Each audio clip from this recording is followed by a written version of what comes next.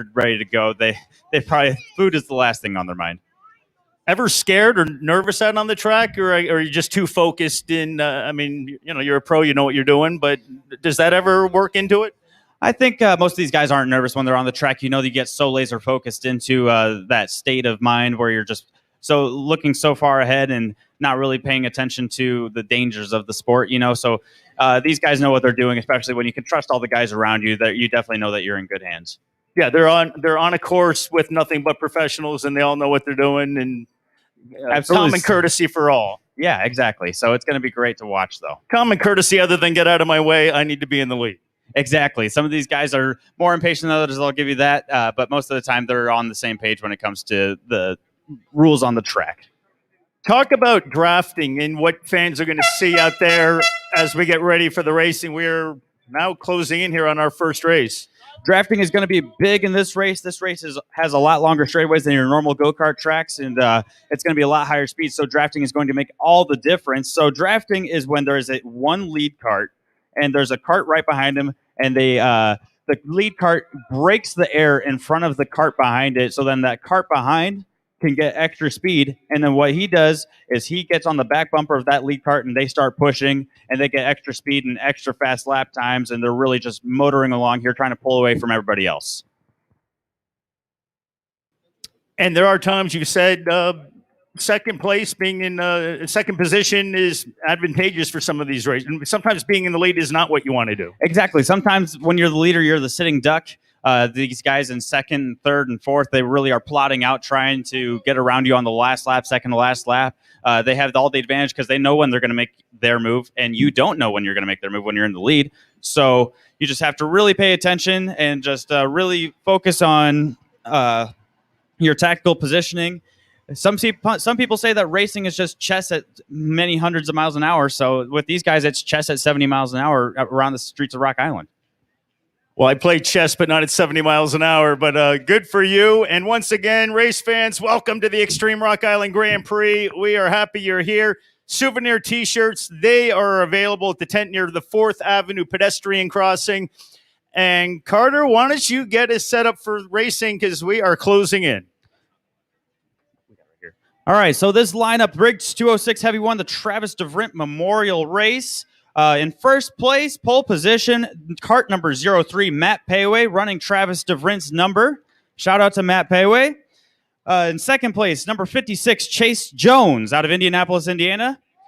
Third place, number 5, Donnie Newman. Donnie Newman, the product of Davenport, Iowa. And fourth, number 21, Connor Lund. Connor working his way from the back to the front yesterday, able to get a good starting spot for today. And starting in fifth place, cart number 12, defending King of the Streets champion from 2019, Race Liberante, going from the fastest class in the field to one of the slowest classes in the field. Race trying his hand at all different sorts of classes this weekend. And starting in sixth, number 31, Jeff Dolian. In seventh, Rich Hale. Eighth, Ethan Dietrich. Ninth, Jesse Clausey. Look for him to make his way up to the front. In 10th, Michael Dittmer. In 11th, Tony Nielsen. Look at those two, Dittmer and Nielsen. They'll make their way up to the front as well. In 12th, Derek Cutshaw. 13th, Jeff Scott. 14th, Nick Denny. 15th, Riley Scott. Look for him to make his way up to the front. He was fast as heck yesterday. 16th, Joseph Rapp.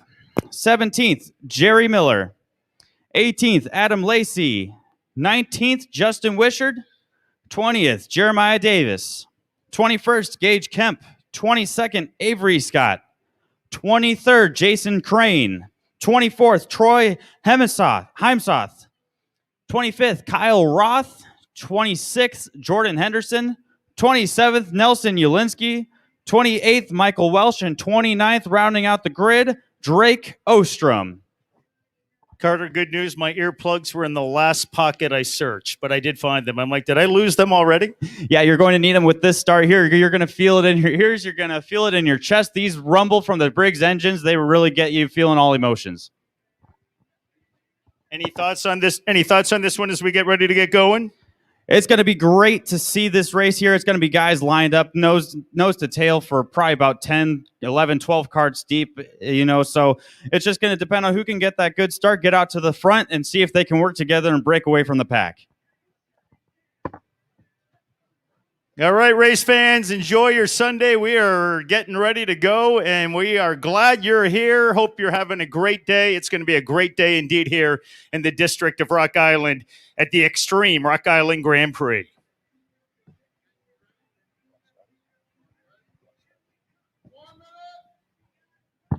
One minute to go before the start of the first race of Sunday. Briggs Senior Heavy 1, the Travis DeVrint Memorial Race.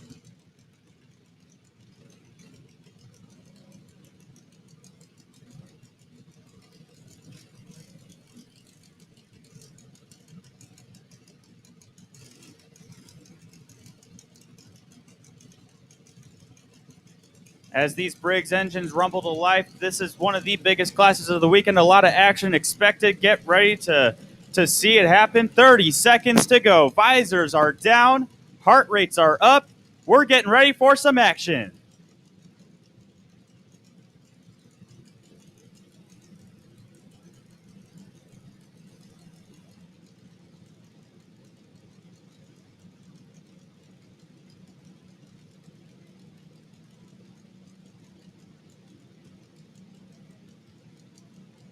Green, green, green. Underway with the first class of 2021 on Sunday. Matt Payway gets a great start, followed closely by Donnie Newman. They get their way down over to turn number 1. It's going to be Matt Payway leading the way. 4 wide at the back. Matt Payway leads through, followed by Donnie Newman, then Chase Jones in third.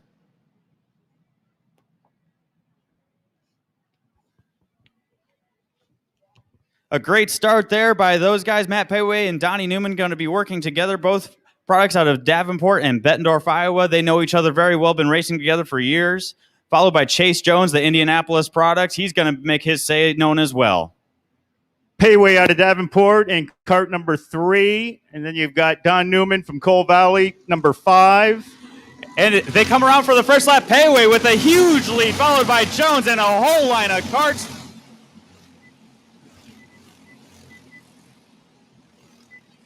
What a start by Matt Payway. He is all the way up to the front with a huge gap.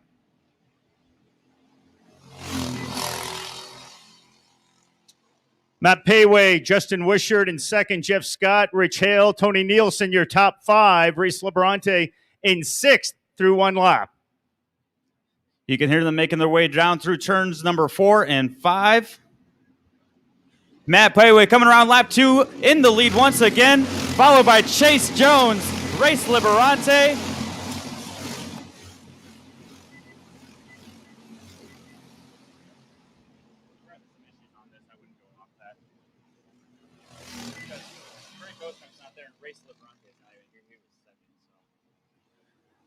A great race shaping up here. Matt Payway's lead has been cut down to very, very little time. Certainly built up a little bit of a gap there through the second lap. Absolutely. With Matt Payway, though, that gap got shortened up really quickly, and he's already been overtaken by Chase Jones and Race Liberante. Matt Payway's dropped down to 3rd.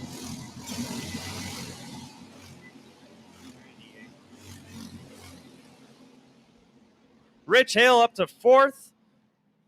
A great race shaping up here.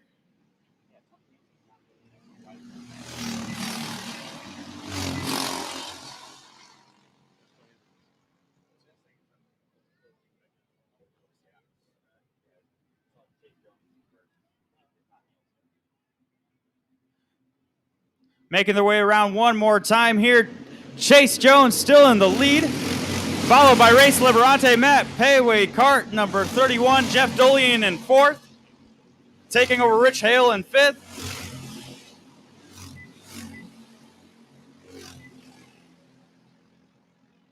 Looks like Jeff Dolian has fast lap that time around, 37.842. Everybody really even here. A lot of guys in those low 38s getting ready to build up some speed. It's going to be a great race shaping up here.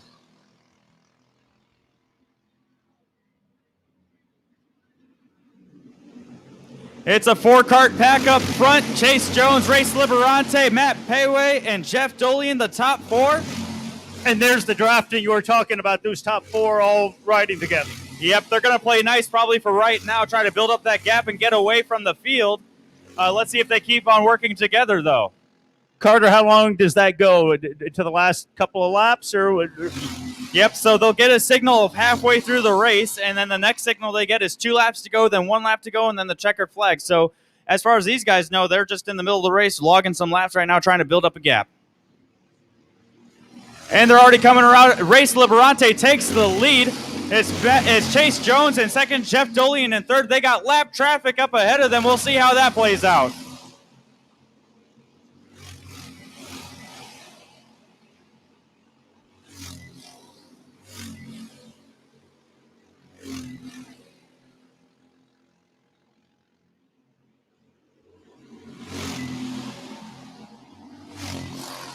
The field is really starting to get compact here with the top 10 getting really close to each other. They're coming back around this time by. It's going to be Race Liberante still in the lead, followed by Jones, then Dolian. Tony Nielsen is here with Justin Wishart right behind him. They're trying to make their way up to the front.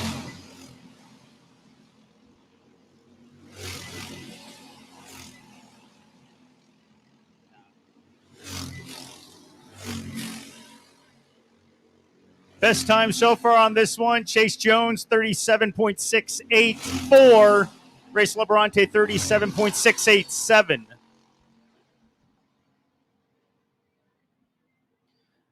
Chase Jones knows this all too well. He's going to just relax here and try to stay in second, push Race Liberante away.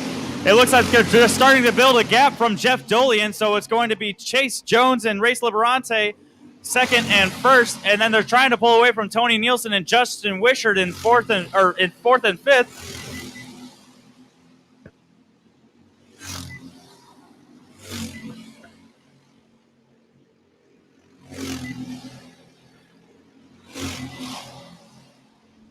Halfway through this race already. 7 laps through, 14 laps is the race distance. Race Liberante is in first there, followed by Jones. Then Dolian, they're starting to pull a gap on him. Then Nielsen, Wishart, Clossy in fourth, fifth, and sixth. He's sixth. He's third. Those two are right.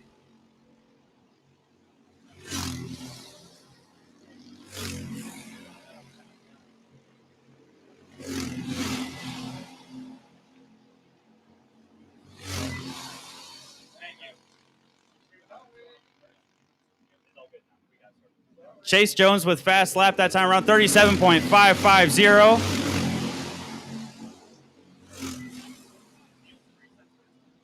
Tony Nielsen with the fastest lap at 37.546, just ahead of Justin Wishart at 37.547. Nielsen in fourth, Wishart in fifth. Race Liberante the lead through 10 laps. We'll have to see if lap traffic becomes a problem here for these drivers. They're really starting to catch up to these guys quickly. And it's still Race Liberante out front. Let's see how the order is when they come back. And it is still Race Liberante followed by Jones. They have dropped Jeff Dolian. Tony Nielsen, Justin Wishart, and Jesse Clossy are there. Nielsen goes to the inside of Dolian. He and Wishart make their way past. Tony Nielsen moves up to third, and Justin Wishart is in fourth. And Chase Jones is sitting in that catbird seat, sitting in the 2-hole, knowing he knows when he's going to make his move. Exactly, but Race Liberante is good. He's king of the streets, defending champion for a reason. We'll have to see if he can defend Chase Jones for these last few laps. 4 laps to go this time by. Jay, this is going to be exciting.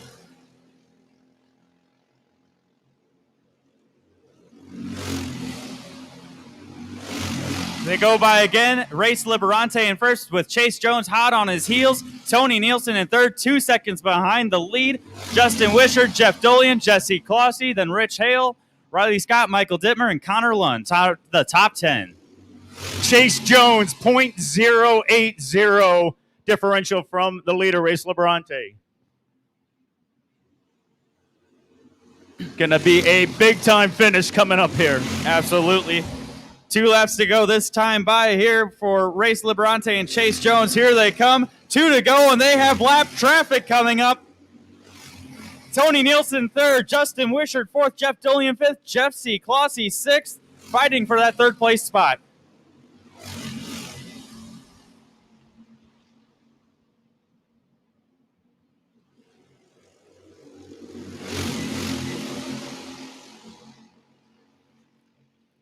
This is where the money gets made, Jay. You win your rocks on the last lap. It's whoever crosses that start-finish line first with the checkered flag. Coming around with 1 lap to go. It's going to be, let's see who it is. Race Liberante in the lead, followed by Chase Jones. They get around the lap traffic just fine. Race Liberante has a gap to Chase Jones. Chase Jones might not be able to catch up by this time, but we'll have to see. Nielsen third, Wishart fourth, Dolian fifth, Clossy sixth.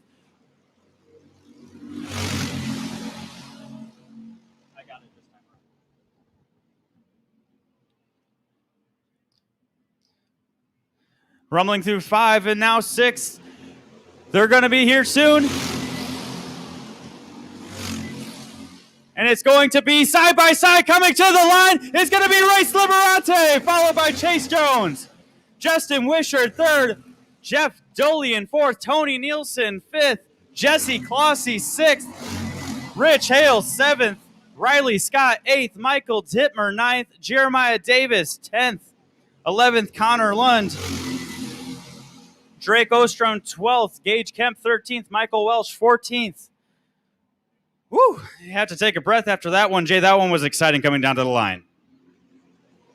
Liberante and Jones just neck and neck for the last handful of laps, but race held on and they got the W.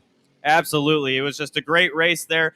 I told you, Chase Jones was in the catbird seat with being in second place there, but don't count out Race Liberante. He knows what he is doing. Not as easy as it looks to overtake the leader. No, it's not. Maybe it's just a tighter track this year. We might see a trend starting here with this first race. The guy that led on the last lap, led with 1 lap to go, led with the finish of the race. So we'll have to see here how these races pan out from here on out. As Race Liberante comes around here, does a little bit of a spin, and gets his checkered flag for the Rock Island Grand Prix from our flagman Tommy Argy. Congratulations to Race Liberante. What a race by him. Give him a round of applause as he makes his way around the track.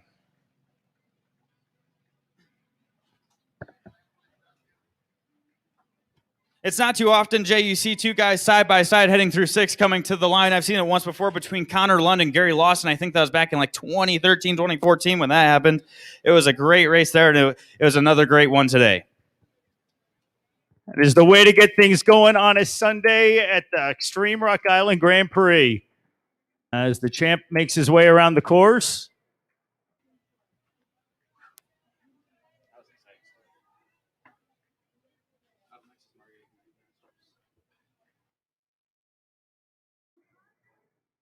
Margay Ignite Masters is our next race on the way.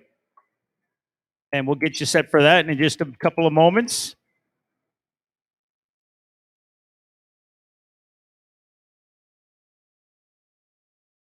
Couple of reminders. If it's time to make a stop for a cold beer during the afternoon, Kavanaugh's Hilltop is offering a selection at beer stands that are located on 19th Avenue and in the Grand Prix Marketplace and on 3rd Avenue by U.S. Bank.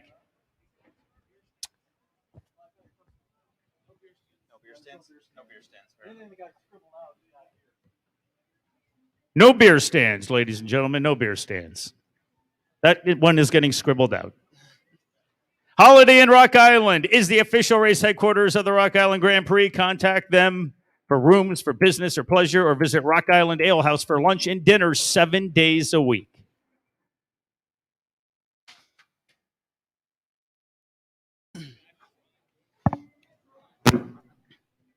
So we got a great lineup here for Margay Ignite Masters, Jay. Margay Ignite, the spec chassis, spec engine program. So it really comes down to tunability, who can get their karts tuned up to be the fastest, and which driver can make their way around the track the fastest as well. Let's give you the rundown as we get set. We're going to have 12 racers out on this one. And in the pole position is Sketchy Barnes from Bermuda. And Sketchy Barnes, before we look at the rest of the track, what a day he had yesterday. He had some races where he started, I believe, 20th at one race and got up to 5th position? Yes. He had many races where he was starting in the back. He just had bad luck with the drawings for starting positions in the heat races, but he made no problem with that. He was able to get up all the way up towards the front, so then he has great starting positions in most of his races today. And he, as his results prove, he will be starting first for this race, followed by Tony Nielsen in second. And then you got Kenneth Williams out of Missouri in third, Mark Tucker in fourth. He is also a Bermuda racer. How about that? We've got three from Bermuda apparently. So not just. And David Barbosa is another one, but we will move down the track. I just saw that on Mark Tucker. So another Bermuda racer there. He is in cart 213. Number 9 is Michael Stevenson. Scott Blend, 45. 70 is Gregory Mefford out of Glen Carbon, Illinois. Errol Cooney out of Missouri in number 9. Number 8, Brandon Moore from Alton. David Barbosa, number 6. Number 46 is Randy Murdoch out of Waterloo, Iowa. And Ed Foster, also out of Waterloo, is in cart 65. So we've got 12 carts going in the Margay Ignite Masters. That is coming up shortly. Yep, 15 laps. To be in the Masters class, you have to be 35 years or older. I cover that. I do not. 30? It says 35. Sorry, it's 30 years or older. Sponsor for the class is O'Reilly Auto Parts. Defending champion from 2019 is Tony Nielsen. He's looking to defend it here. He's starting second, so he looks like he has a great view down the track to be able to get that job done. He'll have battles from Sketchy Barnes and Kenneth Williams, though. Mark Tucker, Michael Stevenson as well. All these guys really great, so let's see who can pull out on top. Record lap time is a 38.089 set in 2018 by Pete Vetter. Pete not able to make it this year, looks like. It's unfortunate. He's a great guy.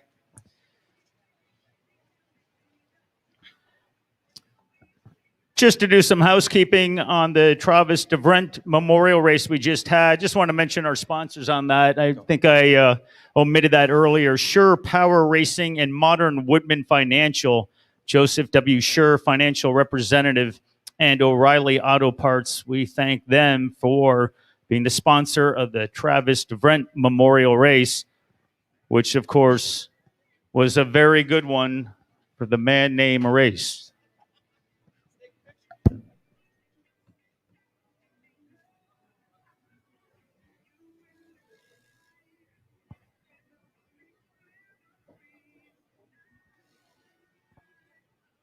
A little more space on the track on this one where you've got 12 racers going in this one, Carter. Set the dynamics as we get ready to go in this one, which will be a 15-lap race. Yeah, so with 12 racers on the track, you're obviously going to have way more room on the track. You're going to have way more room on the track, which is going to be good for some of these guys. They'll be able to just be a little bit more comfortable. You'll still have to be on edge, though. It's still 12 or 11. Like, if you're one of those guys, there's 11 other trying to beat you to the flag. So it's going to be tough racing for everybody here. It's a spec class, spec engine, spec chassis. So it's going to come out to the driver, which guy can pull it out on top.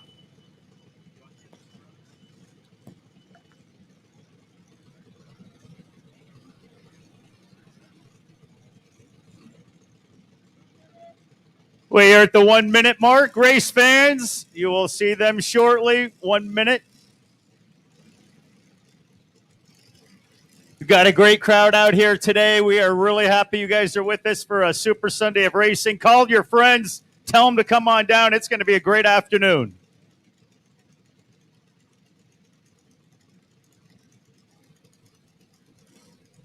Got a young man drinking a nice blue beverage across the street.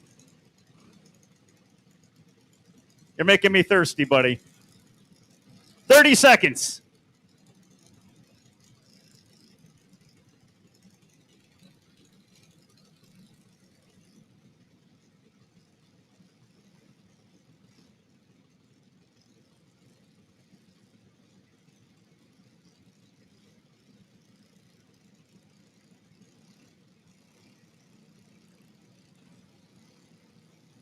And we've got the green, and here we go.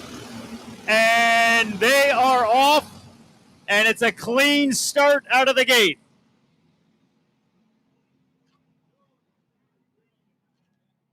As they clear turn one, all looks good.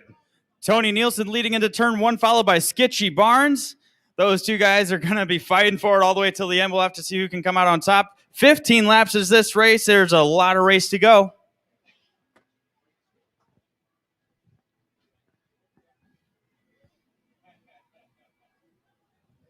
First half of the race, first 8-10 laps of the race, just stay in the neighborhood. Obviously, a lot can change even on lap 15. Yeah, especially with the smaller field of 12 drivers. You just got to make sure you're at the front, and then you can stay there. With Tony Nielsen leading the way, followed by Skitchy Barnes, Scott Blinn, Mark Tucker, Kenneth Williams, Michael Stevenson, Brandon Moore, Gregory Mefford, Brandon Moore, and Randy Murdoch, and Daryl Cooney rounding out your top 10. But yeah, Jay, you'd really just got to stay close to those leaders with this field here. It's going to be tight with the spec engine, spec chassis. You just got to make sure you're there for the first few laps and then try to make your way up to the front with the last half of the race.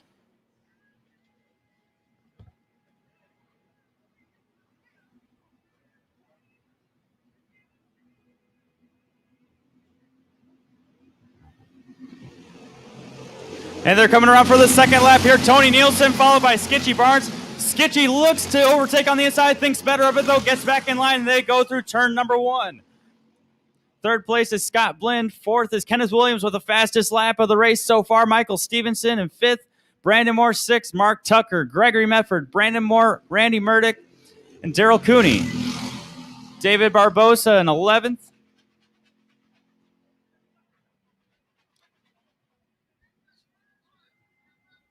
Differential between Nielsen and Barnes, 0.083. Blendon Williams right there as they come on. Come on by Skitchy Barnes with the lead. Tony Nielsen second, Michael Stevenson third, Brandon Moore fourth, Kenneth Williams in fifth. Skitchy Barnes resetting fast lap of the race there, 39.749 compared to Tony Nielsen's 40.1, 4 tenths faster, 3.5 tenths faster, than Nielsen that time around. But Nielsen's going to get right back on his bumper and push him all the way from this pack.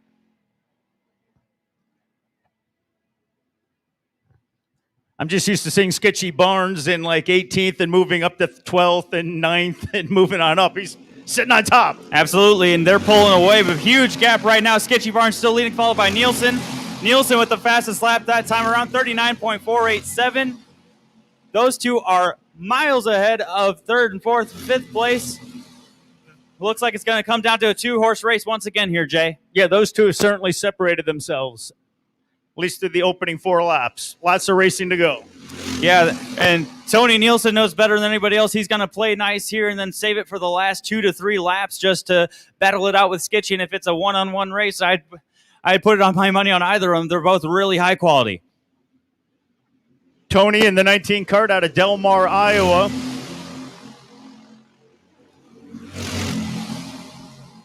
And Skitchy Barnes continues to have the advantage through 5 laps over Tony Nielsen. Differential is 0.092. Brandon Moore is 3.5 seconds back.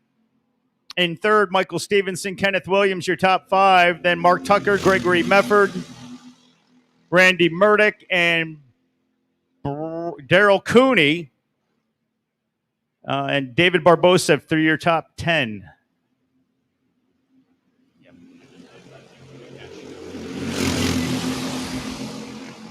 As you go around once again, Skitchy Barnes sets fastest lap once again, 39.296 compared to Nielsen's 39.417. Nielsen hanging on to the bumper of Skitchy Barnes there, able to stay with him. Brandon Moore, Kenneth Williams, Michael Stevenson is your top 5. Mark Tucker in 6th, Gregory Mefford 7th, Randy Murdoch, Daryl Cooney 9th, David Barbosa in 10th. That's your top 10 there, Jay. Yeah, Carter, as you had mentioned, Skitchy, Barnes and Nielsen certainly separating themselves, and there they go, right on by. Fast lap once again goes to Tony Nielsen.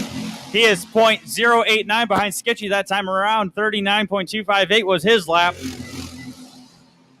Any preference whose position you'd rather be in right now between Barnes and Nielsen? Well, normally I'd want to be second so then I could plot my move to get around him. But with how that first race went with the Travis DeVrient Memorial race, I would want to be in first right now, have Skitchy's spot. But, Tony has 20, I think around 20 rocks to his name for a reason. So he definitely knows how to get a win here. Once again, they're around halfway. Skitchy Barnes still leads. Tony Nielsen in second. Resetting fast lap once again, 39.105. Skitchy Barnes with his own personal best lap, 39.109. Yeah, those two are making it look easy right now, but it's still 6 laps to go. Michael Stevenson is making this a good race for third place. He takes over in third. Brandon Moore in fourth. Kenneth Williams right there in fifth. Those three separated by less than 2/10. And then it's Mark Tucker 6th, Gregory Mefford 7th, Randy Murdoch 8th, Daryl Cooney 9th, David Barbosa in 10th. They go around one more time. Skitchy Barnes 39.074, new fast lap of the race. Tony Nielsen in second still. A little bit of a gap there, but Tony will draft back up to him. 39.156 for Tony's lap that time around.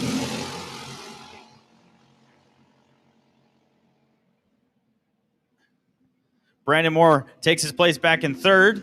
Michael Stevenson, fourth. Kenneth Williams rounds out your top 5.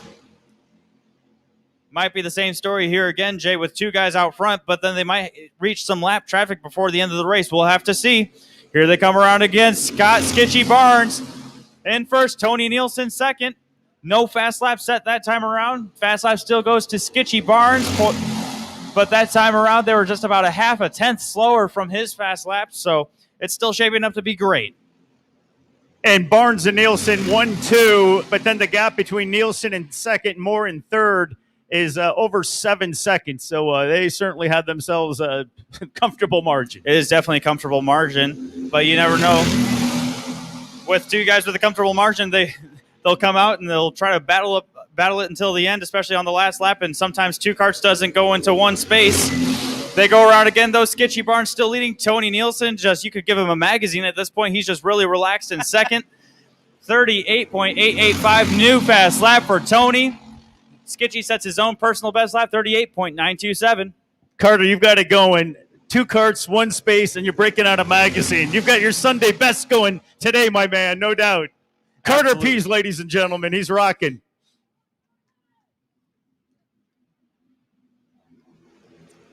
A great battle here.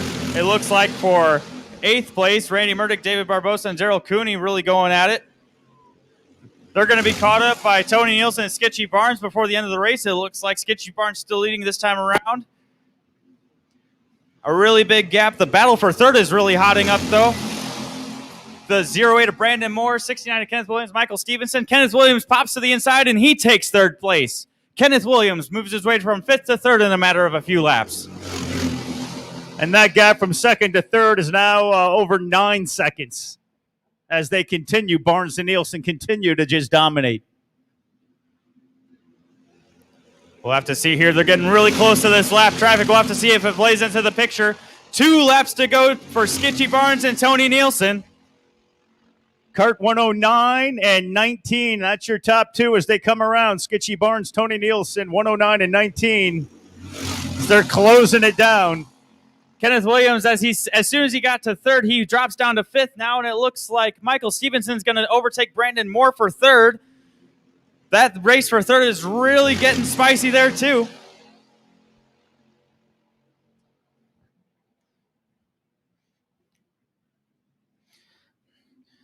Jay, this is going to be a classic one here. We got lap traffic. We got 2 guys fighting for a rock.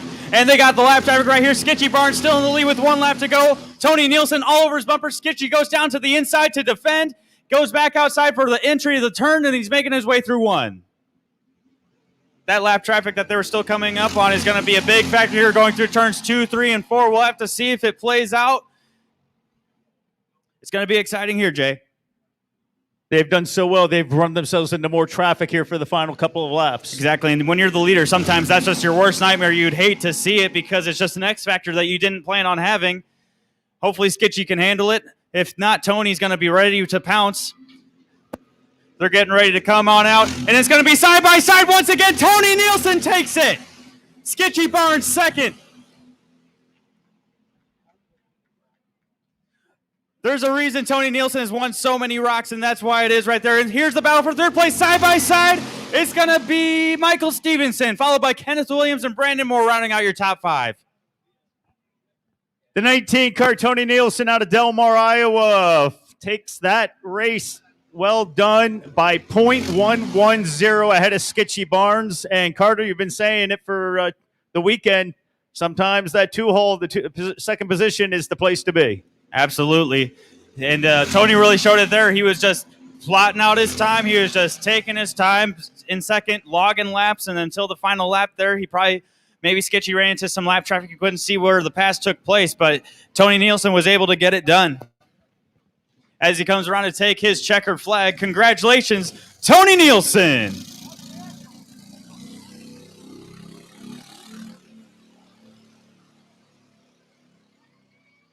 And the checker flag making its way around the course. One thing I noticed there, it looked like he had a bent axle. I wonder how much of that race he had that bent axle. With most axles, you would like on your kart to be straight and smooth, but when he had a little bit of a bumpy ride there, so I wonder when that happened. How much fun is this ride around the course right now with the flag and the wind? I wouldn't know what it feels like, unfortunately. I've gotten second many times here, but it's Tony's done it many times, and I bet this one feels just as good as the rest. So it's a great race for him, and I'm glad that he was able to pull it off. Carter, like a true pro, you didn't elbow me for that comment. You're going to be doing that someday soon, no doubt. Yeah. King of the Rock 100. We have the intro. That's at 11:55. Yeah, if you could just do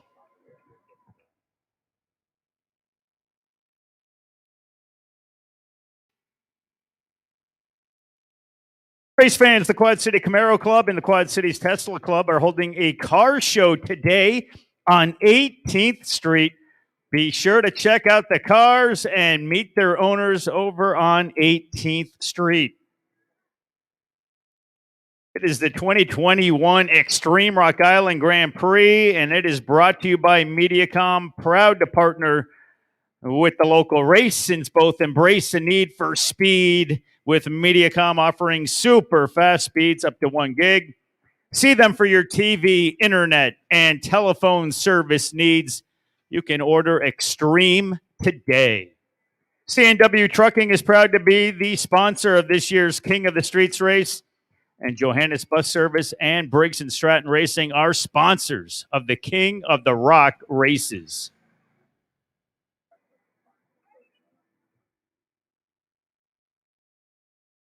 Mediacom, proud to be the naming rights sponsor of the Extreme Rock Island Grand Prix. See them next week for internet, TV, and phone service. Mediacom, the power to simplify.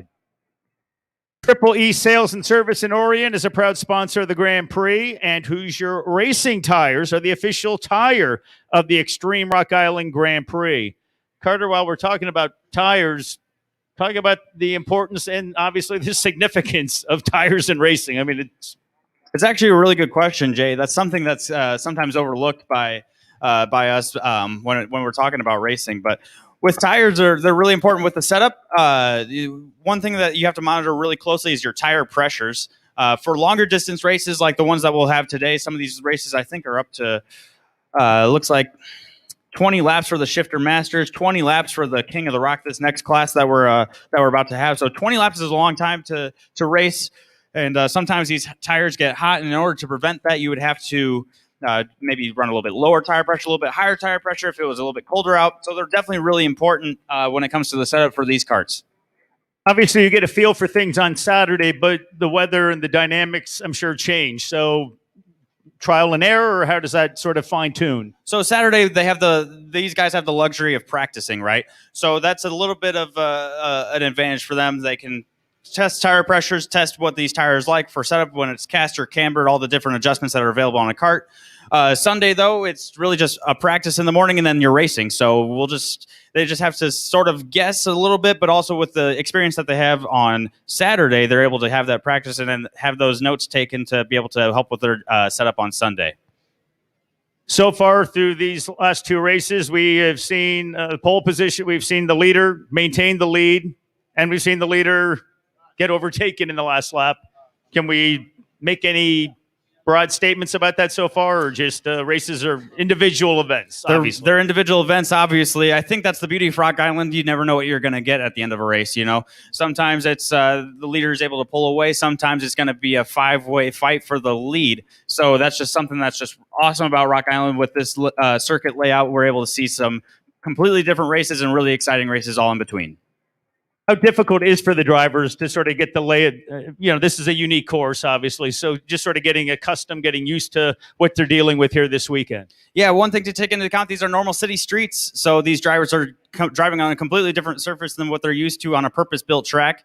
There's bumps that change from year to year, sometimes day to day. There's plastic barriers on the side, so there's no runoff area. There's no room for error. Most racetracks have grass on either side, so they're able to make a mistake and they can run off into the grass and catch their cart a little bit and get back onto the racing surface. If you make a mistake here, you're going into the barriers. So it's a bit different for these guys. It's no mistakes made. You got to run on the limit all the time and try to get to that win.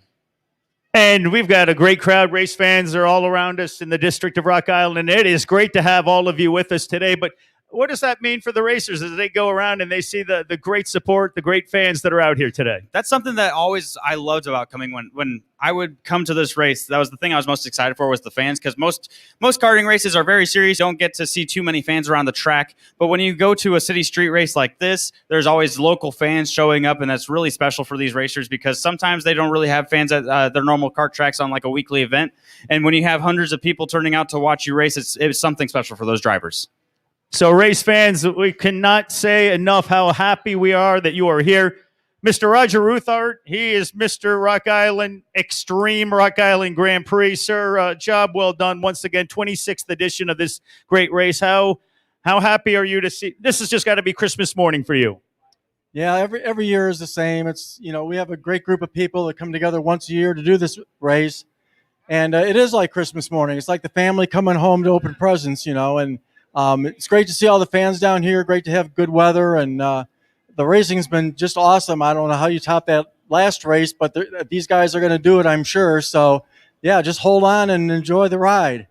Labor Day weekend tradition here in the Quad Cities, and you obviously lead the charge in this, but so many people, I'm sure that you could thank folks from now until dinner time. Oh, so many that, I can't even list them all. We have a great committee of about 20 people. We have over 200 volunteers. We have awesome sponsors, both local and national, that support this event.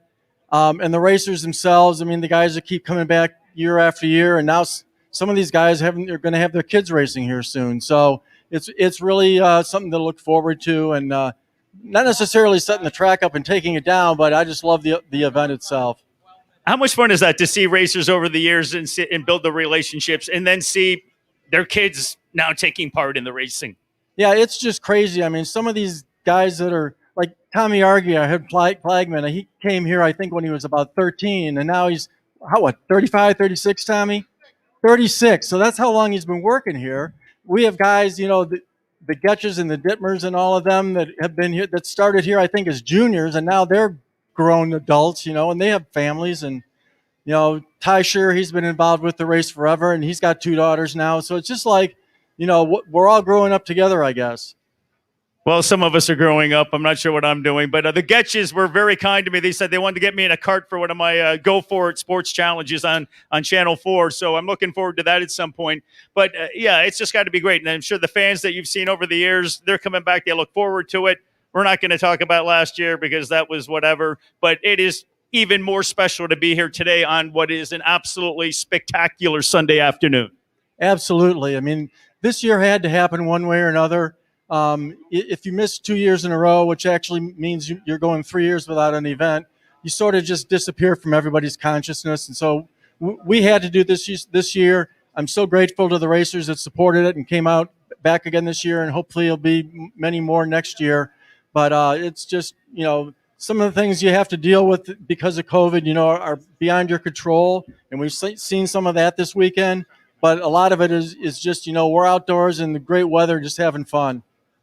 Job well done, sir, Mr. Roger Ruthart. Excellent work by you and your entire team. There's no question. It's a lot of work and an incredible amount of work, but you and your team get an A+ and a standing ovation. I'm sure all the fans, race fans, salute your great work. Well, it's a group effort, that's for sure. We have a great team.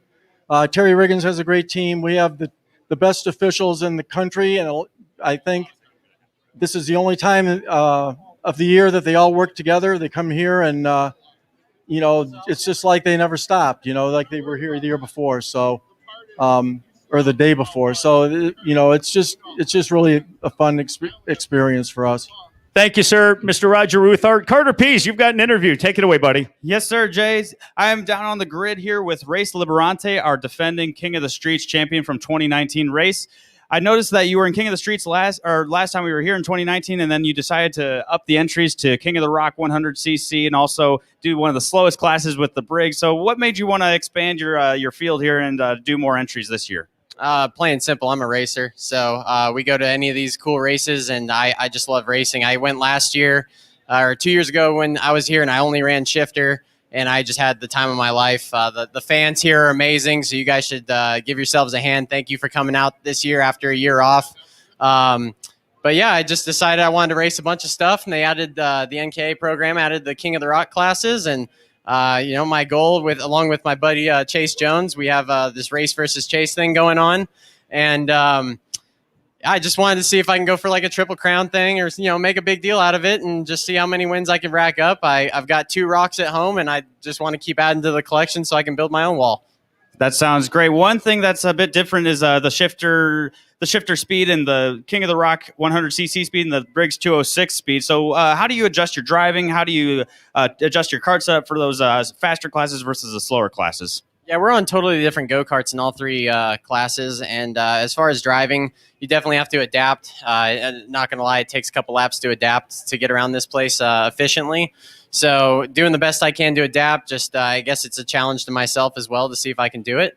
So, we're going to go out there and give her all we got. This is the first year coming back for me with my own chassis brand. So it'd be really cool to get one on my own made go-kart and see if we can get these fans cheering all day long.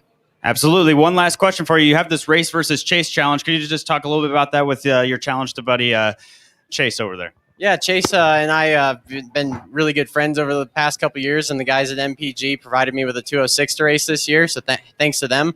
And it's a friendly battle. We're trying to create something fun out of coming to these events. We're both running 6 classes, and so far he's beating me. He beat me a lot yesterday, so I finally got one on him the second one on him this morning, and we're going to keep it going. So if any of you guys are watching and get some video or pictures of us, it's #RaceVersusChase. And keep supporting this. Hope you guys we keep having this race and keep coming back for years to come. And hopefully any of you guys that are interested in this, you guys can go to racefactoryusa.com and check out go-karts if you're interested in getting into the sport. That's great. Thanks, buddy. Good luck to you. Jay, back to you.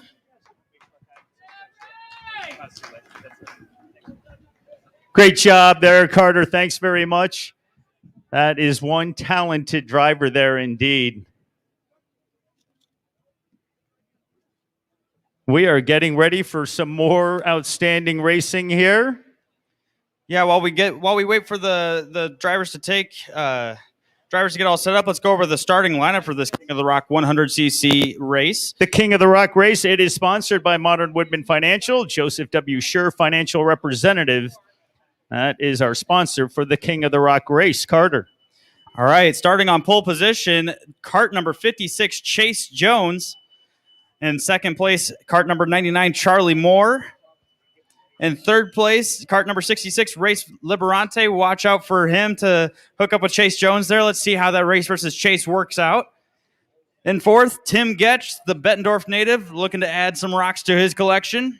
In fifth, Austin Wilkins, King of the Streets track record holder in 2016. He's back, trying to make more rocks happen, trying to get some from the quarry. In sixth, Landon Wilkins. And in seventh, rounding out the field, Riley Scott.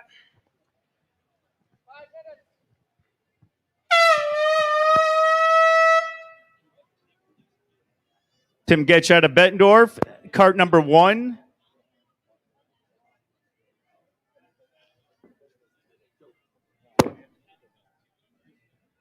Johannes Bus Service, proud sponsor of this race.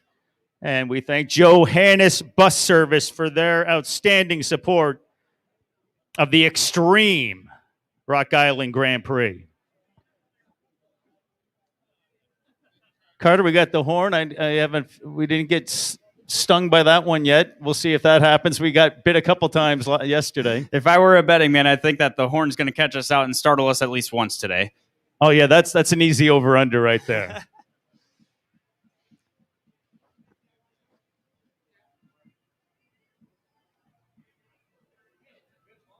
Any last-second conversations here that you're thinking that these guys are talking about as they get ready to go? Yeah, I'm just going to do a quick grid walk and just see what we got for carts and engines here. Looks like I see a lot of IAMI KA100 engines. KA100 is a spec engine that's made by Italian American Motor Engineering, better known as IAMI. It's a sealed engine, very tight tolerances when it comes to tech to make sure that these engines are equal for all drivers. And we see a lot of different kart manufacturers. Magic Kart, Race Liberante is on his own race factory kart. Will Power Kart for Chase Jones. We have a few Praga karts here. We have Tim Getch on Praga. We have Charlie Moore on a FA kart and a Magic Kart in the back as well. So we have a lot of different kart manufacturers. I see an Ionic Edge, which is more of a 4-stroke chassis. That's a bit different there. But we have all different representation for karts. We all have IAMI KA100 engines. It's going to be a great race shaping up here, Jay. Great stuff, Carter. Just after high noon on a spectacular Sunday Labor Day weekend. Hope everyone's having a terrific 3-day weekend. Maybe a 4-day weekend. Maybe some people got Friday off too. Seemed like most of my building got most of Friday off. I know I try every once in a while, but sometimes it just doesn't work. Occasionally we've tried to do the 10 o'clock news at like 4 o'clock, but that doesn't work. Sometimes breaking news just throws a wrench into the plans there. Tough to do football games on Friday night at 4 o'clock, but it's all good. It is race day in Rock Island. Race weekend in Rock Island.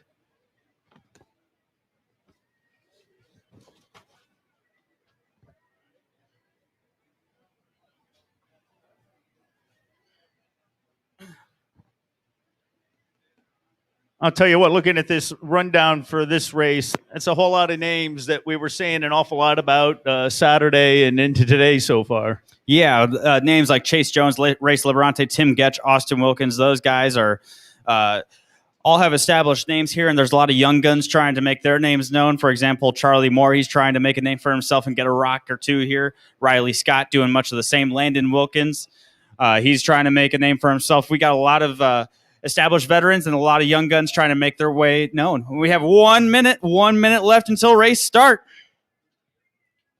Carter, looks like you are geared up, ready for the green flag as we are less than a minute away. Yeah, I'm always geared up for the start here. As a racer, you just know when that green flag's about to wave. It's like an instinct that you develop over the years of racing. You're just like, oh, I think I feel a green flag about to wave. Let me go see what's happening real quick.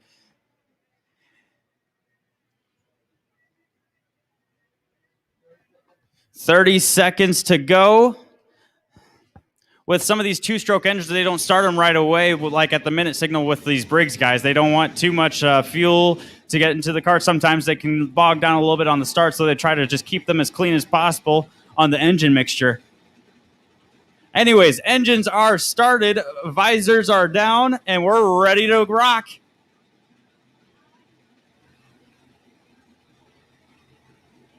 Green, green, green, underway. Charlie Moore with an excellent start off the line, followed by Chase Jones. And then it's going to be, can't quite see who's there. Race Liberante gets a very poor start. He's all the way back. How about that start by Charlie Moore, just right out of the gate? Yeah, he kept his engine clean. He might have a different gear ratio, and we'll have to see how it plays out when it goes later on into this race. But one thing to note there, Race Liberante, a poor start. We'll have to see if he can make his way back up to the front, but it looks like Charlie Moore and Chase Jones leading 1-2 going through turn number 1. 99, Charlie Moore, right out of the gate. Fast one. We'll see here. They come around. There he is, Charlie Moore in the lead with Chase Jones in second. Austin Wilkins third, Tim Getch fourth, Landon Wilkins fifth, Riley Scott sixth, or Race Liberante sixth, Riley Scott rounding out the top 7. So Moore and Jones 1-2, and Jones 0.106 behind Moore. Austin Wilkins with the fast lap, that first lap around. That's obviously going to get toppled this time around because they didn't have to. They started on that first lap. They were going a little bit slow at the start, so we'll have to see what they can get down to for fast lap times. As Chase Jones takes the lead over Charlie Moore, followed by Wilkins, then Getch. Big time lap for Chase Jones as he takes a significant advantage there as he takes over. His lap there, 35.385. That's his best time. Compared to Charlie Moore's 36.2, 0.9 of a second difference. That's big. Austin Wilkins and Tim Getch are really starting to build up some speed as well. They're getting some fast laps down. But Race Liberante, even after that poor start, he's able to get down to a 35.2 and fastest lap of the race so far.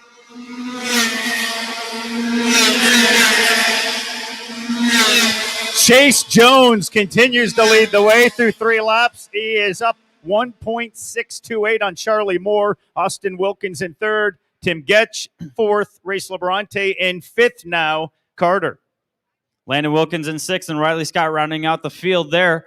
Chase Jones really just on rails right now. You can see going through turn number 6, his cart is looking smooth over those bumps, and he's not sliding out to the edge of the track. He's just got that cart hooked up. He's got the tire pressures right. Oh, and he gets really sideways out of 6 and just avoids the barriers. He won't want to do that again. He still leads, though. Charlie Moore second, Austin Wilkins third, Tim Getch fourth, Race Liberante in fifth. Race Liberante resets fast lap 34.888. Carter, we saw Chase coming around here and just sort of slid a little bit there. How difficult is that to maintain possession, your momentum and just moving forward? Yeah, it's hard to maintain control sometimes with this racetrack. It gets very slick compared to a normal racetrack, so it took him all his skill that he's learned over the years to be able to gather that up and keep the cart going straight. And that time around, he's a lot better, and he's able to extend his lead there. Austin Wilkins in second, takes over Charlie Moore. Charlie Moore drops down to third. Tim Getch fourth, Race Liberante in fifth. Race Liberante already on the tail of that 2-3-4 pack. He's trying to get back up to second. We are 5 laps complete. This is a 20-lap race. 5 laps complete. Chase Jones looking solid, up nearly 3 seconds on Austin Wilkins. Yeah, there's still a lot of race to go, though. Sometimes these guys, they start out fast, but it turns out they had too high a tire pressure, so their carts can get tight. And it doesn't look like Chase Jones is slowing down at all. Austin Wilkins sets his fast lap of the race. Charlie Moore still in third. Tim Getch still in fourth. Race Liberante resets fast lap once again in fifth, 34.753.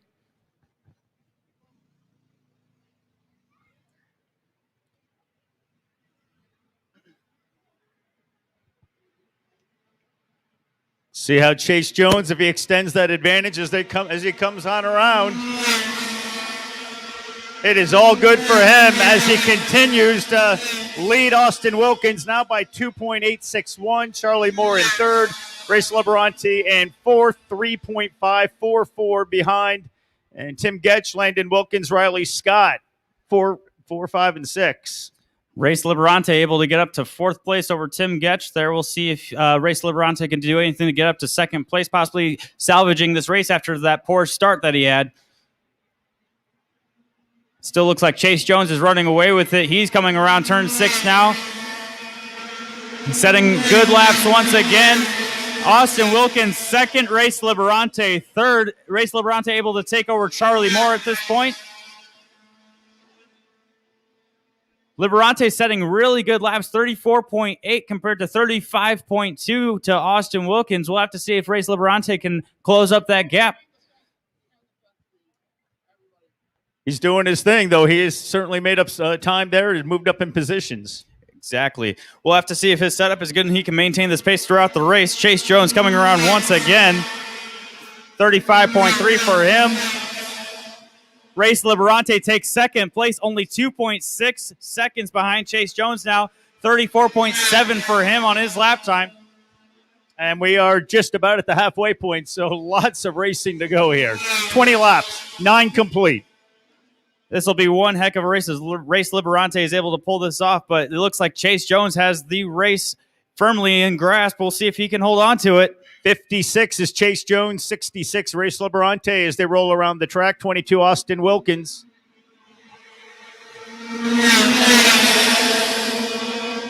And Chase Jones is out in turn number 2. Race Liberante takes the lead.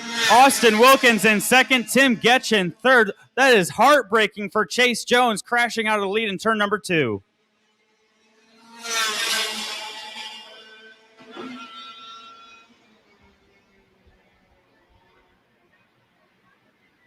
Halfway through the race, and Race Liberante with the lead. That is unfortunate, but that is racing. That is the wildness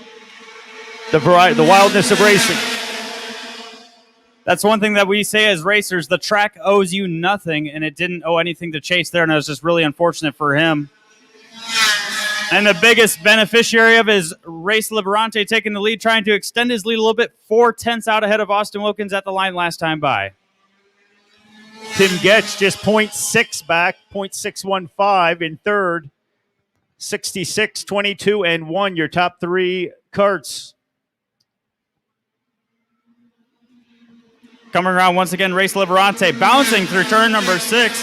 He's still able to pull that gap a little bit. 8/10 now ahead of Austin Wilkins. Tim Getch 1.5 seconds behind. Race Liberante the leader. This is where setup starts to come in, Jay. We'll see who got the tire pressures right, who got the setup right, who's going to be fast throughout the second half of the race.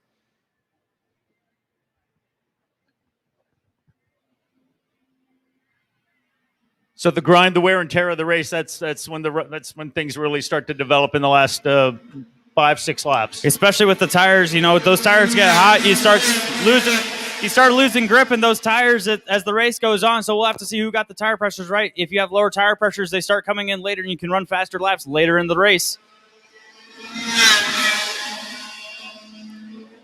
13 laps complete. Race Liberante with the lead on Austin Wilkins, Tim Getch, Riley Scott, Landon Wilkins, Chase Jones, and Charlie Moore. Of course, those two, Chase Jones, Charlie Moore, are complete. Or 9 laps complete, 8 laps complete for those two. Liberante now through 14 laps, and he has got a lead on Wilkins of 0.877. Yeah, we'll have to see how the last few laps go here. Tim Getch, it looks like his tires are starting to come in now. New fast lap of the race for him, 34.682. That was 0.3 faster than Race Liberante. Let's see if Tim Getch can get up to second place and possibly fight for that lead. Oh, this board has changed so much in this race. We've still got 5 laps to go. Who knows? Yeah, it's really just a wild card race here. Race Liberante still able to keep that lead. It looks like, though, they're starting to close that gap a little bit on him. Only 0.7 between first and second. Tim Getch has gotten on the tail of Austin Wilkins, and they're drafting up to Race Liberante now. So those two kind of working together to try to close in on Liberante. Exactly. So look, Tim Getch knows all too well here how to draft and pull away and pull up 2 people. So what he's going to do is he's going to get on the back bumper of Austin Wilkins and push him all the way up to Race Liberante and try to get that win for himself.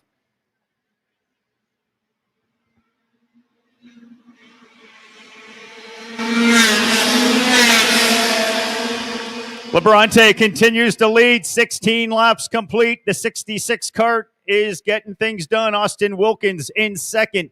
How about this? 0.989 and Tim Getch in third.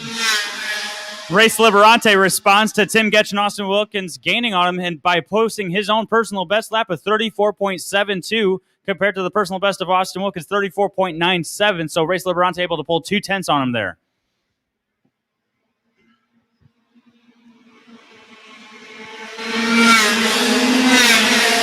Not much has changed as we complete 17 laps. Liberante with the advantage. Wilkinson Getch hanging back there at 2 and 3.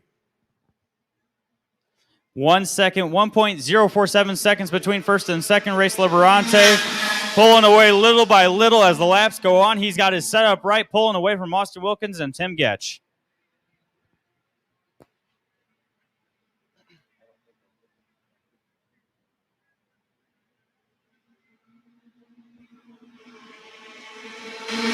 Well, how about 2 laps to go, race fans? Race Liberante continues to keep the lead. He extended it on Austin Wilkins to 1.129. Tim Getch in third at 1.185. 66 leading the way here with 2 laps to go.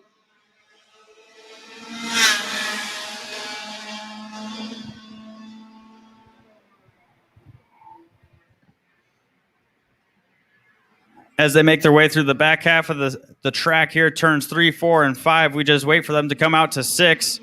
And they do. Race Liberante still leading with 1 lap to go. Austin Wilkins followed by Tim Getch. That battle for second is about to get really spicy on this last lap here. Tim Getch can do a lot of last lap passes. This is how he's gotten many of his rocks. We'll see if he could do anything about Austin Wilkins here.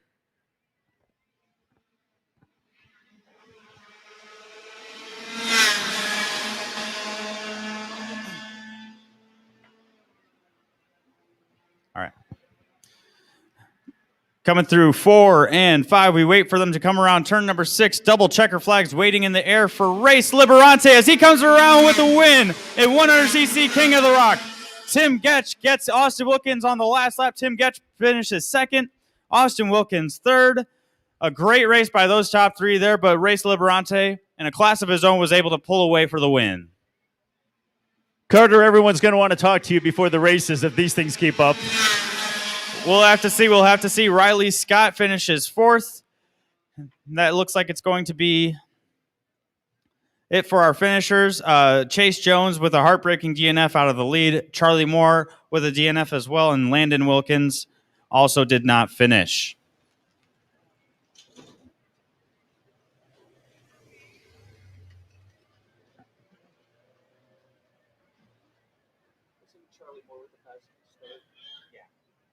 I mean, Carter, that's the craziness is, of course, Charlie Moore just right out of the gate, the fast start, and then, as you said, did not finish.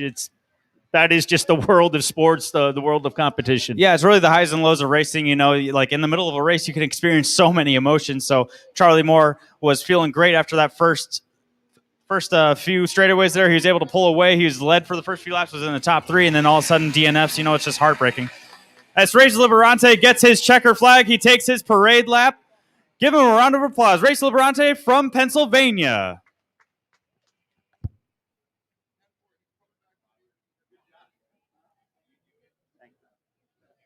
Thank you. I'm good. Thank you very much.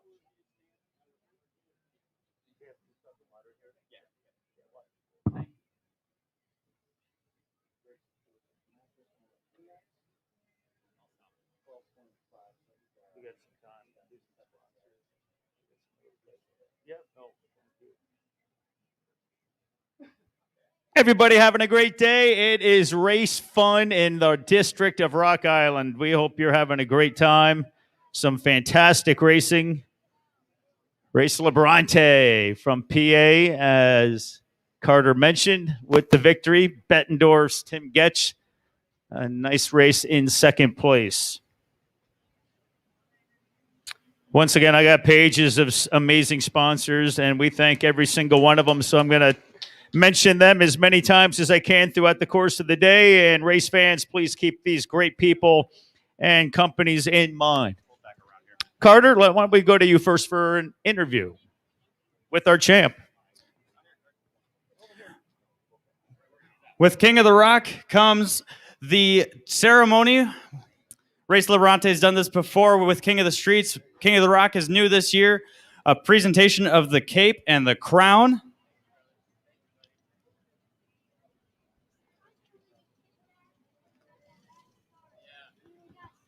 The guy in the lead had to go out. Yeah. Got super lucky. I definitely got lucky. And the crown here presented by a fan for Race Liberante, Karsten Fisher, presenting the crown and the cape for Race Liberante. Race, good to see you again. It was a quick interview right before the race. How did that go for you? You had a really poor start, but you were able to make your way back up to the front. Some hard luck for Chase there. It was really unfortunate. Just could you talk about the emotions that you felt through this race? Yeah, it started off really bad. Got off the line terrible. I tried something to try and get off the line better, and obviously that backfired. So won't be doing that again. But yeah, I was just, you can never give up. So once we got going and I kind of dialed the carburetor back in where the engine was running good, I had to battle my way back up to second, and I actually felt like I was catching Chase just ever so slightly, but wasn't sure if it was going to be enough because he's been bad fast all weekend too. So tough luck for Chase. It's never how we want to win them, but I'd rather be lucky than skilled any day of the week. So today, luck's been on my side, as yesterday was, and I completely destroyed myself in turn 4's entry. Took out a bunch of cones and barriers and stuff. So to come back from that and be crowned king again, this is a good feeling, and hopefully I can do it again in King of the Streets. Absolutely. Good luck to you, buddy, in that. Congratulations. Race Liberante, King of the Rock 100cc winner. Thank you, Carter. And Race looks outstanding with the crown. He is the king indeed in Rock Island. Great stuff. And great to have that young race fan present him the crown. C&W Trucking in Bettendorf, that is the place to go for all of your shipping needs. And please thank them for their support of today's races, C&W Trucking. In fact, race fans, keep in mind all of the businesses and let them know that you heard about them at the Rock Island Grand Prix. That makes a difference for this terrific event. RLV Tuned Exhaust Products, Santa Maria, California. Its dealer network is the proud sponsor of the Grand Prix Registration and Volunteer Center. Its product lines have supported kart racers for decades. And the Law Center, not only the sponsor of the start-finish line, it is located right here at the start-finish line, right where we are located. You can see them for a wide variety of legal services. In Sunbelt Rentals in Moline, they provide much of the equipment needed for the Extreme Rock Island Grand Prix. Visit them for all your equipment needs, construction, industrial, or residential. Carter, take it away. Jay, I am on the grid here with Donnie Newman, local product out of Davenport, Iowa. Kart racer for many years. He raced against my dad back in the day, and he's raced against me multiple times. Donnie, it's good to see you back at the Rock again. How's it feel to be back? Oh, it's fun. It's a good time here. Everybody likes coming here. There's a bunch of good racers here, so it's a real good time. Absolutely. So you're doing really well in these Briggs classes, especially the Masters class.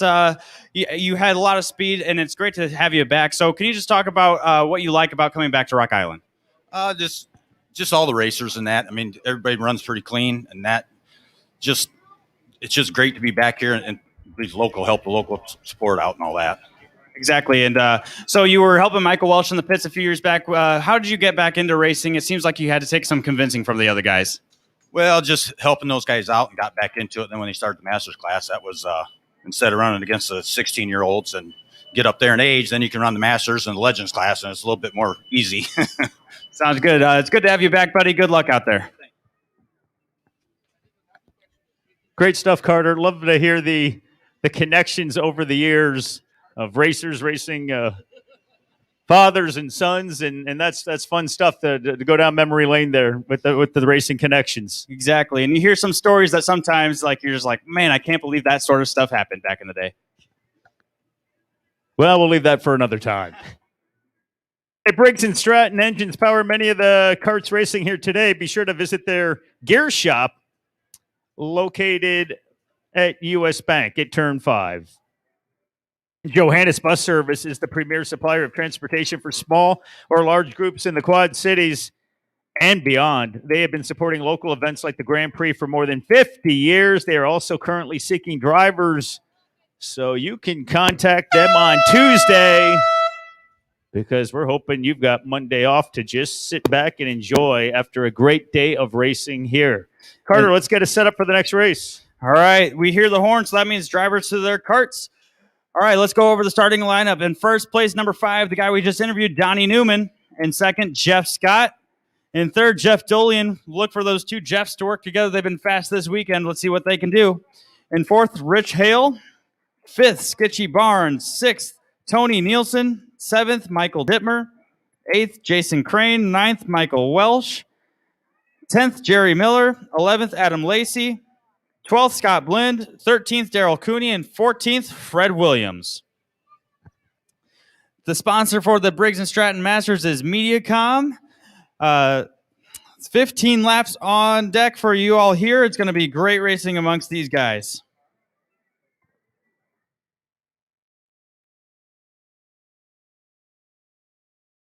The 2019 champ, Gary Lawson, out of Greenfield, Indiana, of this race. Defending champion, he's not in the field this year. Gary Lawson, great guy, works for Comet Kart Sales out of Greenfield, Indiana. Originally from Mentor, Ohio, Gary is. He's a all-time winningest driver in Rock Island history. Has the most rocks to his name. It's a shame he can't come back this year to defend his title. How about Tony Nielsen out of Delmar, who we will see? Look at this track record. Yeah. Winner in 17, 16, 15, and 14. Yeah, Tony went on a tear there in the Briggs & Stratton Masters class. 14, 15, 16, 17, 4 years in a row able to win. Unmatched in skill, but let's see. He's going to have his work cut out for him this year. 1 minute to go before the start of Briggs & Stratton Masters. Carter, I'm impressed you brought your ear gear, but you're not using it. Well, mainly the ear gear was for those vintage guys. We'll have to, and everybody will see and hear why when those vintage guys come up here. That is a rumble through Rock Island, there's no doubt. Absolutely, and there still will be a rumble here. You'll feel it in your ears, you'll feel it in your chest. And they're getting ready to go across the streets of Rock Island. 30 seconds to go. Engines are started up. They're idling. Visors are down. Heart rates are up. We're getting ready to go at the Rock.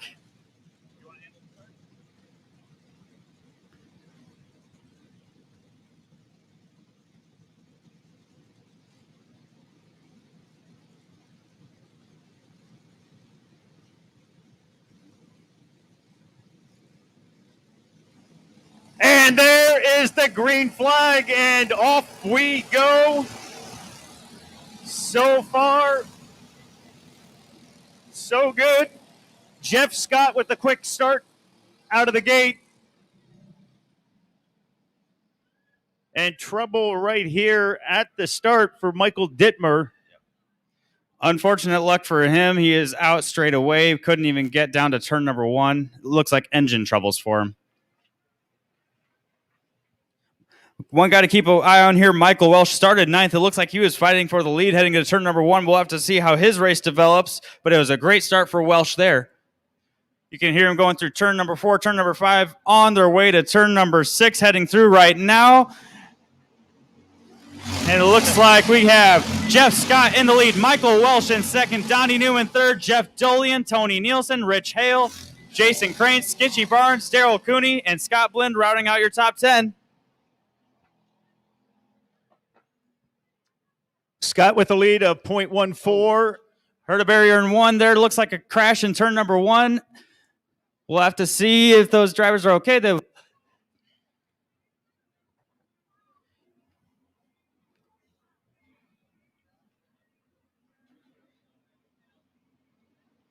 Coming around for the second lap here. More of the same with the leaders. Jeff Scott leading, Michael Welsh, Donnie Newman, Jeff Dolian, Tony Nielsen, Rich Hale, Jason Crane, Skitchy Barnes, Scott Blind, Daryl Cooney, Jerry Miller. 15-lap event. Jeff Scott in the lead, the 73 cart, followed by Michael Welsh, 75. The 5 cart, Don Newman, 31. Jeff Dolian, 19. Tony Nielsen out of Delmar. Those are your top 5s. They're all chasing 73. Jeff Scott out of Quincy, Illinois. And the 75 cart, Michael Welsh out of Eldridge, Iowa. Land of the Lancers. A lot of nose to tail action. Michael Welsh pops to the inside, looking to take the lead, and he does. Going into turn number 1, Michael Welsh takes the lead over Jeff Scott. Looks like Donnie Newman followed him in, followed by Jeff Dolian. I'm not sure how the order is going to shuffle out next time by. We'll have to see, but Michael Welsh definitely taking the lead into turn number 1. Carter, you got the eagle eye here, right here on the strip before turn 1. You got that. Well, it's really easy with Michael Welsh. He has a really bright blue and red helmet, so I was able to identify him easily. So he definitely helped me out a lot there. Kind of like my white hair. Exactly.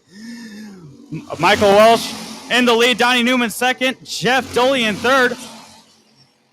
Must have been an incident because it looks like a few drivers are not coming around. Tony Nielsen looks like he's one of them. Unfortunate luck for him. Welsh with a lead of .067 on Don Newman. Jeff Dolian, .154 in third. 75, Michael Welsh with the lead. Out of Eldridge, 4 laps complete. They're going 15. Here they come around one more time through turn number 6. It's Donnie Newman in the lead now, followed by Welsh, then Dolian. Top 3 breaking away. 4th and 5th is Skitchy Barnes and Rich Hale. Looks like they're all cooperating going into turn number 1. Skitchy Barnes and Rich Hale. I could see Skitchy signaling to Rich Hale, pointing forward, saying, let's go get him. And Skitchy Barnes, as a result, you can see he did his fastest lap of the race right there.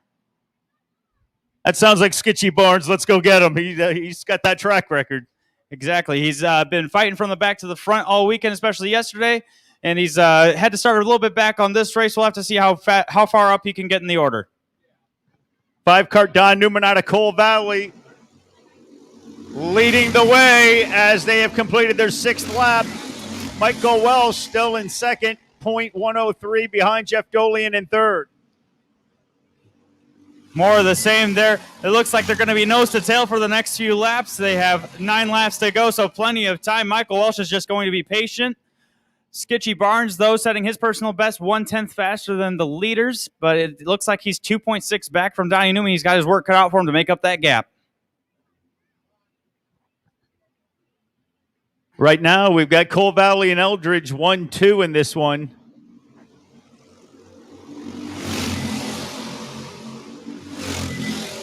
And how about those 3 just drafting right there along, leading the way? Yep, they're drafting really well, but it looks like Skitchy Barnes and Rich Hale are drafting better. They gained 3/10 on the leaders that time around. Let's see if they have enough time to get up to that lead. But Rich Hale also set fastest lap of the race, 38.193 compared to Donnie Newman's 38.425. So 3/10 taken out of the lead by 4th and 5th. Let's see if they can make up that gap as the race goes along.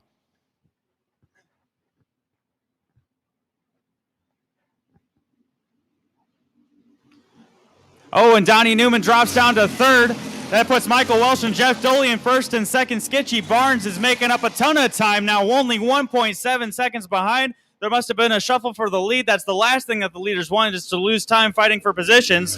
And that's just Skitchy Barnes. He can smell blood in the water, and he's ready to pounce. Welsh up .054 on Dolian through the 8th lap. We'll have to see if Donnie Newman can make up that gap. He lost a little bit of a gap there to Welsh and Dolian, and it looks like he's making it back up right away. But with that, he's giving a draft to Skitchy Barnes and Rich Hale, so they're making up a gap too. Only 1.1 seconds between Michael Welsh, the leader, and Skitchy Barnes in 4th. It's going to be a really great race with 6 laps to go. 75 leading the way. 31, 5, 109, and 98. Those are your top 5. Michael Welsh's last time around, 38.45. To put that in perspective, Skitchy Barnes, 37.85. Skitchy Barnes making up another half second there, it looks like, at 4/10 actually.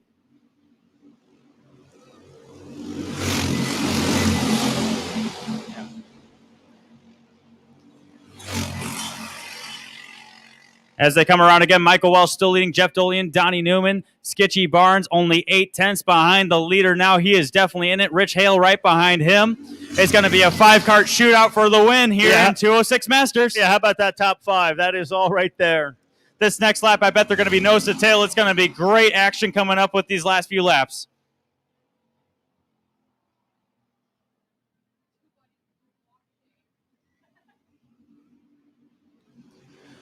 Michael Welsh still leading Jeff Dolian. It's a 5-cart pack for the lead. Donnie Newman 3rd, Skitchy Barnes in 4th, Rich Hale in 5th. They've worked their way back up, and they're ready to fight for that victory.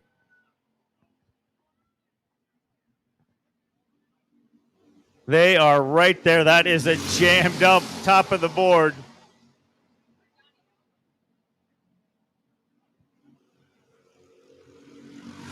Michael Welsh maintaining the lead through 11. We'll see how it shakes out as they come back around here. Coming through 5, you can hear him coming through 6 now. Michael Welsh still leads, followed by Dolian. Skitchy Barnes moves his way up to 3rd. Donnie Newman down to 4th. Rich Hale still in 5th. Jeff Dolian only .06 at that gap, Jay. It's getting really close.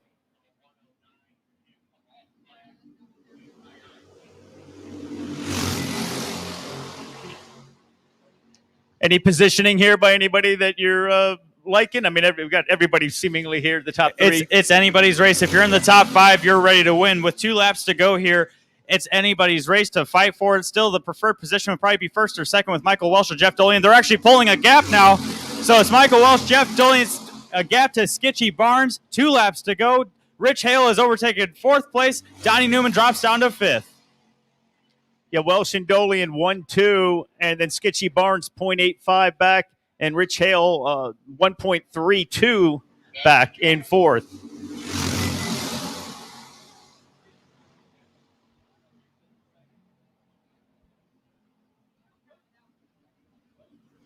Eldridger's 75 cart has got the lead as we roll on here. We'll see how it shakes out through 14 laps as they come back on around. 1 lap to go. Michael Welsh still leading over Jeff Dolian. Welsh goes to the inside to defend. Dolian just on his bumper. Skitchy Barnes still in 3rd. Welsh leads into turn number 1.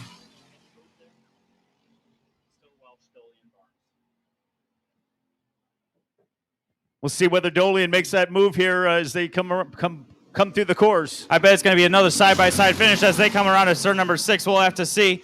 They'll probably be in third, turn 3, turn 4, turn 5. You can hear him coming through right now, heading to turn number 6. Double checker flags in the air.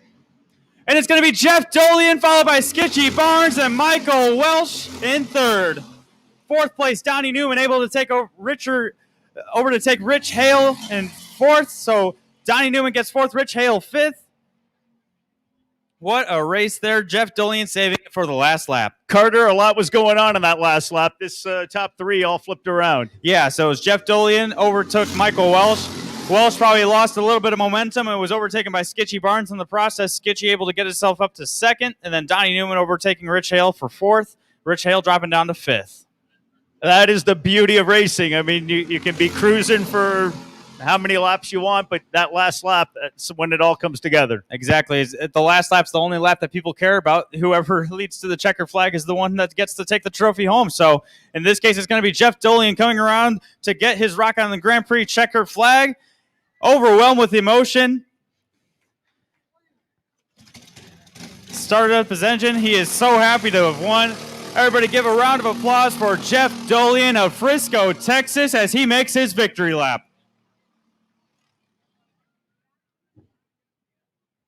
Yeah, after 15 intense laps, the victory lap has to be just a wonderful moment. Oh, yeah, it's definitely a relieving moment once you cross that checker flag. All like the adrenaline starts to go down. You're just relieved that all the stress is going to start going away pretty soon. And for him, it was just you have to drink in that moment. And it seems like it's overwhelming with emotion for him, and it's just great to see. And I'm sure the celebration with the whole team back in the pits got to be amazing, and the pride that everybody gets. It's a team effort. Oh yeah, these pit crews that work on all the carts, they're not like employees. They are friends. They are family. They love the sport. They love the people that they support. It's a whole group effort, and it's a huge family in that pit area. So it's just great to see the celebrations that happen there.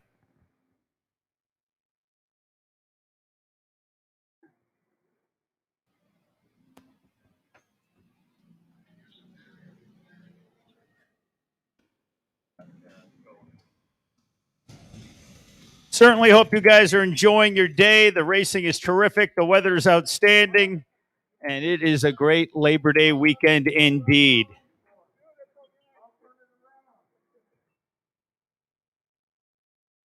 Race fans, remember the Quad City Storm. They are here. Radar is here. The professional hockey team. They invite you to try your skill at shooting the puck at their booth on 3rd Avenue. That is in the center of the track. They are also happy to share information about the upcoming season and tickets. The infield can be easily accessed at one of the 4 crosswalks between races, and we are between races now, as you are well aware. Joe Schur, your local agent for Modern Woodmen of America, can help you with all your financial services needs. You can see his ad in the official program and call for an appointment next week. We salute Jumer's Casino and Hotel, Rock Island. Jumer's is the sponsor of the purse for this year's Grand Prix. It offers unlimited gaming fun featuring hundreds of hot and exciting slots as well as exciting table games. Visit the casino tonight and see why it's just like Vegas, but without the flight. You don't have to take off your shoes. eKartingNews.com is the official online provider for the Grand Prix. Dave Cole cranking it out to my left. He is getting it done. He is working hard here all weekend long. Follow their timely reports online today.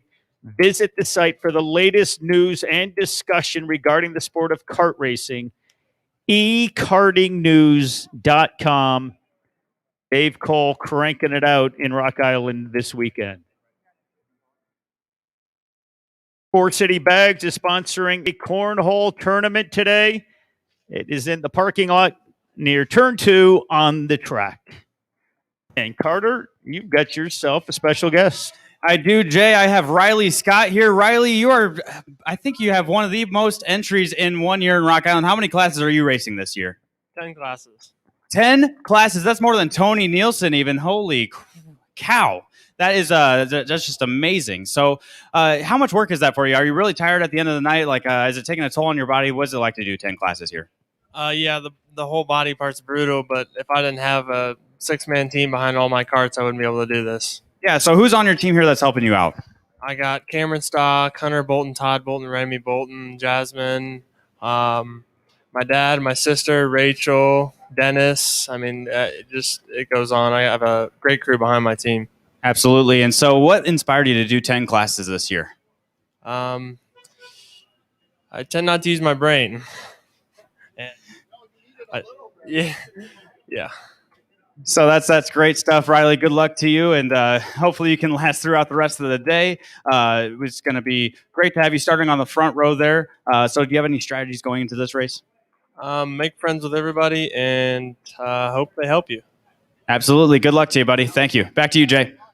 I love that. Not using my brain and making friends with everybody. That's a good combination. It's the simple things in life, Jay. It makes it easy. Sounds like a career in television. I didn't. Well, hopefully the boss didn't hear that.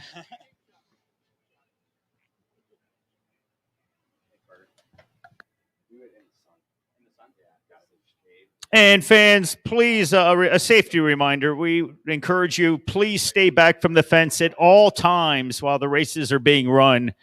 And please do not sit close to the fencing during races. Keeping back from the fence will help make this a safe and fun weekend, and that is what we certainly want. 61 Cartway in Delmar, Iowa. We have heard about them this entire weekend and how great they are. 61 Cartway in Delmar, that is the track where all of the local karters race. To find out more about the sport, how to get involved in local racing, or have a private event. How cool would that be to have a private event? It would be awesome. I know the family very well. It's Tony Nielsen and his family, Cliff, Cheryl, Christy, Greg, her husband. It's just a great family overall. They're the ones that were really hospitable when I was getting into racing first, when I was 13 years old, and they were very, very welcoming. It's a whole family atmosphere up there. And so if you're looking to get into karting, they're a great family to talk to, great place to go and just get started. So you started at 13. How young, like kids-wise? What would you say is sort of a good ballpark for age for kids to get out there? Any age is great. Kids start as young as about 5, 6, 7 years old, and some kids like me start as late as 13. So any age is great for kids to get started in this sport. And some kids like me at 56, never too late to start. It's like my dad said, you may get older, but you don't have to grow up, Jay. Words of wisdom, indeed. Your father here today? Yeah, he's in the pits. I think he's helping out some friends. All right, good for him. It's great to see him yesterday. Finishing up with 61 Cartway in Del Mar. You know what? You can find out how to get involved in local racing, the private events we mentioned. You can visit. They've got a booth on 18th Street, or you can visit them at 61cartway.com. Apparently, that is on 19th Street. 19. And they're also on Facebook. Who isn't on Facebook? Other than, well, I guess I'm there. A couple times a week, something like that. The Gas and Electric Credit Union wants to welcome racers and race fans to Rock Island. If you need an ATM, they have an office on 4th Avenue, just east of the track. Call them for all of your money management needs, and east of the track is that way. Absolutely. All right, let's go over the starting lineup here now that the horn has gone off. In first place, the man we just interviewed, Riley Scott. In second, Gage Kemp, local kid, looking to make his name here at Rock Island. Third place, Skitchy Barnes, just about to go back-to-back there. Fourth, Kenneth Williams. Fifth, Tony Nielsen. Sixth, Justin Vansel. Seventh, Ashton Wheeler. Eighth, Brandon Moore. Ninth, Trevor Eggmeyer. 10th, Michael Stevenson. 11th, Andrew Coulter. 12th, David Barbosa. 13th, Mark Tucker. 14th, Luke Thompson. 15th, Jeremiah Davis. 16th, Jeremy Remick. Margay Ignite Senior 1, 15 laps coming your way. And this race is brought to you by Sunbelt Rentals and Briggs & Stratton. And we thank them.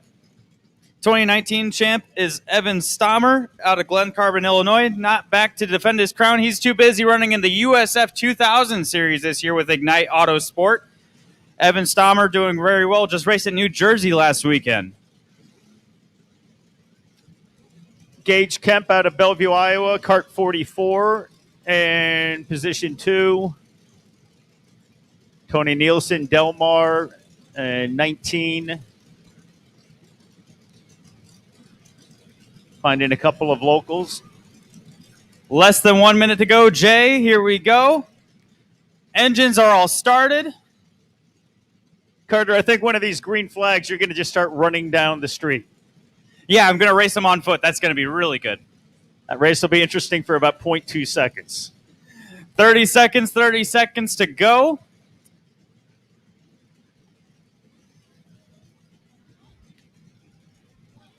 Visors are down.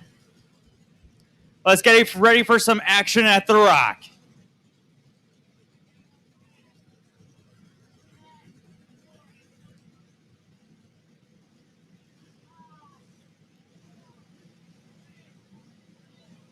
Green, green, green, underway. A great start for Gage Kemp and Riley Scott. They're going to be drag racing down to turn number 1. Followed closely behind by, looks like Ashton Wheeler. It's going to be Scott leading the way to turn number 1.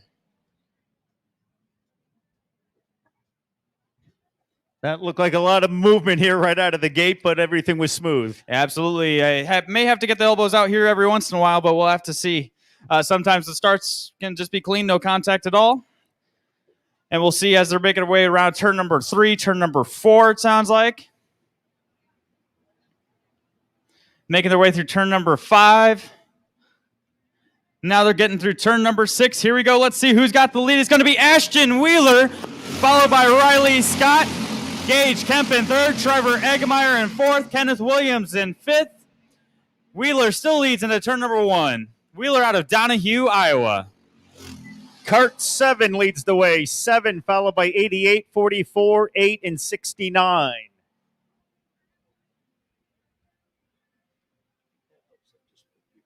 Yeah, probably. Yeah, that's definitely, yeah.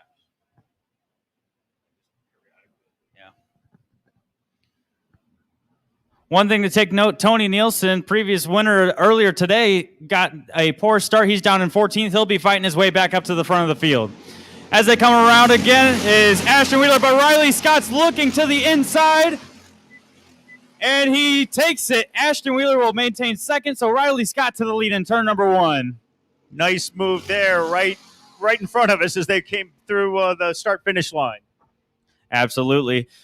Skitchy Barnes with the fastest lap that time around, of 39.865. That will definitely be That'll definitely be dropped as the race goes on. They'll be getting down to probably about close to those 38 seconds lap. We'll have to see as the pace picks up.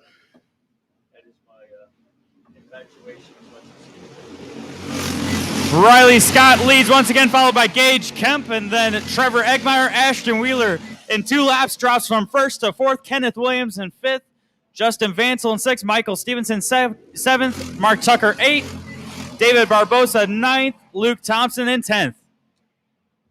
88 Riley Scott with the lead. Gage Kemp 0.288 behind through 3 laps, and the 8 cart Trevor Eggmeyer 0.588 in third. Some bad luck for Skitchy Barnes there. He's dropped down to 11th. Wonder if there was an issue on track there for him. As they come around again, it's still Riley Scott in the lead. Gage Kemp second. Trevor Eggmeyer, Ashton Wheeler, Kenneth Williams, Justin Vansel in sixth.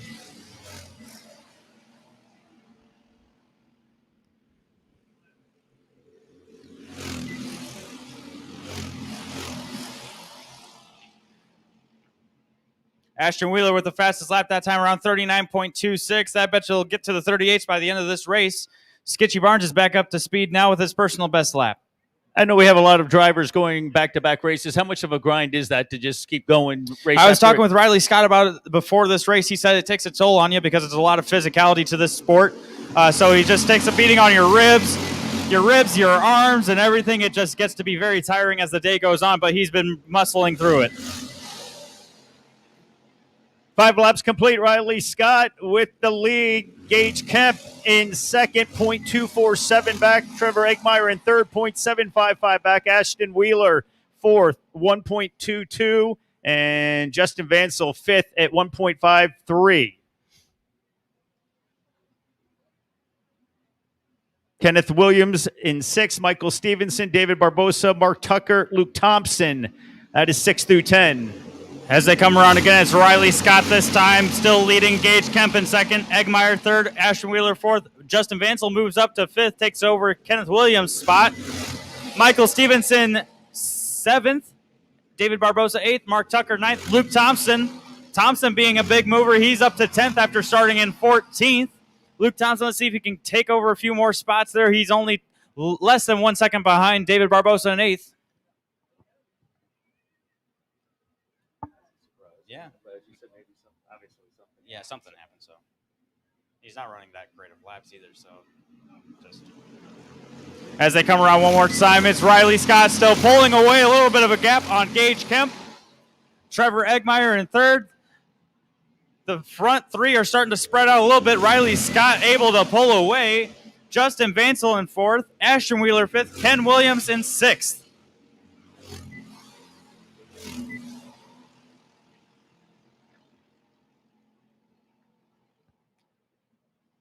So we're about the halfway mark of this 15-lap race, and it's shaping up to be another tight one. Yeah, the gaps are still less than a second between the top 3, so that's staying tight. Riley Scott actually pulling a little bit more of a gap now over Gage Kemp in second. Third is Trevor Eggmeyer. Fourth is Justin Vansel. Fifth is Ashton Wheeler. Wheeler resetting fast time of the race at 38.85. Ken Williams in sixth. That gap from third to sixth is starting to shape up to get really tight. Now let's see if they can draft together and get back up to Scott in first. Michael Stevenson seventh. Eighth is Mark Tucker. Ninth is David Barbosa. 10th, Luke Thompson. 11th, Skitchy Barnes. 12th, Jeremiah Davis. Andrew Coulter 13th. And then the bottom 3, Tony Nielsen, Jeremy Rennick, and Brandon Moore are not finishing the race. It looks like some really harsh luck for them.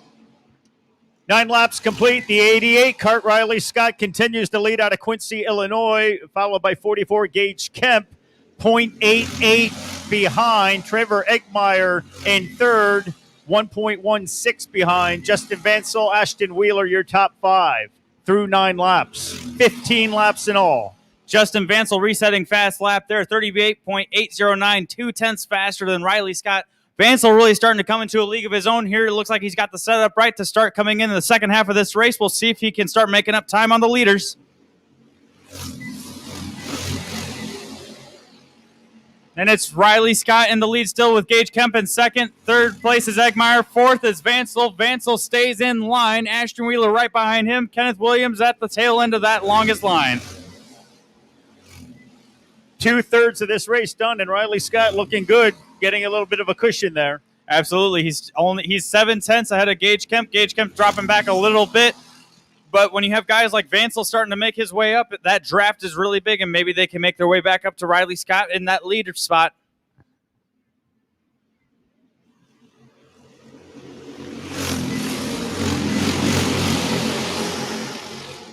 Riley Scott still leads 1 second to Gage Kemp now is the gap. Trevor Eggmeyer in third.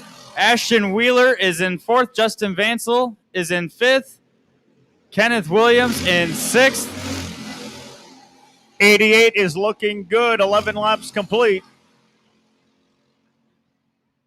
Only 4 to go. 15 laps is this race distance.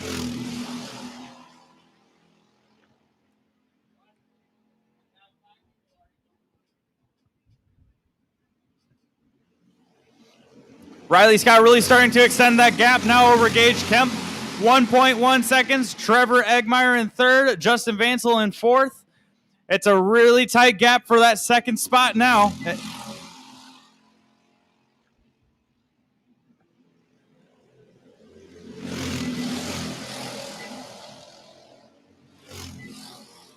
Oh no, in trouble for Skitchy Barnes as he pulls over to the left on the front straightaway. A DNF for him. Unfortunate luck.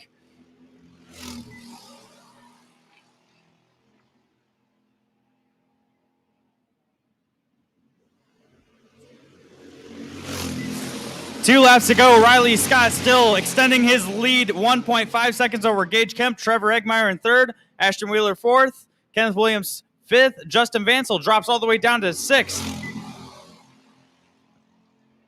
Riley Scott just separating from the pack. That's one advantage when you're running 10 classes. You get to really feel how that track is developing. You can set up all your carts better. You have more feel on how that track is handling your setup changes, and he's able to get his cart tuned in, and it's really showing the effects now. 1 lap to go for Riley Scott. Gage Kemp in second. 1.6 seconds behind. It's Riley Scott's race at this point. That battle for second, though, is really hotting up with only less than 1 second separating the second through fifth. Yeah, 2 through 5. 2 through 6. Jacked up, but it's going to all be about 88 Riley Scott as they're coming around.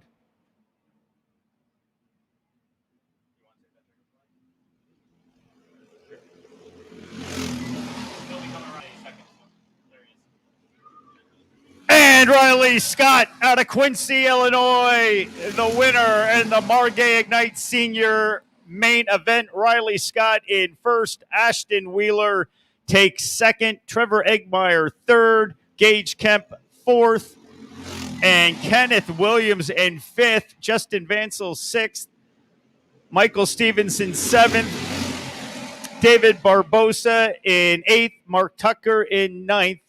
And Jeremiah Davis in 10th. Luke Thompson in 11th. And I'll tell you what, Carter, take a look at this pile up here between 2 and 6. Yeah, they were banging wheels as they were going across the finish line between Trevor Eggmeyer and Gage Kemp. Those guys were separated by less than 1/10 of a second, so 0.03 of a second between third and fourth. It was a great race to battle for second. Ashton Wheeler pulling it off to get to that second place spot. But in the end, it's Riley Scott out of Quincy, Illinois that is your winner. And Riley is going to take the victory lap, and the applause begins. And here comes the 88 cart after a job well done. Carter, you were talking about the wear and tear. You guys were talking about that earlier. But then you're also talking about the advantages of being in so many races that you can sort of approach the future races differently. Yeah, it's a bit different with this track with all the bumps. When you're able to get more track time, you can feel where the bumps are and be able to find the proper line to take through with all these races. So you're able to get that advantage of entering in more races. You get more track time, and also you just get that cart set up right with the tire pressures right, and you just really know what to do versus everybody else that's in less classes than you. And Riley Scott, sometimes being in the lead, as we've seen, it does not always work out, but no issues for Riley Scott. No, none at all. He said in his interview before the race that he was feeling a little bit sore overnight. He said he had to take some medicine to help him feel better so he didn't feel the pain. So it ended up working out for him, though. He's able to get that win in this class here. So let's see how the other 9 classes that he's entered in works out for him. He's already done, I think, about 3. So he's got about 6 classes to go. Or 7, excuse me. That is a busy day for that terrific racer.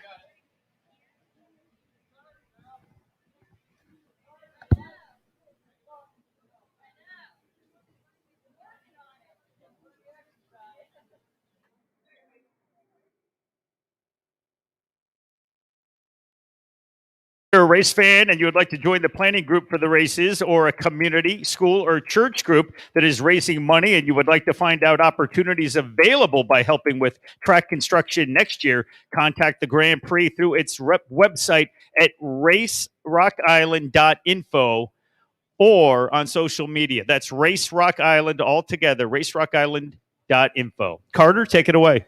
All right, Jay, we're down on grid here. This is the King of the Streets event coming up next, the most prestigious race here this weekend with the Shifter Carts 125cc Open Shifters. I am here with Andrew Bujdoso. Did I get the last name right? He was on pace yesterday, Jay. Let me tell you, he was fast and he was consistent. He was able to walk away from these guys yesterday. Andrew, how do you feel today? Feeling good, man. Feeling good. I'm ready to put on a show for these guys. Sounds good. And so what's the most exciting part about being here in Rock Island with these bumps, these city streets? You're on a fast shifter cart reaching up 100 miles an hour. What's that feel like going through here? Well, only 80, but, it's crazy. Your butt gets a little hot over some of the bumps, and you're on the hairy edge of out of control. So, the best part about this is the fans and going fast, and I like going fast. We all like going fast. You're going over double the speed limit of what these streets allow for normal cars. So it's really great to see all the fans out here. We have a lot of them around the track. Could you just talk about what it's like to have fans back here? And because we took a year hiatus last year, and could you just talk about what it's like to have everybody back? It's definitely cool, man. You see people getting excited through the turns. If the exit, you see them, and it's amazing. That's great. Well, anyways, good luck to you, buddy. We'll be rooting for you. We'll be rooting for all the drivers here. It's the King of the Streets coming up next. It's the most exciting race here. These drivers are going fast across these city streets. 125cc shifter open. You'll see different types of engines, ICCs, Honda stock motos, a little bit of everything. It's going to be really exciting stuff. This has been exciting stuff all weekend long at the Extreme Rock Island Grand Prix. Great stuff all weekend long.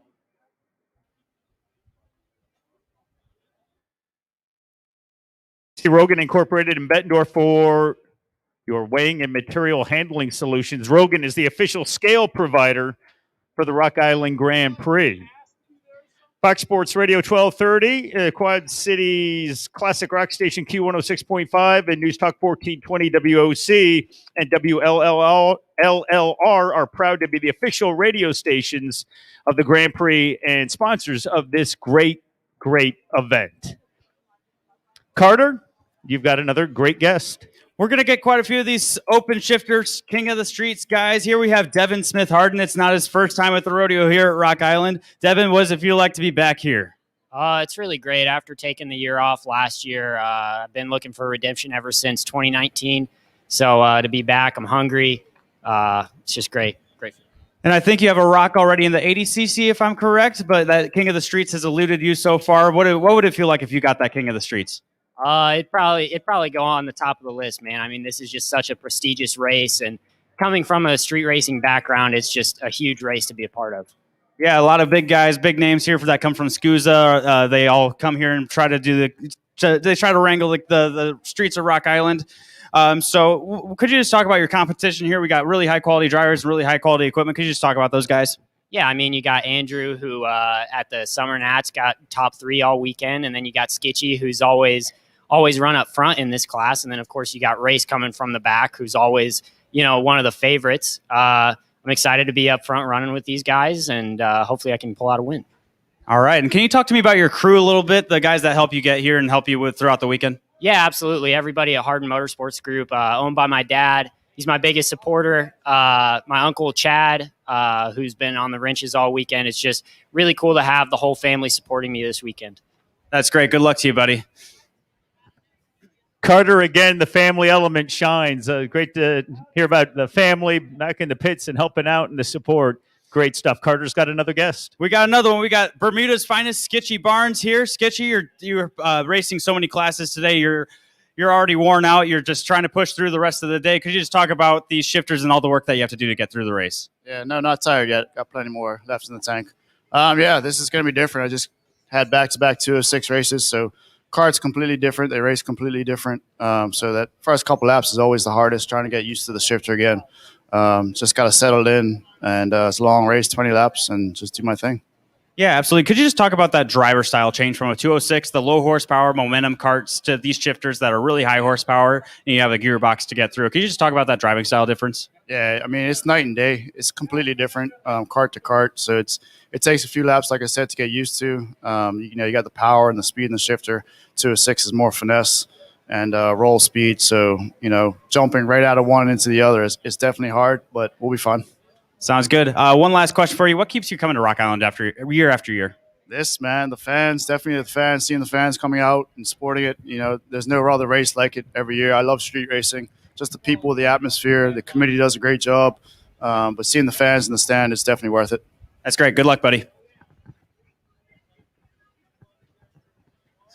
Great to hear from Skitchy Barnes. Thank you, Carter. Great stuff down there. Keep it rolling, buddy.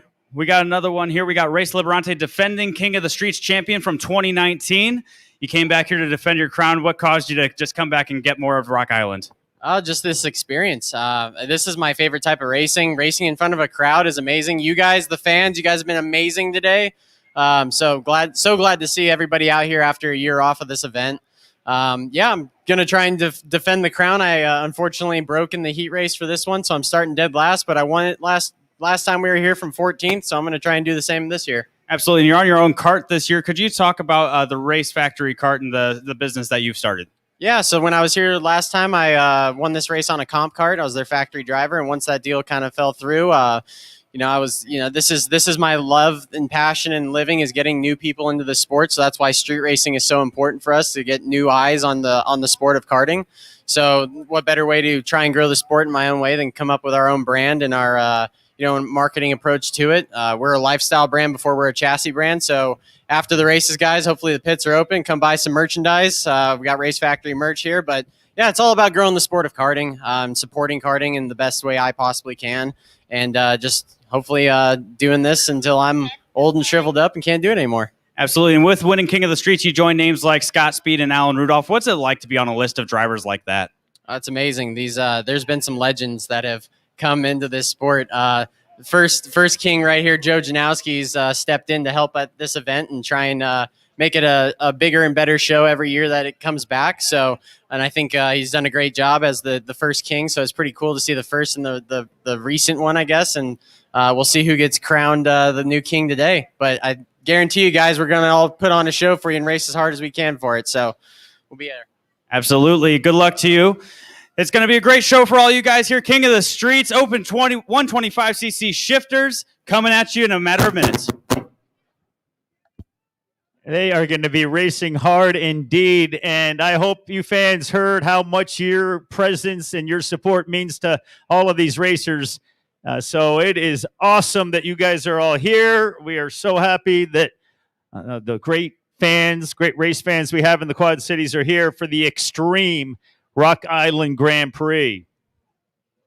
And we've still got a whole lot of racing to go, so phone a friend. Tell them to come on down. We still got lots of fun stuff to go this afternoon. No shortage of great racing to go.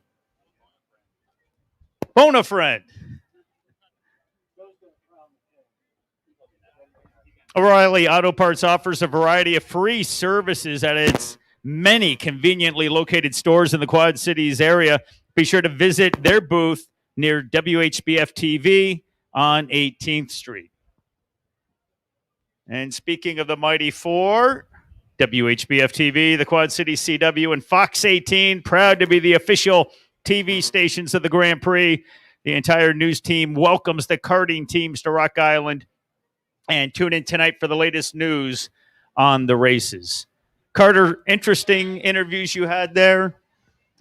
Any big takeaways? The one thing I just mentioned is how much they really appreciate the fans and how that obviously gets them motivated. Yeah, well, this is one of the few events of the year where they actually get to meet the fans. Like they have like the autograph sessions and things like that. So, and also like you get to see fans lining the city streets, and it's really such a special experience for all those guys. 'Cause like when you're at a professional racetrack, sometimes like you just get so caught up in like working on the cart, working with your team, trying to be as fast as possible, and going throughout your race weekend as well, and you just get so caught up in that, and you sometimes just miss the fans at the normal racetrack. Here, we really emphasize the fans and really make it an enjoyable experience for everybody.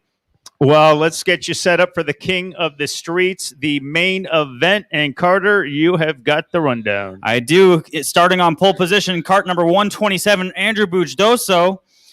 In second place, cart number 9, Skitchy Barnes. In third place, cart number 53, Joe Rutt. And starting in fourth, in cart number 46, Devin Smith Harden. Starting in fifth, cart number 22, Austin Wilkins, 2016 King of the Streets champion. Starting in sixth place, we have cart number 56, Chase Jones. Starting in seventh, we have cart number 26, Landon Wilkins. In eighth, we have cart number 495, Nathan Williams. In ninth, we have cart number 32, Robert Bujdoso. And starting 10th, shotgun on the grid, cart number 66, defending King of the Streets champion, Race Liberante. King of the Streets is sponsored by C&W Trucking and WHBF Local 4, CBS for the Quad Cities.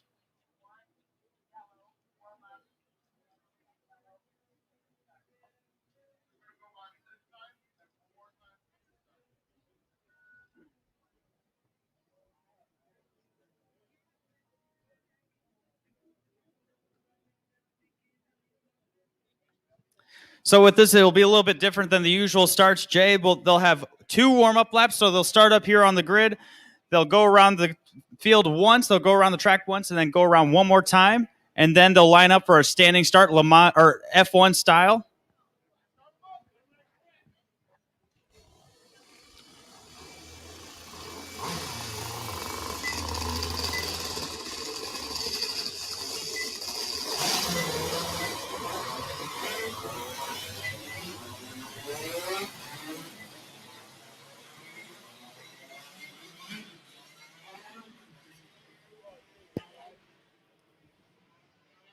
Looks like they're getting those tires clear of any of the pit gravel or what have you. Yeah, so there's a little bit of gravel here and there, like it's a normal city street, so they got to weave left and right to get all the gravel and other bits of rubber and things like that that can make your tires a little bit slick, so they do that to get them cleaned off. You also see them do a little burnouts here and there to get the clutch warm on the engine, also get the rear tires warm for when they get ready for the start. So it's going to be really fun to watch them race here.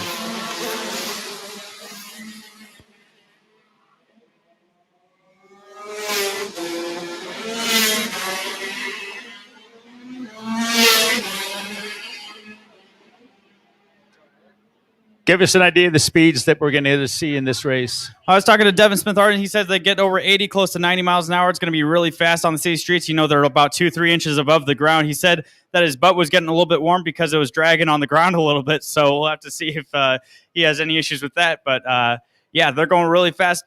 Over double the speed limit of what's allowed on the city streets here with normal cars. Man, 90 miles an hour through the district of Rock Island, that has got to be a different perspective for sure. Absolutely. Here we go. They're coming around turn 6, slowing down to get lined up. Terry Riggins lining them up.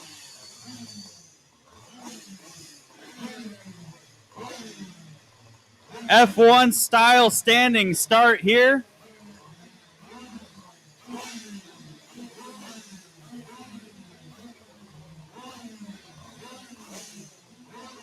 Green flag at the back of the grid. Visors down, getting ready to go. And it's green, green, green. A great start for Andrew Bujoso. A good start for Skitchy Barnes as well. Devin Smith Harden looking to the inside. It's going to be Bujoso leading to turn number 1, followed by, looks like Skitchy Barnes. But the move by Race Liberante out of the gate. He zipped about in front of about 3 cars. Wow, that's great. Great start by Race Liberante. He's going to have a lot to talk about if he can start from last and get up to first. We'll have to see, though. He's got great competition. Andrew Bujoso on fire yesterday. Fastest kart as he leads going around to lap 1 here. Skitchy Barnes in second. Joe Rutch third.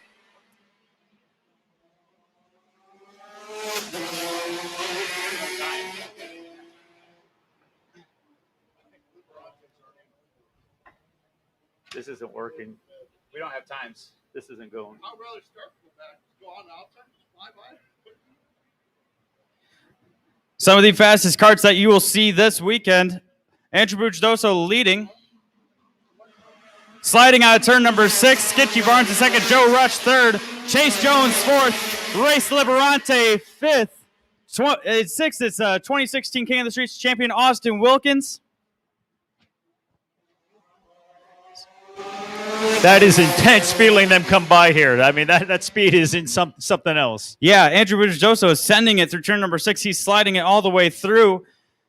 20 laps is this race. We'll have to see who has the setup. These are only the first 3 laps, though.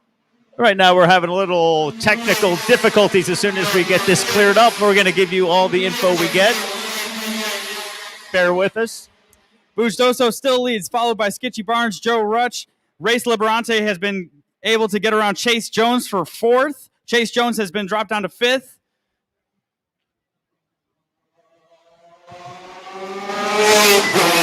There we go. Timing's back up. Andrew Bujoso with the fast time around 32.2. That is flying. And he still leads this time around, followed by Skitchy Barnes, Joe Rush, Race Liberante, Chase Jones, Austin Wilkins, Robert Bujoso, Landon Wilkins, Devin Smith Harden, and Nathan Williams. And we are back up to speed. Andrew Bujoso leading kart 127, followed by 9. Skitchy Barnes 53 is Joe Rooch. Joe Rook.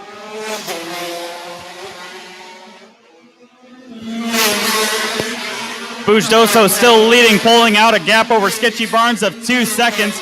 Joe Ruck in 3rd. Race Liberante 4th. Austin Wilkins in 5th. Race Liberante posts his fastest lap of a 32.255. Andrew Bujoso 32.162. Bujoso has a lead of 2.07 over Skitchy Barnes. 127 kart, your leader, 5 laps through. We are going 20 laps. Bujoso still leading this time by Skitchy Barnes in 2nd. Joe Ruck in 3rd. Race Liberante starting to build up some more speed in 4th. Personal best lap for him, 32.235, 4/10 faster than Andrew Bujoso, your leader. Bujoso with 2.5 second lead, over Skitchy Barnes in 2nd place. He's extending his lead at this point. And 127 is getting it going. He has been extending it. Here he comes. And he has extended that even more over Skitchy Barnes. The lead is over 3 seconds now, 3.1 over Barnes in 2nd place. Bujoso cranking through the first 7 laps. Yeah, he's got the setup right. He is fast these first 7 laps here. Race Liberante starting to pick up speed, though. He's right on the tail of Joe Ruck in 3rd, and Skitchy Barnes is right ahead of him. So Race Liberante has a chance at getting 2nd. If he can break free and chase down Bujoso, that'd be something to see, but still is Bujoso's race as he comes around once again. And it looks like Skitchy Barnes in 2nd. Race Liberante takes 3rd from Joe Ruck. Austin Wilkins in 5th. Chase Jones in 6th. It is still Bujoso's race to have. That lead of 3.63 on Barnes through 8 laps. Over 4 seconds on Race Liberante in 3rd. Liberante passed Joe Ruck on that lap and still got down to 32.5. We'll have to see if he can start picking up the pace a little bit. but still it's Andrew Bushdoso still pulling away lap after lap, resetting fast lap there, 31.885. That is so quick. He's not only in first, blowing away the pack, he just sets the best time at 31.8, as you just mentioned, Carter, and the lead is at the 4.4 on Barnes. We are about to reach halfway here. Race Liberante right on the tail of Sketchy Barnes, fighting for second, only 2/10 behind him this time by. We'll have to see if he was able to get him on this lap. There he goes once again, 32.2 that time around. Race Liberante able to take second place over Sketchy Barnes, 5.4 seconds behind Andrew Bushdoso. Halfway through this race. 20 laps on this. I may have said 15, but it is 20 laps in this King of the Streets race.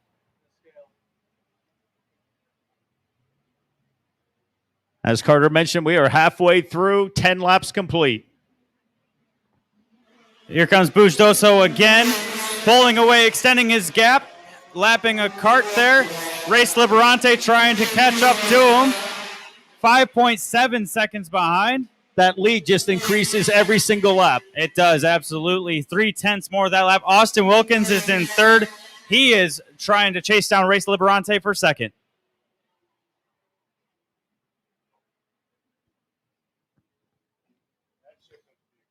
You breaking out the magazine here and leading the way? Not yet? You can't with these carts, man. They are so fast that there's no time where you can relax. Maybe down the straightaways a little bit, but there's so much action that happens between turns 2 and 6. It's shaping up to be a great battle here for second with Race Liberante and Austin Wilkins about to battle it out. At this point, it's still Andrew Bushdoso that leads by 6.1 seconds. Holy cow. I think that is the largest margin we've seen in the 2 days. Absolutely. It was a great race so far by Andrew Bushdoso, and he doesn't look like he has any signs of slowing down. He's hit that setup right as he comes around one more time. 32.157. He is extremely consistent, less than 1/10 from lap to lap changing, and he's just still pulling away by 2 more tenths over Race Liberante. Austin Wilkins in third, Sketchy Barnes in fourth, Robert Bushdoso in fifth, Landon Wilkins sixth, Nathan Williams seventh, Chase Jones eighth. Joe Ruck looks like he dropped out. He is in ninth now. And Devin Smith Harden, unfortunately, is going to be a DNF in P10. And there goes Bushdoso rolling by. 14 laps complete. And just now, Race Liberante comes by. The lead is up to 7.5. Unbelievable. We are seeing one great race by Andrew Bushdoso. He is the class of the field at this point, able to pull away every lap. He's led from start all the way up to this point with 6 laps to go. Different dynamic that when you've got a sizable lead, you're not taking anything for granted here. Keep doing what you're doing. Yeah, and he's not letting up any chance of it, and he's going to just keep pulling away. Look at this, Carter. Look at the lead. 8.5. 8.5 seconds there once again.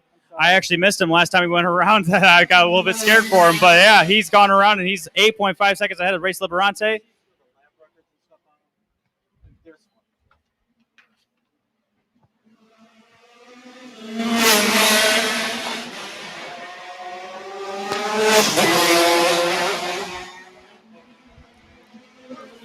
Andrew Bushdoso still pulling away, 32.7 that time around.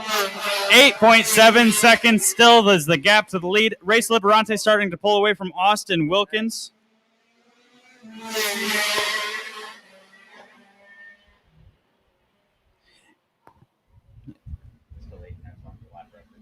Carter, break down the record lap time for us. Record lap time was set in 2016 by Austin Wilkins, who was in this field today. Set in 2016. The track was just fast that year. The barriers were wide.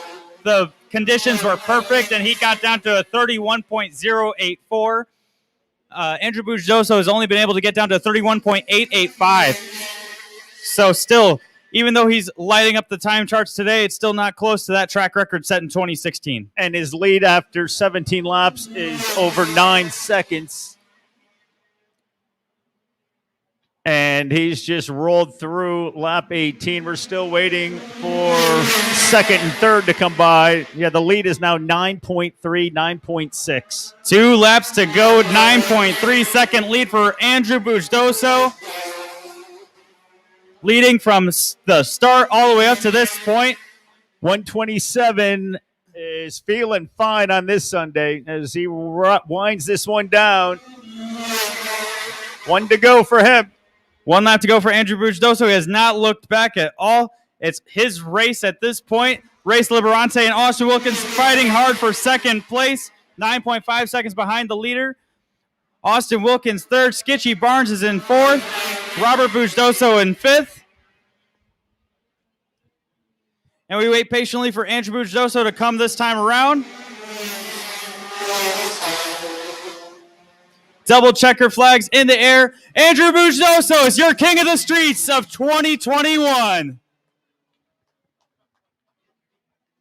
What a way to hit the finish line. Exactly. Race Liberante and Austin Wilkins fighting for second. Race Liberante in second. Austin Wilkins third. A great battle for those two. Skitchy Barnes in fourth. Robert Bujdoso in fifth. What a race, Jay. Andrew Bujdoso, the winner, the champ of the King of the Streets. His best time, his best lap, 31.885. He defeats Race Liberante in second by 9.786. And Austin Wilkins in third at 9.9 behind. That is a dominant performance for 127.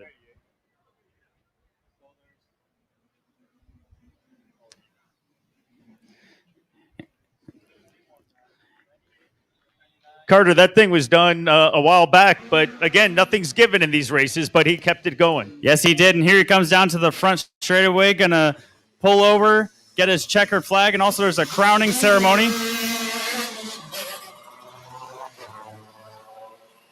He's going to do a victory lap and come back out to the front.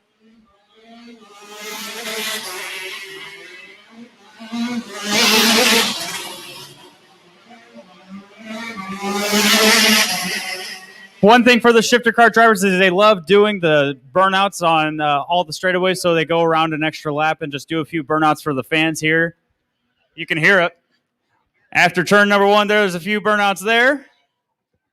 And you can see the crowd reaction down to turn 1. They're giving them a nice ovation. That's awesome stuff. Yeah, that's one thing that's really cool about these shifter carts is the way that they can just do some burnouts. They actually pull up the front wheels sometimes if you have a high enough gear ratio on them. They have a ton of power under the wheels there. It's really great to watch. Carter, take us through, we'll talk about that in a minute. Talk about the course, just the dynamics of what these guys go through. But sounds good, yeah. We're about to have the crowning ceremony for Andrew Bujdoso here. We have Joe Janowski, director of the NKA, the National Karting Alliance. He is the first King of the Streets winner here at Rock Island. He is here to give the crown and cape to Andrew Bujdoso. It's a great performance by him.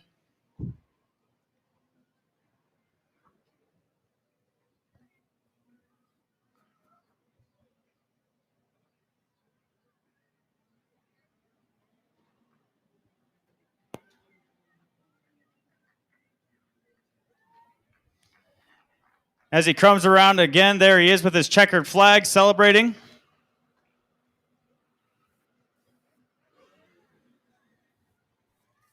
Great job celebrating with the fans. That's great.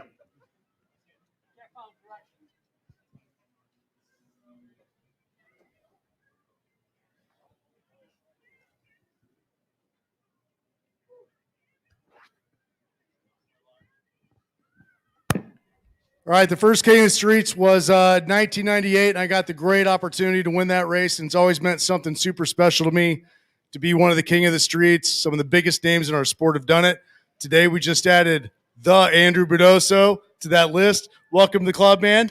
Great to watch you go in there. I mean, you absolutely dominated this thing. Take us through the race a little bit.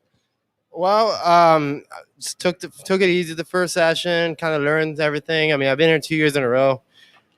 The past 2 years, I guess, with the 1 year hiatus. But, I just took what I learned and my maturing and growing the brand, growing the engines, it's all coming together. And I think we're one of the toughest to beat right now. Well, definitely nationally, you guys certainly are. I mean, that field was stacked with some pretty good dudes. I mean, Race kind of came up from the back. Austin Wilkins was, trying, but I think by the end you gapped over 10 seconds. At what point, I mean, at any point during the race, did you ever kind of try and back it off a little bit? Or did you just say, like, look, I'm going to dominate this sucker? I mean, I backed off a little bit. I actually ended up going quicker. So, I mean, I was a little confused, and I just reminded myself to breathe and get close to the wall, but don't hit him. All right. Well, congratulations, Andrew Berdoso, the 2021 King of the Streets.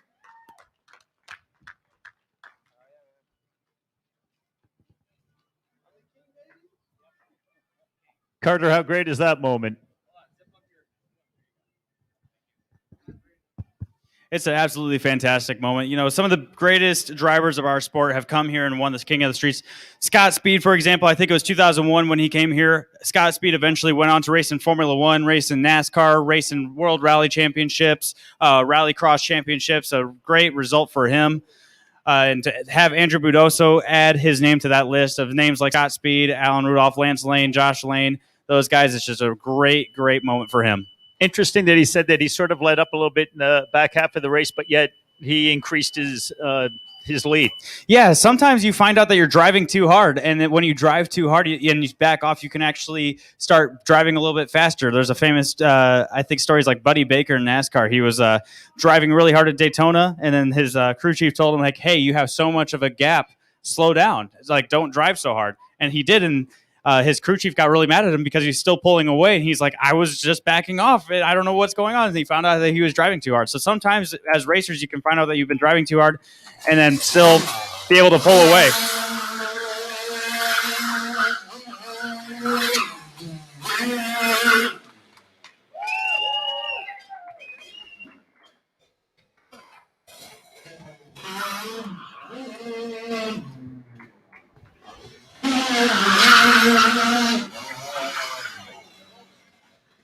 Some more donuts by Andrew Budoso there.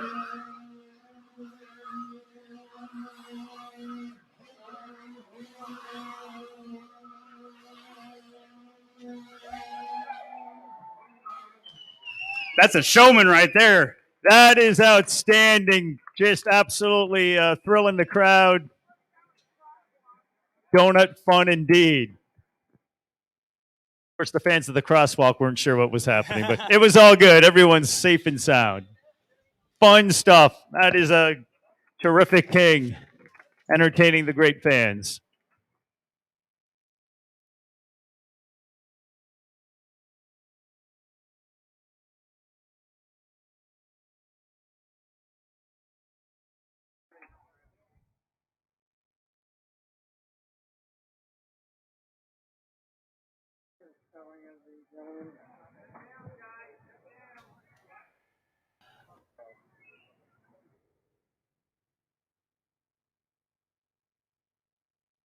Jay, I'm joined here by Tony Nielsen, a household name here at Rock Island.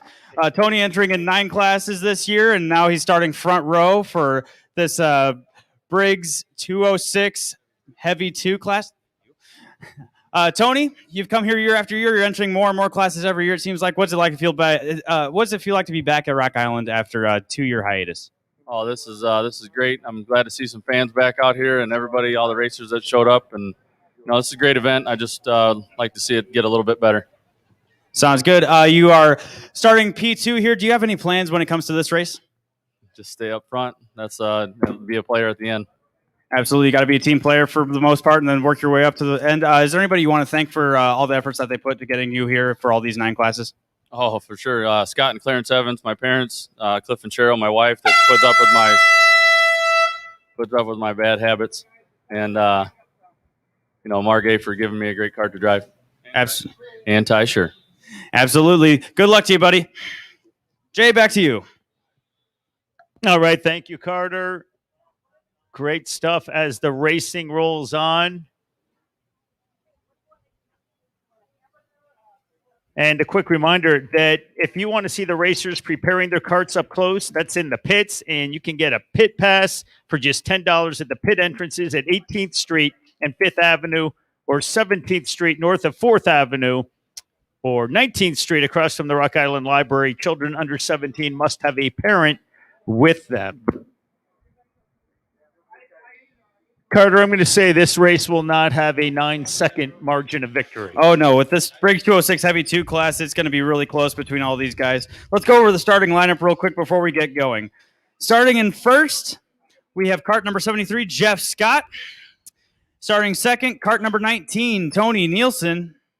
And third, cart number 7, Michael Dittmer. And fourth, cart number 18, Drake Ostrom. And fifth, cart number 5, Don Newman. Sixth, Ethan Dietrich. Seventh, Justin Wishard. Eighth, Jeff Dolian. Ninth, Avery Scott. And 10th, Jeremiah Davis. Starting in 11th, we have number 44, Gage Kemp. 12th, we have 98, Rich Hale. 13th, Michael Welsh. 14th, Connor Lund. 15th, Jason Crane. 16th, Joseph Rapp. 17th, Jordan Henderson. 18th, Riley Scott. 19th, number 60, Jesse Clossy. 20th, number 78, Jerry Miller. And 21st, Troy Heimsoth.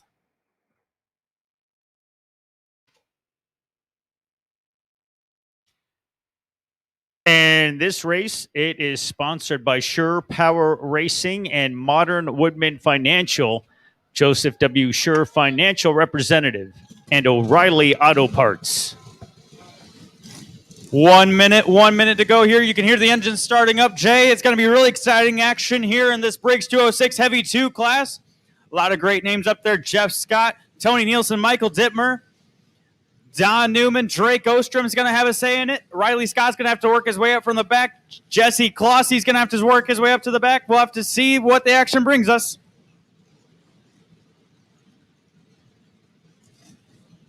30 seconds to go. Visors are going down.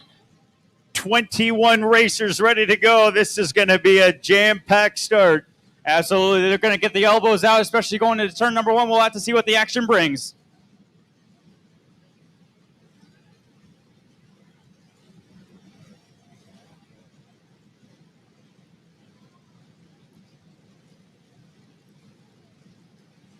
And it's green, green, green. Carts are rolling underway. Great start for Jeff Scott. Tony Nielsen in second still. Michael Dittmer looking to get his way up to third. We'll have to see how they file into turn number 1. And it's going to be Jeff Scott leading, followed closely by Tony Nielsen.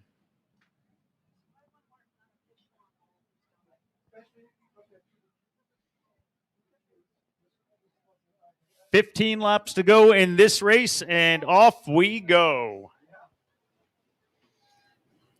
15 laps of action-packed stuff, Jay. It's going to be really close. I think there's going to be another train of about 5, 7, maybe even 10 carts fighting for that lead. Always fascinating waiting for him to come by the first lap to see how things have separated. And they're rolling already. Tony Nielsen up front, followed by Michael Dittmer. And it's going to be Jeremiah Davis, Jeff Scott, and Drake Ostrom in your top 5. Tony Nielsen taking no time and already getting his way up to the lead.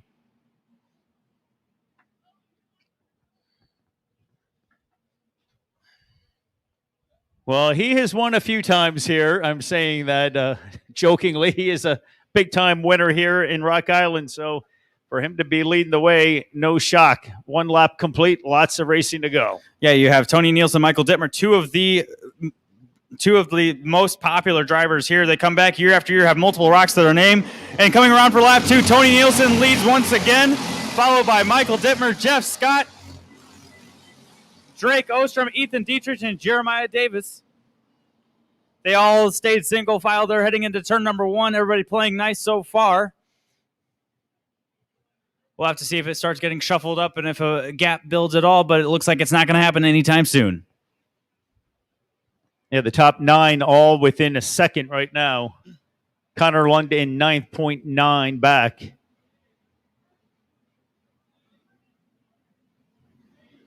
Here they come around turn number 6 again. It's Tony Nielsen once again in the lead, followed by Dittmer, Jeff Scott, Drake Ostrom, Ethan Dietrich. Staying single file going into turn number 1. Justin Wishard in 6th, Don Newman in 7th. 8th is Connor Lund, 9th is Jeff Dolian, 10th is Jeremiah Davis.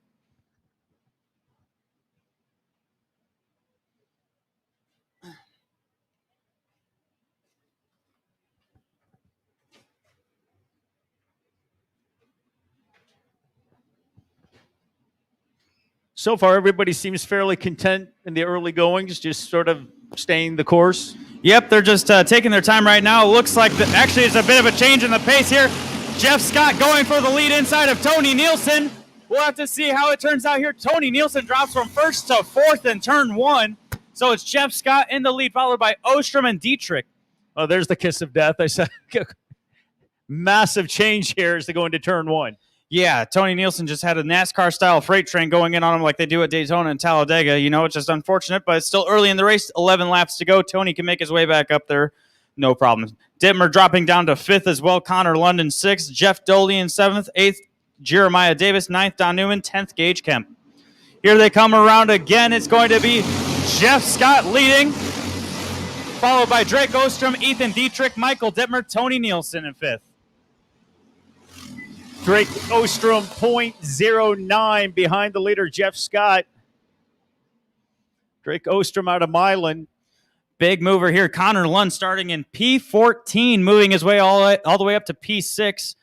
Connor Lund moving from 14th to 6th. Great race from him so far.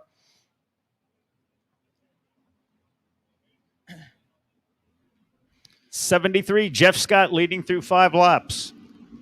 Here they come around again. It looks like Drake Ostrom to the lead right now, followed by Ethan Dietrich, and they're moving to the inside of him. Let's see how this turns out here. It was Ostrom, Dietrich, Dittmer, Nielsen. Dittmer tried to go to the inside of Dietrich. It wasn't happening. We'll have to see how it turns out.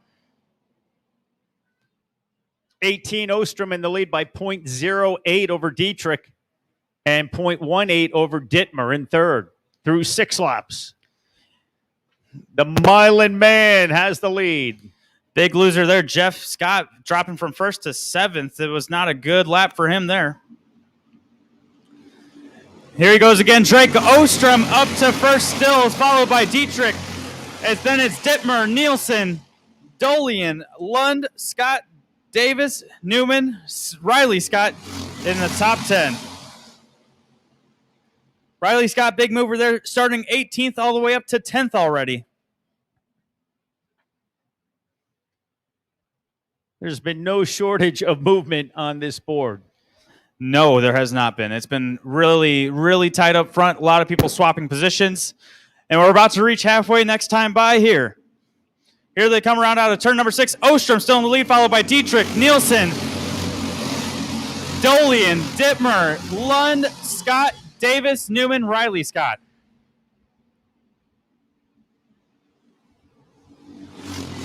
Great racing here so far with Drake Ostrom and Ethan Dietrich just staying 1-2, line astern. Tony Nielsen and Jeff Dolian trying to make their way back up to the front. Carter, how far down do you go as we're halfway through, guys that are still in the mix? All the way down to 7th, I would say maybe even 8th of Jeremiah Davis. You know, Ostrom, Dietrich, Nielsen, Dolian, Dittmer, Lund, Scott, Jeff Scott, that is Jeremiah Davis. They all have a chance at it right now. Although Drake Ostrom this time by pulling a lead. Tony Nielsen going from third, possibly trying to get second on Dietrich. Tony Nielsen does get it on Dietrich, and it looks like some contact in turn number 1. Tony Nielsen got by Dietrich fully. I'm not sure about Jeff Dolian, though. So Jeff Dolian and Dietrich were side by side going into one. They're still sorting out the issue in turn 1 with the cart into the barriers. We'll have to see who got the short end of that next time they come by. Ostrom was well clear. It's going to be him. Then it looks like Nielsen, Dolian, Dittmer, Scott Lund, Jeremiah Davis, Riley Scott, Don Newman, and Rich Hale. Looks like the guy that got the short end of that was Ethan Dietrich going from second, and he's dropped down to 16th. It looks like he's out of it. Ostrom's lead is at 0.16 over Nielsen and 0.24 on Dolian through 10 laps. Final 5 to go here, 15 laps. It's like what I said earlier today, Jay. Sometimes 2 carts don't go into one space, and that's what happened in turn number 1 there. And Dietrich, unfortunately, got the short end of it. And it looks like Tony Nielsen has taken the lead back over Drake Ostrom, Michael Dittmer, Jeff Dolian in 4th. Jeff Scott in 5th, Connor Lund 6th, Riley Scott moving from 14th to 7th in this race so far. We got another person in the barrier in 1.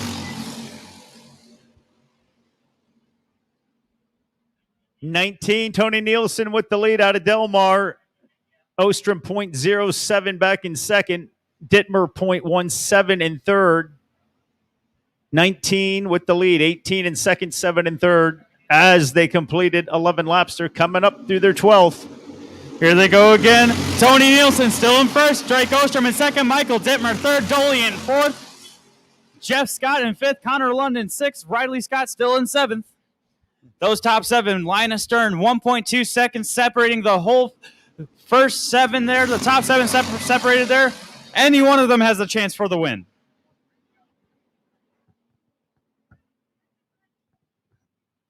Yeah, this is going to be a fabulous last 3 laps. 2 to go this time by. We'll have to see what the order is when they come on out. You can hear him going through turn 4, turn 5, now turn 6. Tony Nielsen still leads with a slight gap on Ostrom. Michael Dittmer in third. Jeff Dolian in fourth. Going through single file through turn number 1. Who is going to make that move in the final couple of laps here? Well, Tony Nielsen has a ton of rocks to his name. He's in first, so he's in the prime spot. But Drake Ostrom also has a rock to his name, and so does Dittmer. So those two will have something to say about it. 1 lap to go this time by, Jay. My heart's beating. I can feel it. It's really exciting stuff. Coming out of turn number 6, it's Drake Ostrom in the lead, followed by Michael Dittmer. And Jeff Dolian. Tony Nielsen has dropped down to 5th or 6th. Tony Nielsen getting the short end of things in 6th there. So it's going to be Drake Ostrom or Michael Dittmer fighting for that top spot with Jeff Dolian in 3rd, lurking behind.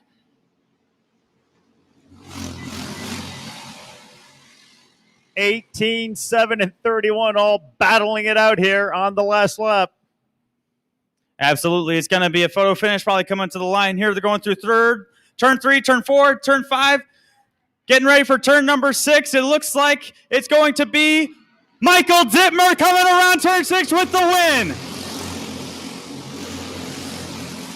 Michael Dittmer adds to his rock collection. What a race by him. Jeff Scott in 2nd, Connor Lund in 3rd, Tony Nielsen 4th, Jeremiah Davis in 5th, Don Newman 6th, Gage Kemp 7th, Justin Wishart 8th, Jesse Clossy 9th, Michael Welch in 10th.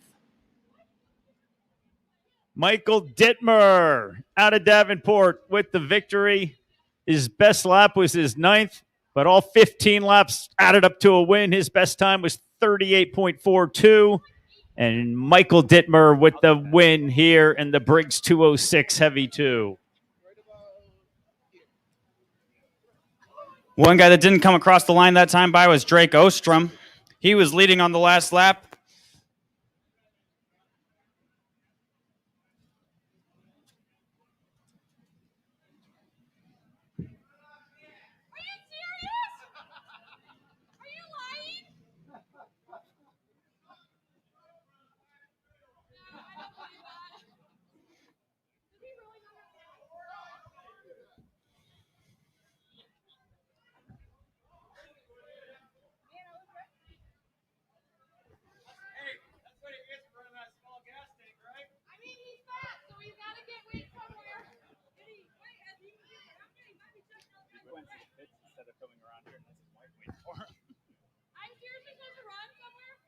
Carter, do we have a situation? We do have a situation on the front stretch here. So usually the customary thing to do is to come around and get a checkered flag. And Michael Dittmer's wife is here waiting for him. And he went into the scales instead, and he was able to get out now. And now he's on the front stretch. There he is. What a race by Michael Dittmer, getting the checkered flag from his wife. And he's going to take a victory lap. Michael Dittmer from Davenport, Iowa. Give him a round of applause. All good. That victory lap is A+. It has been like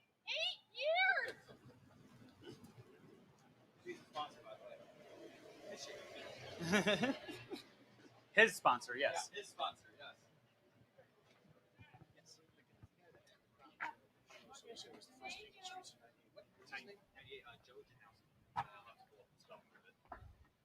It was actually in Oklahoma. It wasn't here. Oh, okay. But because Supercarts USA used to run the King of the Streets, So the actual first ever king was in Oklahoma, and Joe won that. Got it. That was in 98. Happy times for Davenport's Michael Dittmer as he makes his way around the track with the checkered flag in hand. We want to salute Jumer's Casino and Hotel Rock Island, which is the sponsor of the purse for this year's Rock Island Grand Prix. It offers unlimited gaming fun featuring hundreds of hot and exciting slots, as well as exciting table games. Visit the casino tonight and see why it's just like Vegas, but without the flight. O'Reilly Auto Parts offers a variety of free services at its many conveniently located stores in the Quad Cities region. Be sure to visit their booth near WHBF TV on 18th Street. And speaking of WHBF TV, Local 4, CBS for the Quad Cities, and the Quad Cities CW and Fox 18 are proud to be the official TV stations of the Grand Prix. The entire news team welcomes the karting teams to Rock Island. Tune in tonight for the latest news on the races. And you can get your official Rock Island Grand Prix t-shirt for only $20. You can check them out at the tent near the 4th Avenue crosswalk if you would like. And besides providing power for a number of today's racing karts, Briggs & Stratton also provides a wide variety of power options for the home and office. Please support this longtime sponsor of the Grand Prix next time you need dependable power. And the Holiday Inn Rock Island, it is the official race headquarters of the Rock Island Grand Prix. You can contact them for rooms for business or pleasure, or visit Rock Island Ale House for lunch and dinner 7 days a week. The Quad Cities Camaro Club and the Quad Cities Tesla Club, they've got a car show today on 18th Street. Be sure to check out the cars and visit with their owners. And we are happy you are here for the Extreme Rock Island Grand Prix. Great day indeed. Mediacom, proud to partner with the local race since both embrace a need for speed, with Mediacom offering super fast speeds up to 1 gig. See them for your TV, internet, and telephone service needs. You can order Extreme today. It is indeed the Extreme Rock Island Grand Prix. And we are closing in on the vintage action, and that means this is where Carter is going to get that ear protection going. Absolutely. These are some of the loudest karts you'll hear all weekend. Some of the oldest karts you'll see all weekend. Vintage karts, I'm not sure what the definition of vintage is. I think it's over 30 years old. I classify. I don't think vintage applies to the person driving the kart, Jay. Another reason why I'm not driving. Yeah, but these are some of the karts harking back to the earliest days of karting, back in the days of Duffy Livingston, Art Ingalls, and the IKF Grand Nationals. The initial humble beginnings of karting that started in California and now has become a worldwide sport seen in countries everywhere, such as Italy, England, all over Europe. There's European championships. There's international world championships. I've seen drivers like Ayrton Senna compete in them. It's just fantastic to see how the sport has grown so much over the 70-some years, actually, now that it's been around. And it's just great to see the origins come back out every once in a while here at Rock Island. Carter Pease, while we have a moment, you've been a racer here for 5 years. Just give fans an idea of the track, the layout, the turns, the places that could be problematic, where you want to take advantage, and places to be wary of. Absolutely. Let's do a little quick track walkthrough. So here, is this 4th Avenue here, Jay? I just know it as the front straightaway. This is the front straightaway, so it's 4th Avenue. You're heading east, which is the opposite of the direction you'd usually go. This is a one-way that heads west. So you're going the opposite way, heading to turn number 1. And we can see a bunch of people down in turn number 1 right now. They were barbecuing earlier today. It looked great. A lot of smoke coming from their grills. I'm awesome going down to turn 1. I'll be back. Yeah, sounds good. I'll just man this vintage race real quick. And then, so the two longest straightaways are turn number 1 and turn number 2, or straightaway number 1 and straightaway number 2 between turns 1 and 2. Those are both 2 blocks long. And then turn number 2 is definitely the fastest corner you're going to be taking at this track. You're going to be going full speed, probably 50, 60 miles an hour on the entry into there, getting back on the throttle really early, getting that cart slightly sideways, trying to get through it across the crosswalks and next to that bus stop, the bus depot there that they put in a few years ago. And then right after that, next to the district is turn number 3. That's a great left-hander. Then turn number 4, the only right-hander on the track, is right next to, I believe that's Circa 21, also next to the QC Family and Pancake House. Gonna get breakfast tomorrow probably there, maybe. That stuff's great. And then turn number 5 is definitely the hardest turn. Although I hear turn number 4 is pretty slick this year. It's all in the shade. It's really slick. Some of the crosswalks have been a little bit bumpy for some of the drivers I'm hearing. And then turn 5 is definitely the narrowest part of the track, right next to WHBF station right there. Turn number 5, I hear, has the best fans as well. We'll have to hear them maybe from here. Then turn number 6 is definitely the easiest corner. Has a slight bit of banking, actually, if you get close enough to the inside. And then you're back on the front straightaway, getting to the start line, getting those green flags, yellow flags, white flags, and checkered flags. And that's one lap around Rock Island. That was very, very well done. And thank you, Carter. We are closing in on the Vintage Open main event.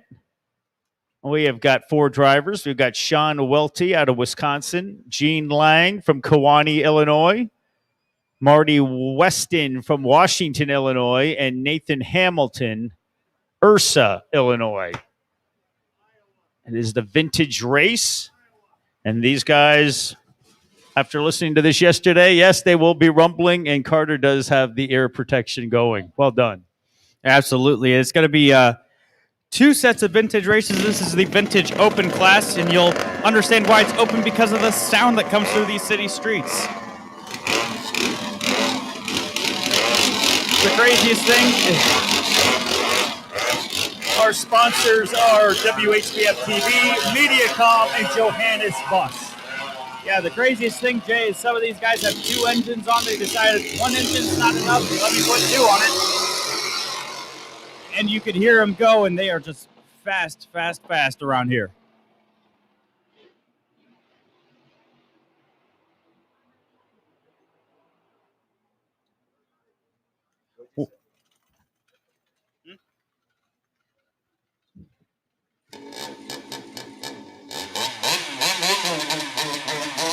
This race will be 10 laps.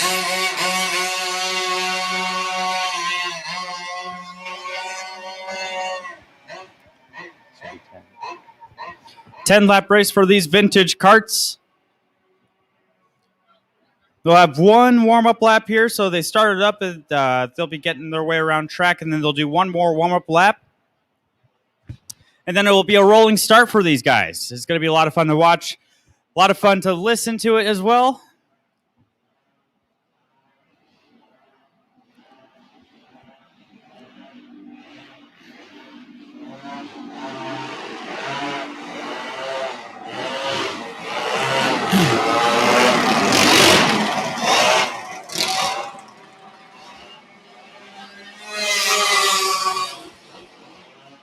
One more parade lap for these guys. This is going to be something to see, Jay.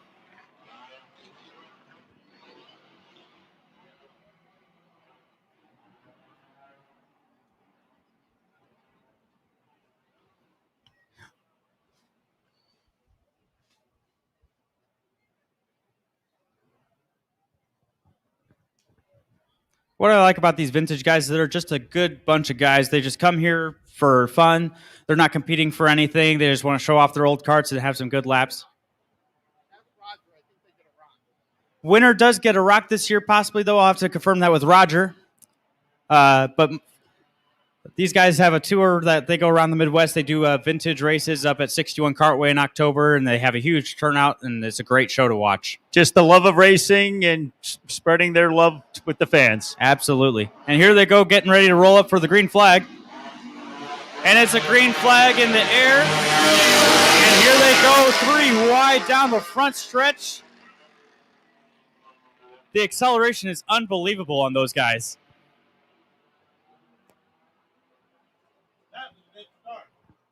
A good clean start by all those guys. Keeping it 3 wide at some points. It was It was definitely good to see.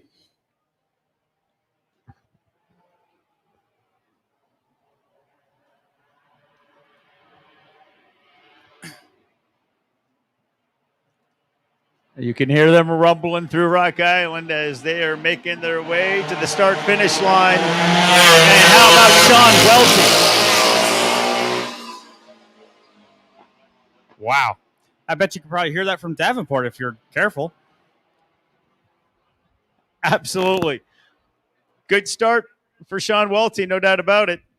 Yep, he sets purple time there, 39.9. That's about equivalent to the 206 guys of what they were getting earlier. One thing you'll notice if you're watching as a fan in one of the corners, you'll see these guys lean a lot into the turns. And that's because these carts are so narrow that sometimes they might go up on two wheels. So one thing they do to combat that is they lean really far to the left or to the right to make sure that they don't tip over. So that's just something to keep an eye on.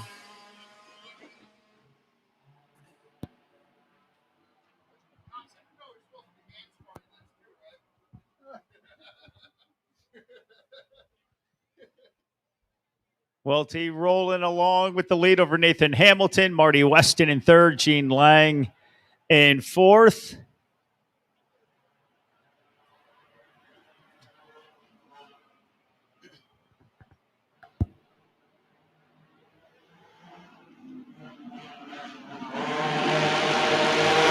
And Welty continues his lead as they head through turn one. 3 laps complete. Sean Welty with a lead of 0.28 over Nathan Hamilton and better than 2 seconds over Marty Weston and 5 seconds over Gene Lang. Sean Welty, best lap right now at 39.77 for him. Nathan Hamilton has the best lap so far overall at 39.20.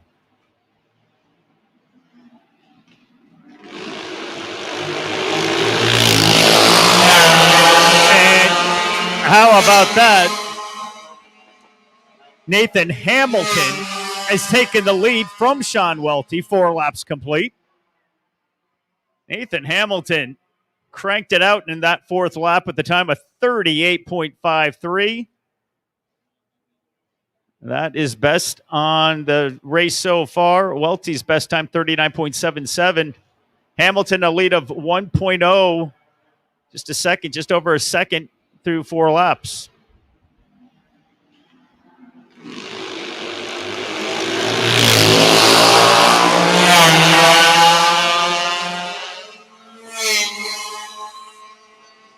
And all smiles for 55, Nathan Hamilton.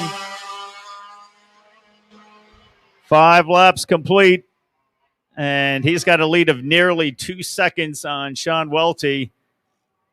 And over 5 seconds on Marty Weston, Gene Lang in 4th. These guys do make the rumble through Rock Island on a Sunday afternoon.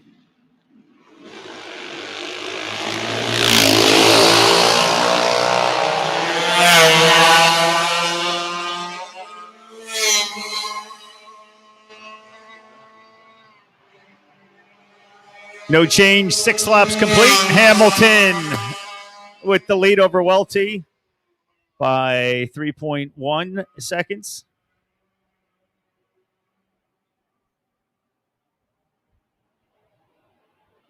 This guy's having a great time. As Carter was mentioning, their love of racing and wanting everyone to just enjoy the vintage cars.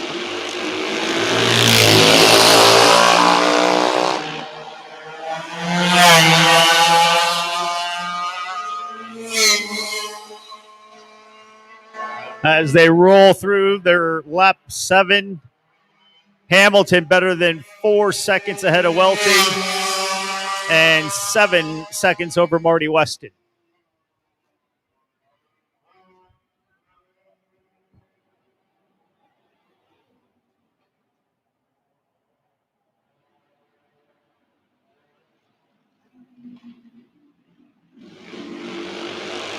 We are down to the final 2 laps for Nathan Hamilton. as he continues to lead by better than 5 seconds over Sean Welty. 8 seconds over Marty Weston.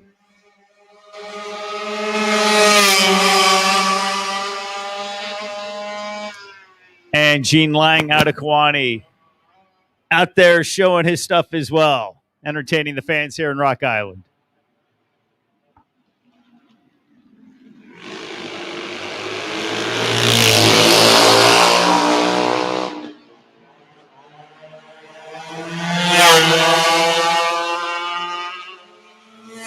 Last lap to go, Nathan Hamilton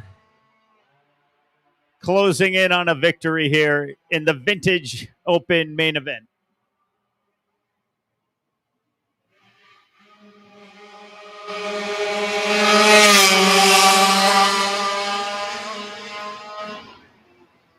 Marty Weston just had his best lap at 39.75 in lap 9. And there you go. Nathan Hamilton takes the checkered flag.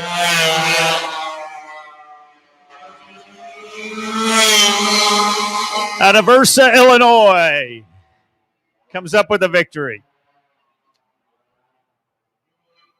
Sean Welty comes in second. Marty Weston finishes third. And Gene Lang out of Kewanee wraps up our Vintage Open main event. Nathan Hamilton wins by 6.5 seconds over Welty and better than 10 seconds over Marty Weston.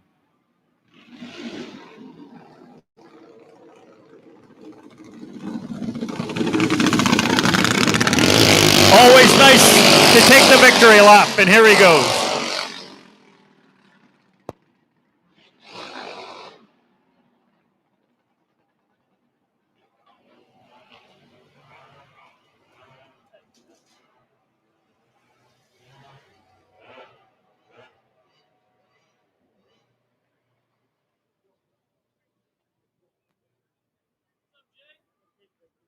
How are you, buddy? I'm doing well, thank you. Doing well, thank you.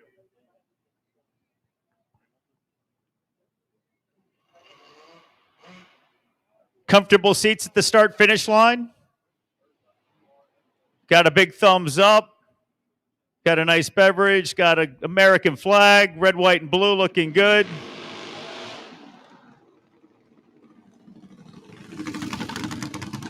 And time for a few pictures.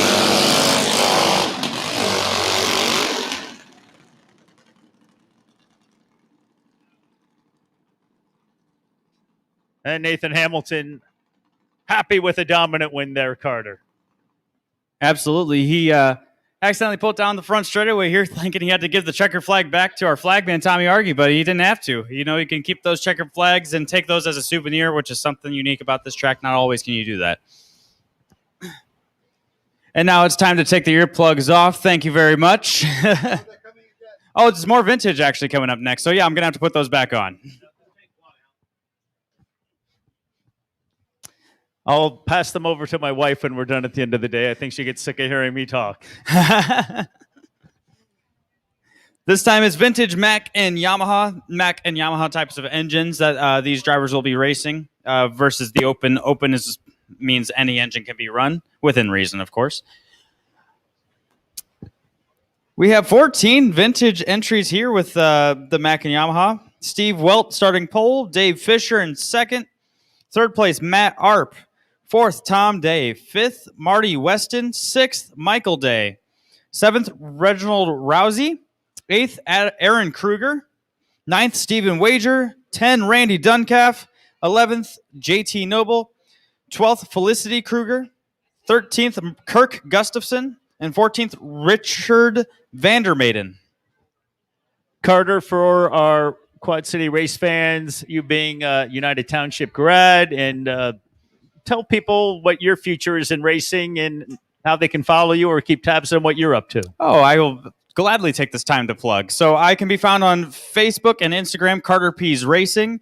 I've been doing a lot of car racing this year with the World Racing League, a lot of endurance stuff. So 8-hour races, 14-hour races. I got a 24-hour race coming up in Sebring Florida this October, which is going to be a ton of fun. So that's where you can follow me. I'll be trying to do some announcing more so as well with other events. So we'll keep going on there. And yeah, that's pretty much all that's going on here. I've been getting into driver coaching a little bit. I have clients that want me to coach them on how to drive race cars. So that's been great. Looking to make a living out of this. What's one of the common tips or one of the common themes you run into when you're coaching drivers? Well, with a lot of these guys, they're beginners. So the thing is, when it comes to especially racing cars, a lot of these guys really don't know how much speed they can carry through the corner. So a lot of these guys grab the brake and hold on to it when they're in a race car, and they really end up overslowing.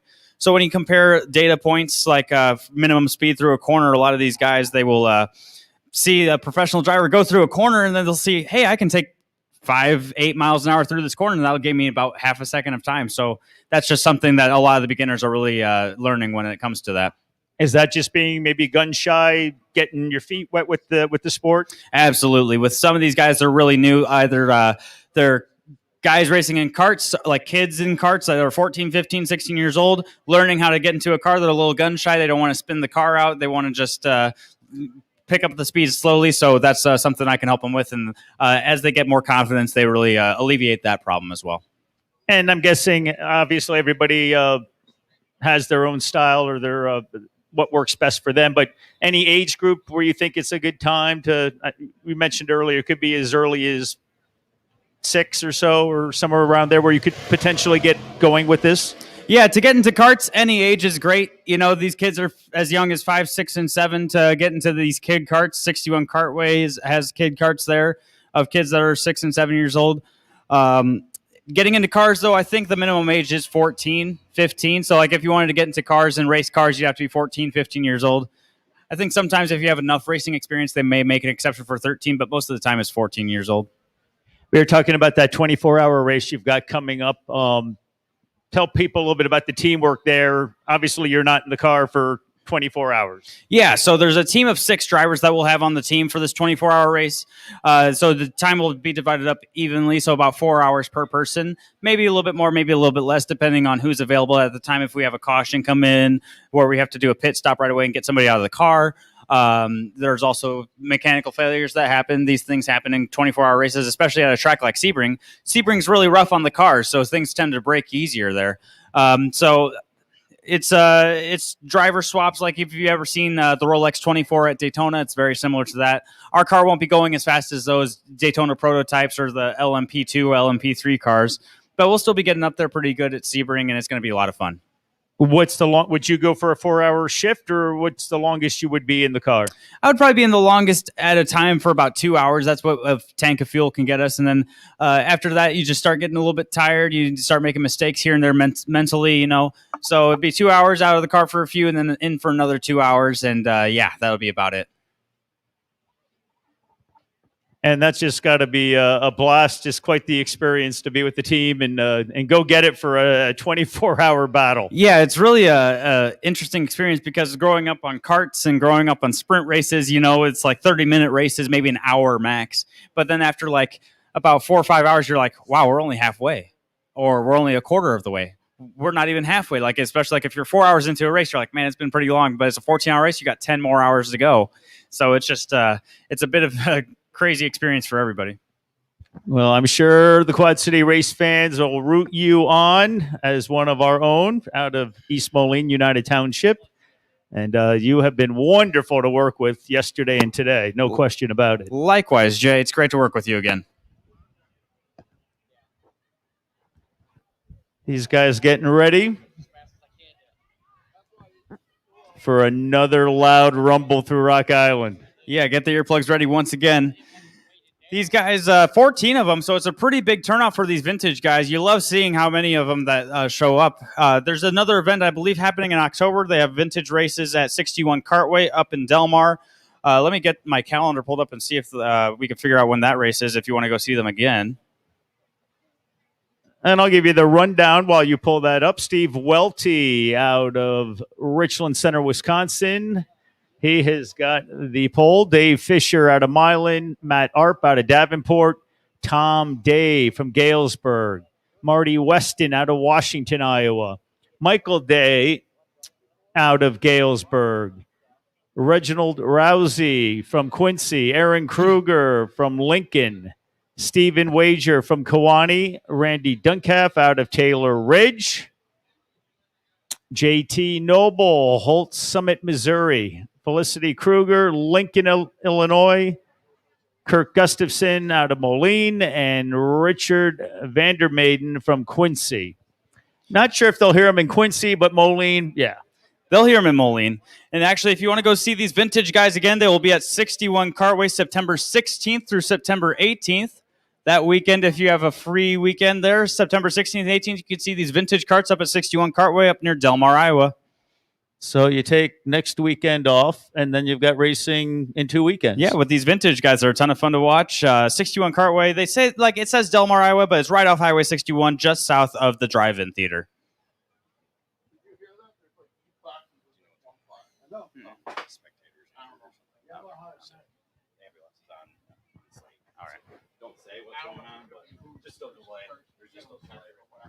There's a delay. Spectator has been.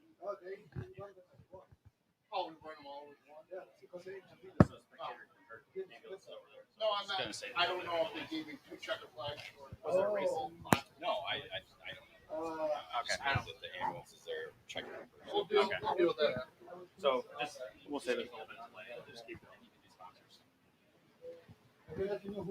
As we get ready to continue racing, I want to remind you of all of our great sponsors. And these sponsors are what makes the Extreme Rock Island Grand Prix happen.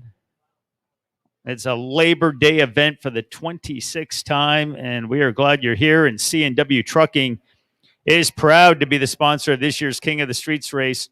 Johannes Bus Service and Briggs & Stratton Racing are sponsors of the King of the Rock races. Mediacom proud to partner with the local races. Both embrace a need for speed, with Mediacom offering super fast speeds up to 1 gig. See them for your TV, internet, and telephone service needs. Order Extreme today. Triple E Sales and Service in Orion, a proud sponsor of the Grand Prix, and thank them next time you're at Triple E Sales and Service in Orion. Hoosier Racing Tires are the official tire of the Extreme Rock Island Grand Prix. Mediacom has provided hotspots around the track for your convenience. To access the official program for the races, the QR code can be found at various locations around the track, including all crossings. C&W Trucking in Bettendorf is the place to go for all of your shipping needs. And we thank them for their support of today's races. C&W Trucking in Bettendorf. RLV Tuned Exhaust Products from Santa Maria, California, and its dealer network is the proud sponsor of the Grand Prix Registration and Volunteer Center. Its product lines have supported kart racers for decades. The Law Center is not only the sponsor of the start-finish line, it is located at the start-finish line. See them for a wide variety of legal services. So, Jay, I got a question for you now. You've been asking me a lot of questions this weekend, but I want to see, what do you think of the Rock Island Grand Prix so far? You don't get to come out here too often because of work. You're covering sports all the time on the weekend, so your Labor Day is really booked up a lot of the time. So what has been your experience here? What do you think of the event? It is fantastic. I've been able to see it over the years. I mean, we're right here downtown with Channel 4. But this year, my vantage point is a completely different perspective. And it is just fascinating to see the dynamics of the races and to hear from the drivers. You've done an unbelievable job with the interviews with the drivers. It's great. You can sense their appreciation, love of the sport, the family aspect to the whole thing. It's just it's really, I mean, I've known obviously for decades we've had this here, and it's just been one of the great staples of the Quad Cities. What makes this area so great is some of the great events that we have, and this is just a Labor Day tradition that we continue to have. And I know you do a segment on your local 4 news there called Go For It. 4 being the number 4, but you do a lot of crazy things like sports and stuff like that. And I hear you had an offer to have somebody get you in a go-kart. Is that something that you're going to be taking up as an offer? I believe the Getch team wanted to get me in a go-kart. And yeah, absolutely. I will be more than happy to give that a go. That will be fun. In the last month, I was over at Davenport Speedway, and Justin Kai drove me around the track a few times. So that was an experience. So fun stuff. So no, I'd be more than happy to. And I'm going to do a go for it plug. Always looking for suggestions. Yeah, I saw you pointing, and somehow it didn't register, but then the horn went. Now it registers. But yeah, go for it. I'm always looking for plugs, and it can be anything. The best is when a 7-year-old beats me at a game. That's great TV. Oh, yeah. Love it. All right, so the horn has gone off, so we're about ready to start up with the Vintage Mac and Yamaha class. Going to be a ton of fun to watch and listen to it. All the drivers getting buttoned up, getting their helmets strapped, getting neck braces on. And I'm getting ready by getting my earplugs in and ready to get the noise.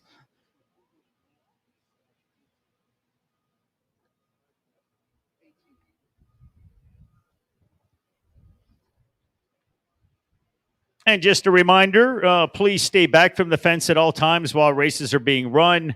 Please do not sit close to the fencing during the races.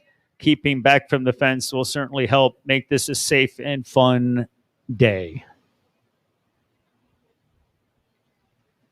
And I mean, what a day. I mean, you're not going to get a better Sunday weather-wise than this. I mean, we got the Extreme Grand Prix, and we got weather, and it's a 3-day weekend. It's all good. Yeah, I think you should give a shout out to your weather guy, Andy McCrae there. Maybe Garrett as well. Those guys definitely brought the good stuff today. Mostly sunny skies, 81 degrees for a high last time I saw. It couldn't be better today. They do get a little gun shy on that because when the weather twists, they don't want to be held accountable on those days. Absolutely. All right, Flagman Tommy Argy giving the signal to fire up the engines. The Vintage guys are fired up and ready to go.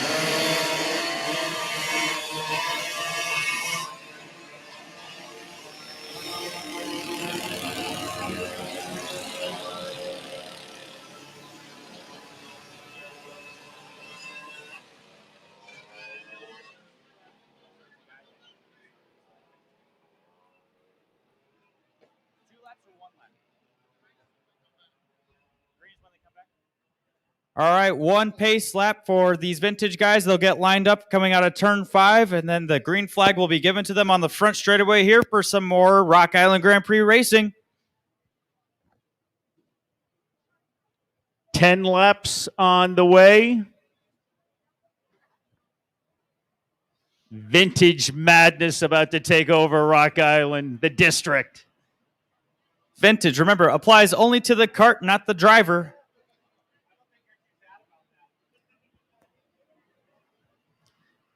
I'm just vintage in the newsroom. That's what they say. Anyways, they're coming out of turn 6, ready to go. Green flag is in the air. And they're going 3 wide down to turn number 1.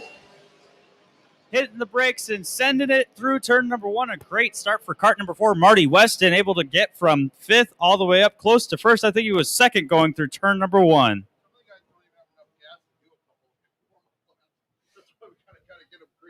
Gotcha. This is one of those races where you get to see it in all senses. You get to see the carts go by. You get to hear the carts go by. You also get to smell them, too. Like, the exhaust smells great from these guys, these 2-stroke engines. It's just a sight to behold. Dave Fisher leading the first lap around. Marty Weston in 2nd. Tom Day 3rd. Steve Welton in 4th. Michael Day in 5th. JT Noble in 6th. 7th is Matt Arp. 8th is Kirk Gustafson. 9th, Aaron Kruger. 10th, Randy Duncalf. 11th, Reginald Rousey. 12th, Stephen Wager. 13th, Felicity Kruger.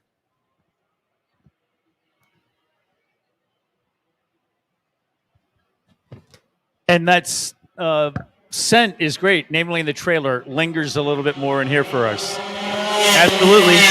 The only thing with the trailer, though, is that the sound really gets amplified here, so we do get to hear the cars quite a bit louder than everybody else does, too.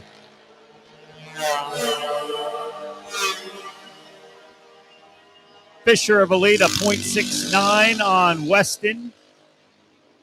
and 1.6 on Welty. 14, Dave Fisher, Adam Island leading the way. 2 laps complete.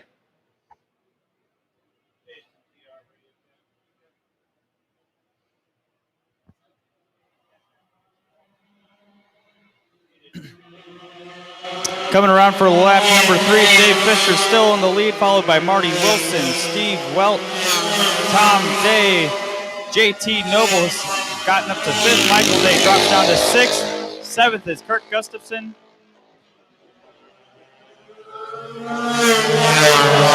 8th is Matt Art. 9th, Aaron Kruger. 10th, Reginald Rousey. 11th, Randy Duncalf. 12th, Stephen Wager. 13th, Felicity Kruger.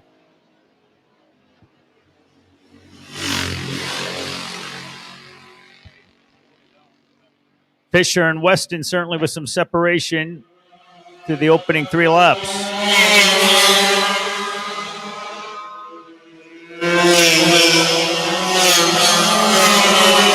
Weston has closed the gap to Fisher, only .168 between the two of them.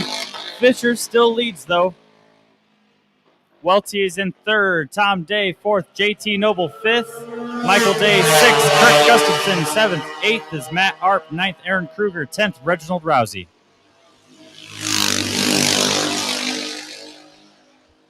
We'll have to see if Marty Weston could give Dave Fisher a run for the money here. He was able to close up quite a bit on that last lap.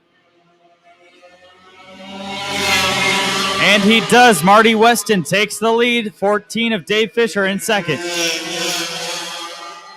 A little bit of lap traffic, but they were able to get around it just fine. Steve Welty in 3rd, Tom Day in 4th, JT Noble 5th, Michael Day still in 6th, Kurt Gustafson 7th, Matt Art 8, Aaron Kruger 9, Reginald Rousey in 10th.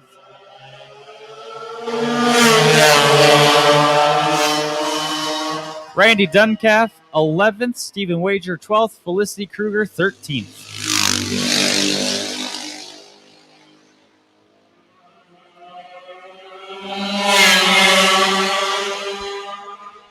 Marty Weston leads this time by, but Dave Fisher goes to the inside and takes the lead. Dave Fisher, your new leader in turn number 1. There's nothing like that change in turn 1. And those two have a 7-second lead over 3rd place, Steve Welty. So it's Fisher and Weston getting it done here through 6 laps.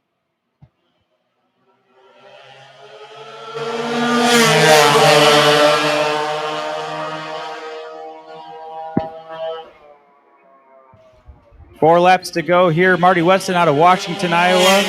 Still fighting for that lead, but Dave Fisher is taking the lead now. Dave Fisher of Milan, Illinois takes the lead. Marty Weston in 2nd, 1.4 seconds behind. Marty must have made a mistake there. Quite the gap increase. Dave Fisher took over and then all of a sudden pulls a 1.4 second lead. Big move by 14. Dave Fisher out of Milan. 2 laps to go. As they roll around, and how about Dave Fisher? He has extended that advantage now. It is over 3. It is 3.2 on Marty Weston. Dave Fisher with the lead over Weston and Welty in 3rd.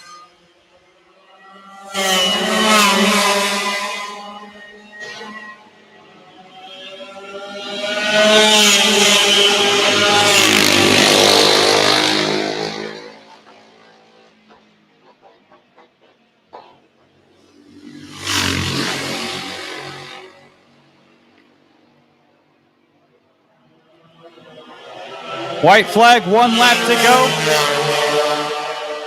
Fisher continues to lead as they roll into the final lap. He is up by over 3 seconds over Marty Weston.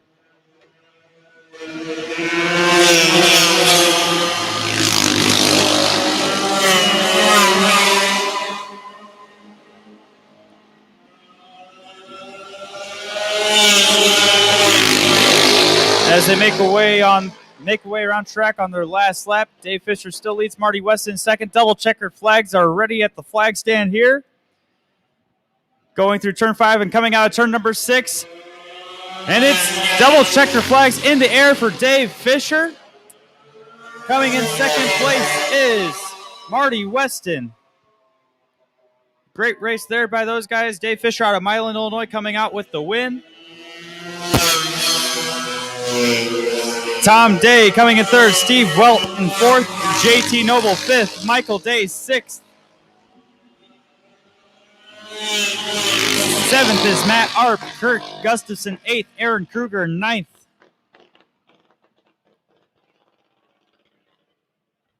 What a race by those guys. And hearing some great roars from the crowd. Absolutely. Congrats to Dave Fisher out of Milan with the victory by 5.37 over Marty Weston, better than 14 seconds over Tom Day, who came in third. The victory lap awaits. Here he comes on the front stretch, ready to get his checker flag. Dave Fisher out of Milan.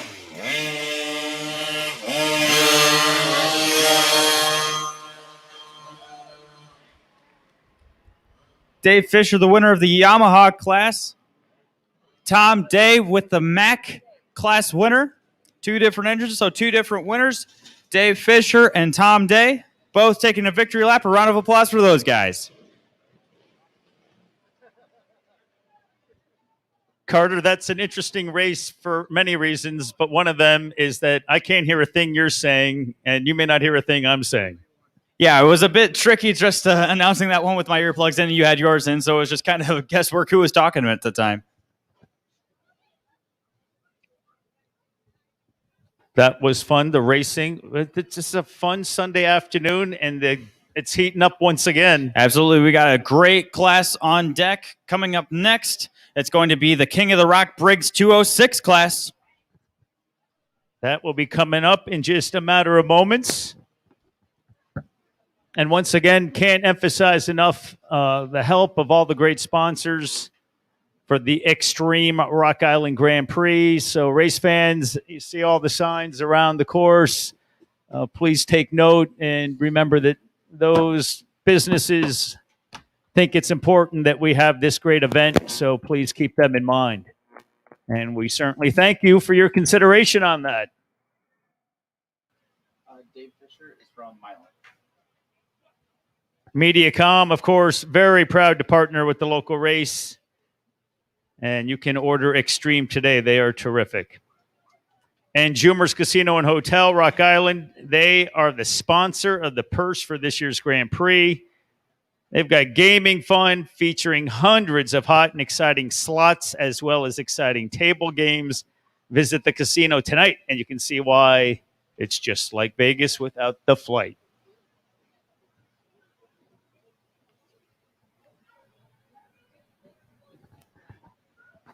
Carter, the preparation pretty much is done for these racers. Well, I guess pretty much they're now getting ready to get going in here. Any last second things you're thinking about as you get ready to go? Oh, the biggest thing is just if you have any last minute plans for the strategy with somebody else, if you want to get together with somebody and draft up, that'd be one thing to think about. But most of the time you just got to get your mind right. You know, just get your mindset in the way that you want it to. Just make sure to not get too excited to where you're just uneasy going into the race, because if you get a little bit too excited and just don't feel properly prepared, sometimes that can go wrong for you in the race. And it's obviously there's time in the race. A poor start or a shaky start does not necessarily mean you're not going to have a good race. Just the first lap doesn't dictate the rest of the race. Exactly. These laps are 20, or actually it's only 15 laps this time, but still that's a lot of race here. So a lot of opportunities for these drivers, and it's going to be a great show for all of us.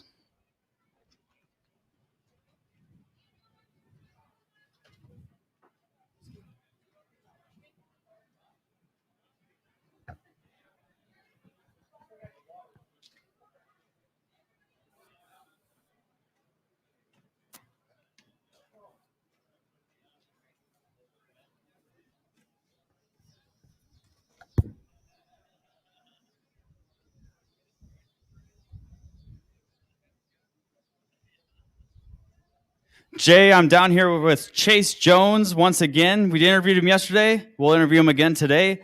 Chase, A little bit of hard luck in that 100cc senior King of the Rock race. Do you think this King of the Rock race for the Briggs 206 will end up a little bit different for you? Yeah, man, I sure hope so. We've, we had the cards play in our favor yesterday, and can't let bad momentum to start the day off today take over the rest of the day. You take one race at a time. So we've got the package to get it done, and I just gotta get to the checkered flag first. So what are some things that you have to prepare for with this race, setup wise, kart wise? Like, what are some things that separate this track from like a purpose built track like Newcastle, one of those tracks? Yeah, I mean, I grew up racing on street races, through my younger years, and then that's why I'm super comfortable around this place. I've got a lot of experience, racing in between and barriers and temporary tracks every single weekend. I think this place is who can drive it the hardest, but not go over the limit, and I think that definitely separates everybody. Absolutely. And like, who would you like to thank for your weekend here, getting all your carts prepped for all these classes that you're doing? Who would you like to thank with your team? There's definitely a lot of people. I couldn't do it without my MPG Motorsports team. I've got Billy Vincent, Keith Jones, my father, and then Austin Fairfield. I got the three of them working on the 3 carts that I have, and we're running 6 classes, so they've got their hands full. They're doing everything that they can to be prepared as much as possible. And then Elaine Jones and Kate Vincent are killing it with the hospitality and making sure all the boys are good. So, it's a team effort. It's not just me, and they're making my job easy. Great. Good luck, buddy. Yeah, that is a common theme, the team effort. There's no doubt about it. And it is a team and family effort in many cases. Carter? I got Matt Payway down here. Matt, a well-known name from Bettendorf, Iowa. Crowd favorite. Fans are cheering for you, buddy. How do you feel this today? I felt pretty good. That first one had some bad luck. Was in the draft and got hit from behind. Bumped race, and my nose cone blew out, folded under the front, and couldn't turn. So I went straight into the barriers. Hopefully we'll have some better luck this round. Going to try to go get it done for a family member passed away earlier last week. So this one's for Abby. So that's great to know, buddy. Who would you like to thank for this weekend and getting your cart prepared and all your team? My dad, for one, Quentin over there, Spencer, the whole Getch family. They help me every year. David Moore, he's a big sponsor, Parkside Grill in Moline and Riverside Grill in Bettendorf. So if you guys are hungry, great food, go support them. Great. Thanks, buddy.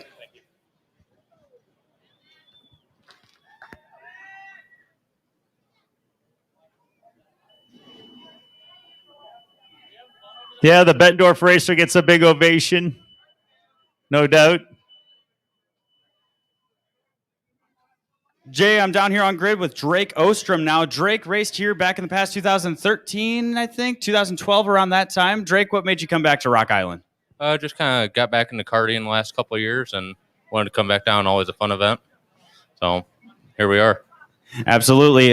So you're in the Briggs 206. I know you were a big Yamaha guy, big tag guy back in the day. What made you choose the Briggs 206 class versus getting back into Yamaha tag 2-stroke stuff? The class counts are just really good and affordable. Kind of get to work on the kart a little more than worrying about the motor so much. So you've been close in this year. You've been getting top 10s, top 5s. What do you think is going to get you up to that top step for this race? A little bit of luck and just strategy. So see how it works out. Sounds good. Who on your team would you like to thank? I got to thank Comet for chassis, motor, mom, dad, everyone for helping out this weekend, everything they can help and do. So Briggs and Stratton. Sounds good. Thanks, buddy. Good luck to you. Oh, hold on, Jay. We got 2 more shout-outs from Matt Payway here. Stephen Cameron from Cam Raps got my cart looking great. And Tyler Sure Power Motors. The thing's been fast all weekend. Thanks, Matt.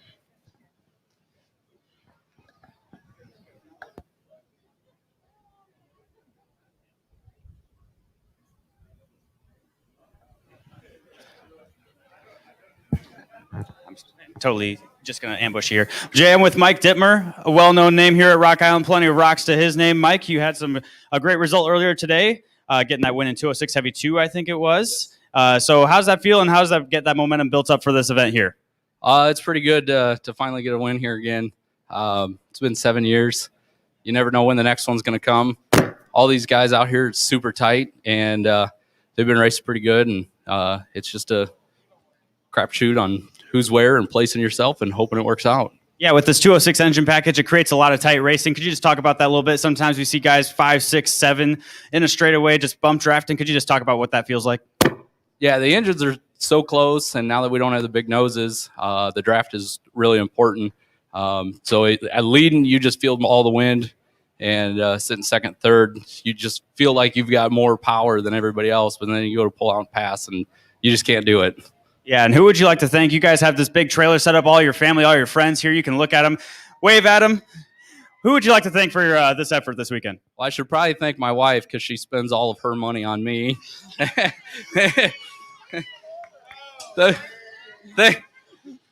Thank my brothers for helping all weekend. Ty Scher, my parents, Gary Lawson with the help with the Eagle Cart this year, and Todd Bolton teaching me stuff throughout all the years. Drake Ostrom, Tony Nielsen, it's all a team effort. All these guys, we work together really well. So that's great to hear. Good luck, buddy. Back to you, Jay. Thank you, Carter. Smart man, thanking his wife, no doubt about it. And I'm thinking my wife's very happy today because I'm out of the house all day. Hey, sometimes you got to take your wins when you get them. Look at what a good husband I am. I'm out of the house.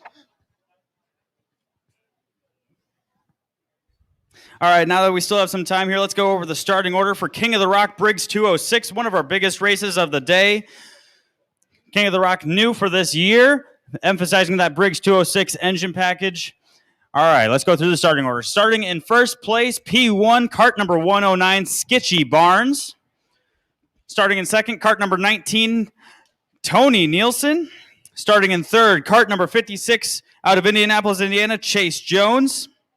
Starting in fourth, Justin Wishard, number 20. Starting in fifth, 89, Matt Payway. Starting in sixth, cart number 44, Gage Kemp. Starting seventh, cart number 18, Drake Ostrom. Starting in eighth, cart number 98, Rich Hale. Starting in ninth, cart number 21, Connor Lund. Starting in 10th, cart number 7, Michael Dittmer. Starting in 11th, cart number 60, Jesse Clossy. Starting in 12th, cart number 73, Jeff Scott. Starting in 13th, cart number 25, Ethan Dietrich. Starting in 14th, cart number 31, Jeff Dolian. Starting in 15th, cart number 88, Riley Scott. Starting in 16th, cart number 75, Michael Welsh. Starting in 17th, cart number 10, Jeremiah Davis. Starting in 18th, cart number 94, Derek Cutshaw. Starting in 19th, cart number 78, Jerry Miller. Starting in 20th, cart number 26 out of Bettendorf, Iowa, Joseph Rapp. Starting in 21st, cart number 48, Avery Scott. Starting 22nd, cart number 77, Jason Crane. Starting 23rd, cart number 24, Nick Denny. Starting 24th, cart number 111, Gage Rucker. And starting 25th, shotgun on the field, cart number 66, Race Liberante. And the King of the Rock race is sponsored by Modern Woodman Financial, Joseph W. Scher, financial representative. And we thank them for their support. Carter, when you got this many cars out there, and also another sponsor, Briggs & Stratton. We thank them, Briggs & Stratton, on the race. That's 160.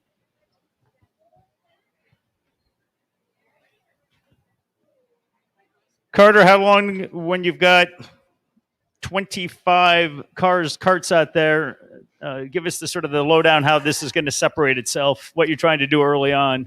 So it's going to be a really interesting race here. 25 carts is a lot. It's a big field for these guys. So we got all the fast guys up front. We have fast guys in the middle. We have fast guys in the back. So it's going to be a very interesting race to see how it plays out, especially for guys like Race Liberante starting shotgun on the field. He's going to try to make his way up to the front as fast as possible. But there's going to be guys like Skitchy Barnes, Tony Nielsen, Chase Jones, Michael Dittmer, Drake Ostrom. Those guys, they'll be wanting to make their way up to the front and stay up front and try to pull away from the rest of the pack. We'll see how that goes for them. It's going to be more nose-to-tail racing. The draft is going to play a big factor in this. The wind is really calm. The weather is great. The track is warm. We'll just have to see how it plays out. Hopefully these guys keep their noses clean and can get through all the way to the end.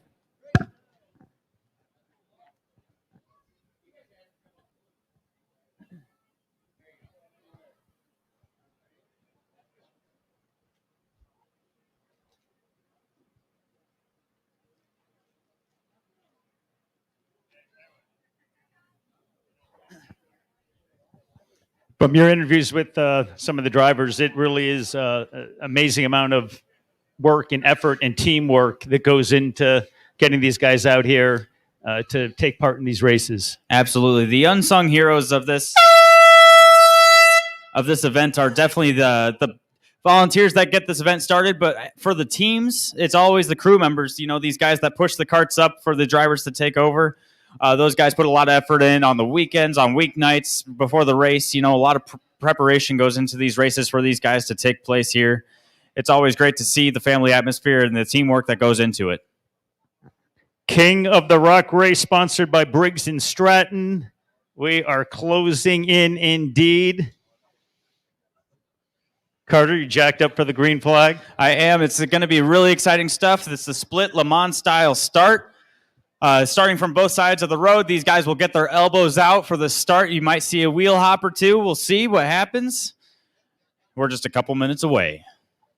Terry and Gary from the Dispatch, QC Times, they are here getting it all. They are jacked up as well. Jay Kidwell from Local 4 Sports is announcing. Carter Pease hanging out under a tree. He's ready for action.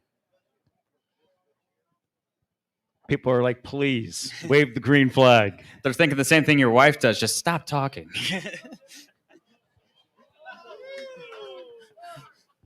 Did you say that on the mic? Yeah. Yes, I did. I was talking about both of us. Yeah.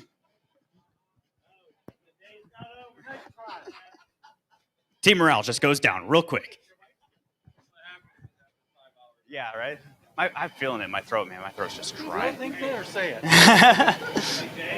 I got a Red Bull for you, too. 1 minute. 1 minute to go for the start of the King of the Rock 206 race, brought to you by Briggs & Stratton.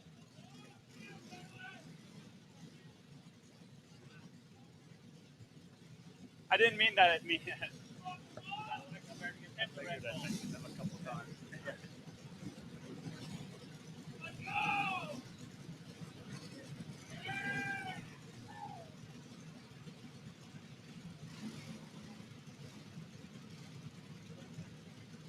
30 seconds to go for the start of the Briggs & Stratton 206 King of the Rock race.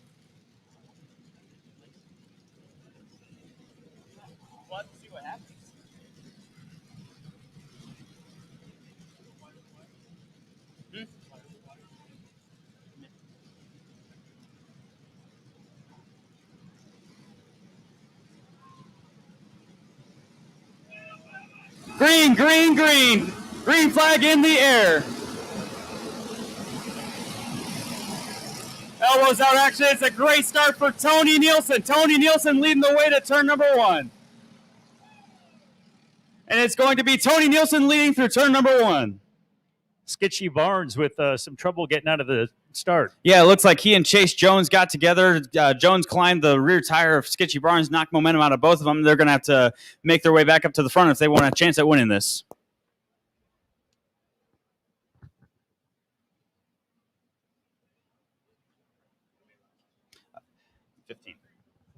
15 laps of racing underway, starting with lap number 1 here. Coming out of turn number 6, it's going to be Tony Nielsen leading the way through lap number 1. Matt Payway in second. Matt Payway pops to the inside. He thinks better of it. Nope, Matt Payway to the first spot. Matt Payway takes P1. Justin Wishart third. Drake Ostrom fourth. Michael Dittmer fifth. Jesse Clossy sixth. Jesse Clossy with a great start. They're able to get up to 6 already from 11th, taking 5 spots on that opening lap. Jeff Scott 7th. Gage Kemp 8th. Michael Welsh 9th. Connor Lund rounding out your top 10. Chase Jones all the way back to 14th after starting 3rd, getting in that contact with Sketchy Barnes. Coming out for lap number 2, it's going to be Matt Payway in the lead, followed by Tony Nielsen, Justin Wisher, Drake Ostrom, Michael Dittmer, Jesse Clossy, Jeff Scott, Michael Welsh, Connor Lund.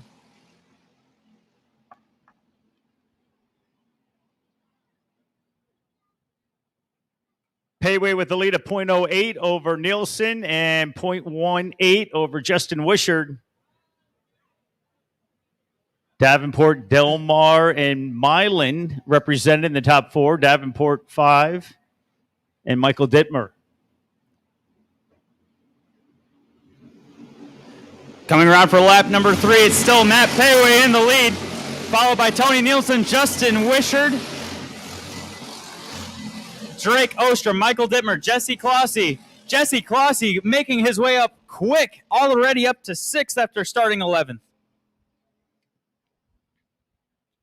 Chase Jones with the fastest lap that time around. He's in 13th after that poor start there, down to 37.942. Skitchy Barnes right ahead of Chase Jones in 12th, Ethan Dietrich in 11th. Coming around once again, it's Tony Nielsen in the lead, followed by Justin Wisher, Drake Ostrom, Michael Dittmer. Matt Payway is in 5th, Jesse Clossy in 6th. Jeff Scott 7th, Connor Lund 8th, Gage Kemp 9th, Skitchy Barnes making his way back up to 10th, followed by Chase Jones in 11th.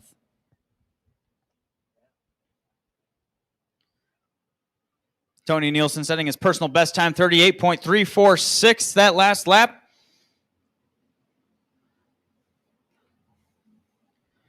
You can hear him coming through turn number 5, getting ready to come to turn number 6 right now. Tony Nielsen still leads, followed by Justin Wisher, Drake Ostrom, Michael Dittmer, Matt Payway. Payway goes to the inside of Dittmer, thinks better of it. Jesse Clossy in 6th. Payway had a look on Dittmer there, trying to get around to 4th, but then pulled back in line when he saw Dittmer still had the draft.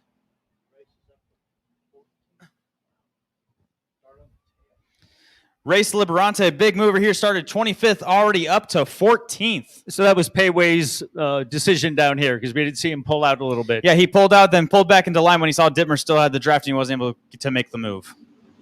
Coming around again, Tony Nielsen still leads.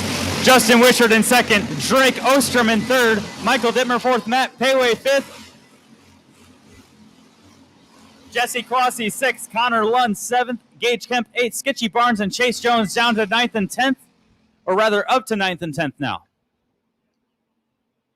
Race Liberante starting 25th, already up to 12th, right behind Jeff Scott in 11th. We're going 15. We are 6 laps complete. Nielsen with a slim lead over Wishard, Ostrom, Dittmer. It's a line of 5 carts right here coming around. Nielsen still leads Wishard, Ostrom. Looks like somebody's popping to the inside. Nope. Not making that move. So it's Nielsen, Wishard, Ostrom, Dittmer, Payway, Clossy, Lund, Barnes, Jones, and Kemp. Skitchy Barnes and Chase Jones making their way back up 8th and 9th now. Getting around Gage Kemp, who is now in 10th. Jeff Scott 11th. Race Liberante already up to 12th. Riley Scott 13th. Nick Denny 14th. Here they come around once again. Tony Nielsen still leads. Justin Wishard 2nd. 3rd is Drake Ostrom. 4th is Michael Dittmer. Matt Payway in 5th. Jesse Clossy in 6th. Falling a little bit behind now. Nielsen has an advantage of 0.07 over Wishard, 0.16 on Ostrom. 8 complete. Already halfway through this race. We still have another half to go. It's edge of your seat stuff here, ladies and gentlemen. Going through turn number 5, you can hear him. Turn number 6 once again. It's Nielsen, Wishard, more of the same. Ostrom looking to the inside of Wishard, followed by Dittmer and Payway. They send it to the inside. No. Drake Ostrom broke out of the pack, got back in line behind Wishard, thinking better of it. Dittmer and Payway were trying to give Ostrom a little bit of a push so they could get around Wishard, but they just weren't able to get it done. Wishard drafting behind Nielsen and just staying glued to his bumper.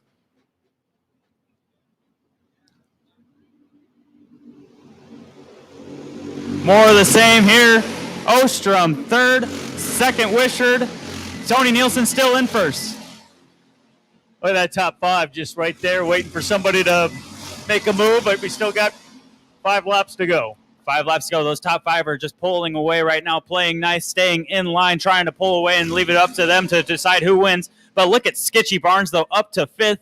Skitchy Barnes up to 6th, excuse me. Chase Jones 7th, right behind him, trying to get back up to that lead pack.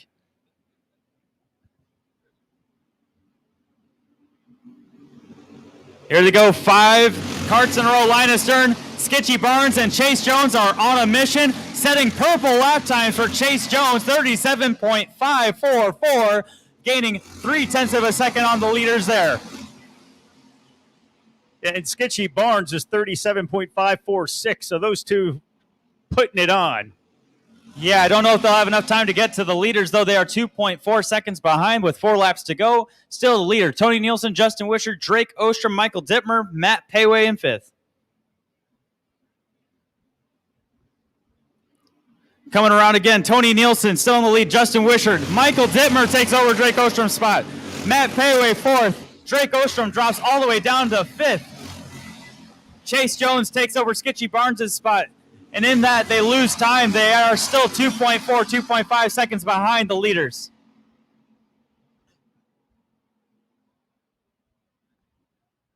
That is going to be a final couple of laps is going to be crazy with those 5 going at it.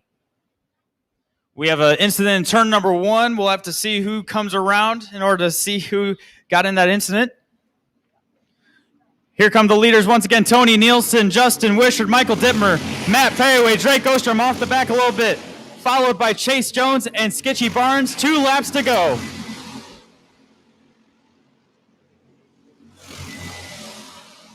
Nielsen up 0.11 on Wishart, 0.19 on Dittmer, 0.28 on Payway. Absolutely. It's looking like it's going to be a really great finish here with the top 5 all in contention, even 6th and 7th, possibly Chase Jones and Skitchy Barnes.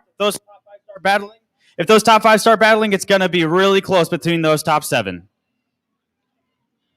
Here they go, coming around turn 6 again. It's going to be Tony Nielsen, Michael Dittmer. 1 lap to go. Matt Payway 3rd, Justin Wishart 4th, Drake Ostrom 5th. Chase Jones and Skitchy Barnes are there in 6th and 7th. Nielsen up 0.40 point on Dittmer, 0.68 on Payway. 14 laps complete. This is it. The gap was there with Tony Nielsen and Michael Dittmer. They're 1-2. Dittmer had quite a bit of a gap. We'll have to see if he could draft up on Nielsen in this last lap. They're going to be coming around turn 5, coming to turn number 6. And it's going to be Michael Dittmer leading to turn number 1. Matt Payway 2nd. Chase Jones 3rd, Tony Nielsen 4th, Justin Wishart 5th, Skitchy Barnes 6th. Michael Dittmer gets his 2nd rock of the day.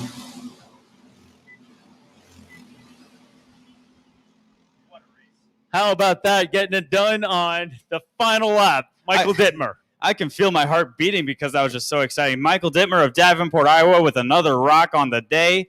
Well done to him. Matt Payway in 2nd. Chase Jones able to scrap his way up to 3rd. Tony Nielsen drops to 4th. Justin Wishart makes your top 5. And Skitchy Barnes comes in 6th after that tough start, but battles back nicely. Very well done between him and Chase Jones. Those two had contact on that start, dropped him back.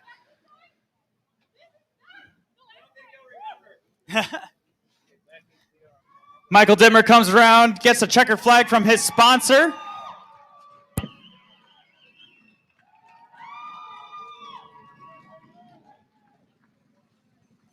A great moment to share between him and his wife as he gets another rock checkered flag. This is the King of the Rock race, so he will have to be crowned.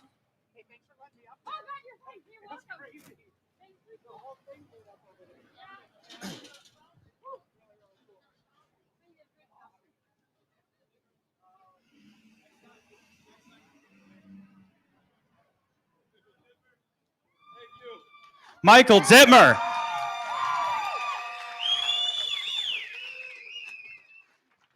Michael, it's been 7 years, you said, since you last won here at Rock Island. How does it feel? You got 2 rocks today. Oh man, that's awesome. Masters, we had a little issue. We had to put on a new carb afterwards because it got broke on the start, and this makes the weekend a whole lot easier. That's great to know, buddy. Hey, it's just a great race. It was tight between the top 5 there. It was nose to tail. At one point, you were down to 5th, working your way back up to 4th, 3rd, and 2nd. What were the emotions that you were feeling through that race? Oh man, I was just kept looking. I tried pushing Drake up to 2nd. Just didn't have enough to push him past. So I had to make a move on him. Got me into 3rd and had a good run on Wishard and made it stick. I thought we were going to be too far back with how much it slowed us both down. And thank God for Tony racing so clean through the right-hander. We went through there pretty hard. I've had a lot of hard luck in that right-hander. It was nice to make it stick and race with somebody super clean. Absolutely. And we talked about it before the race, you have a whole team, a whole crew of fans here. Could you just talk to us about them and the support that they give you year after year? They let me do what I want. They support it 100%. And really, my kids are great. They come out to the garage with me and allow me to live my dream. And I know it takes away from a lot of other things, but they support it 100%. Absolutely. Ladies and gentlemen, your King of the Rock Briggs 206 winner, Michael Dittmer.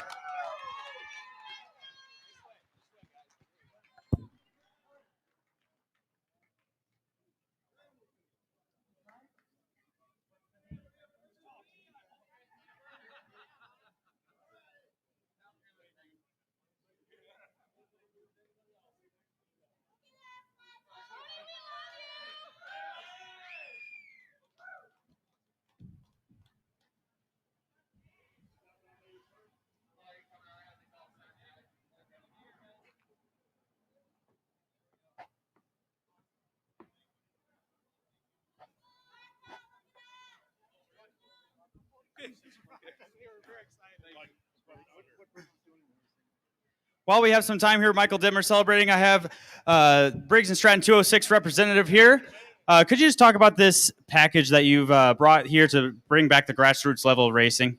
Well, I think you just saw it. It's close racing by awesome drivers who are willing to take a little bit of a risk to make something happen.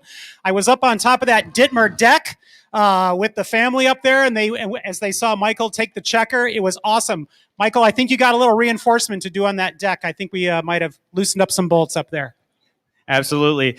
So the Briggs & Stratton 206 engine package, it's spec, it's sealed, it's brought back great competition. Could you just talk about that, especially with the Cup Karts North America Nationals coming up very soon, and just what this has brought to the sport? Yeah, it's amazing. It was really earmarked to be the bottom of the pyramid, but it's really grown by the quality of drivers that take this thing out every Sunday.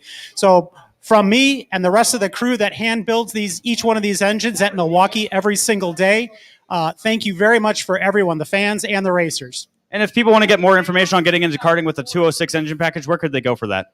Well, if you're interested in information, we got a great Facebook page that has a whole bunch of links to YouTube videos and everything like that. You can also follow @RaceBriggs on Instagram to really see the eye candy from this event and all the others.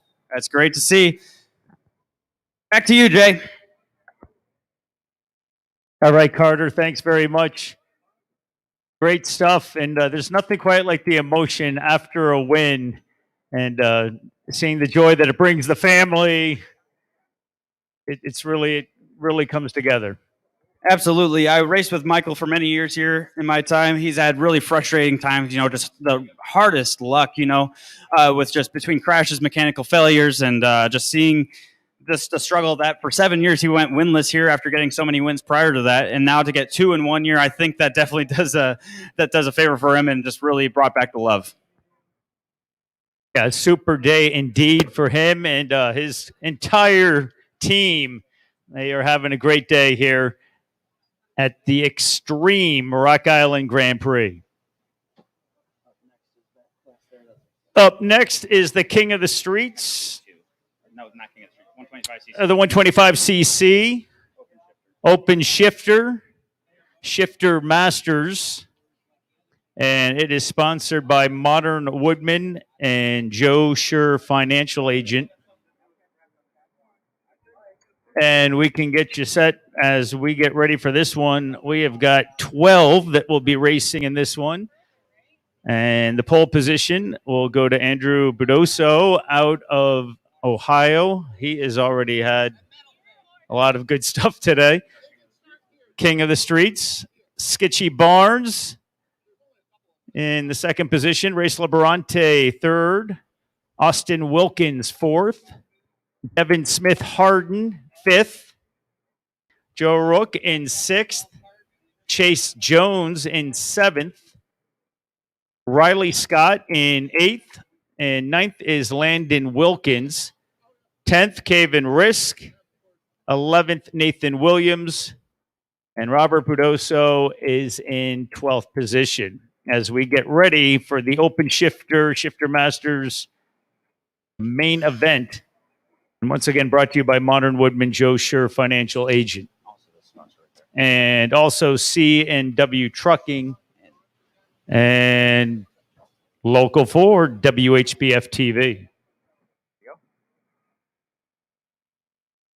Are there any thoughts as we get ready for this one? What this race will present to us? Absolutely. It looks like it's going to be a great race here. Andrew Budoso, king of the streets this year, starting pole position. I think he's going to be the guy to beat. But we always have those names: Skitchy Barnes, Race Liberante, Austin Wilkins. Those guys were fast as well, too. So we'll have to see that. Devin Smith Harden had some hard luck in that king of the streets race. He's going to want to get a great result today, so we'll have to keep an eye on him.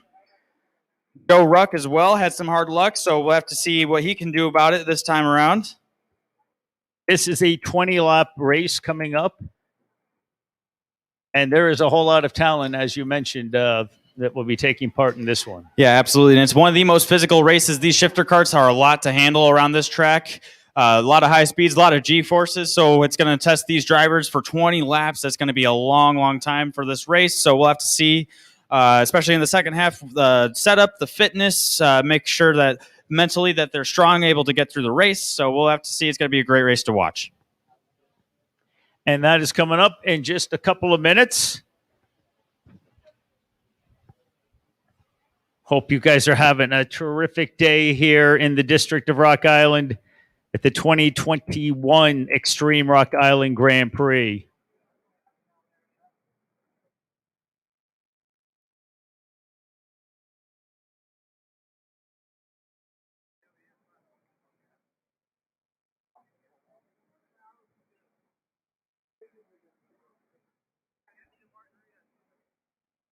And before we wrap up in the next couple of hours, you can get your official Rock Island Grand Prix T-shirt for only $20.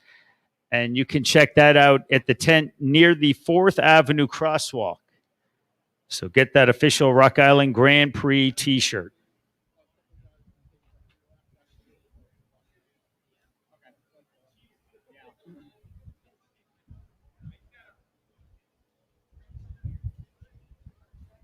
You know, Carter, that's probably something may not be first and foremost, but just the physical drain and the endurance that goes into staying at it for 20 laps.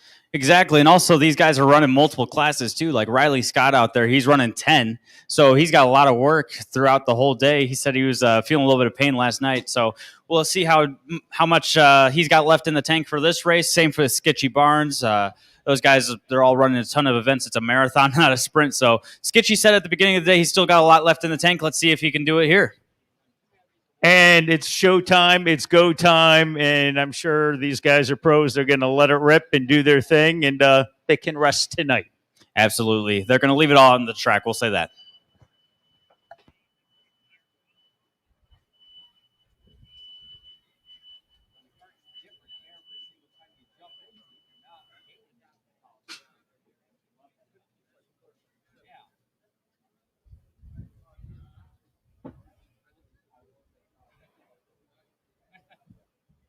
And a reminder for fans to please stay back from the fence at all times while races are being run.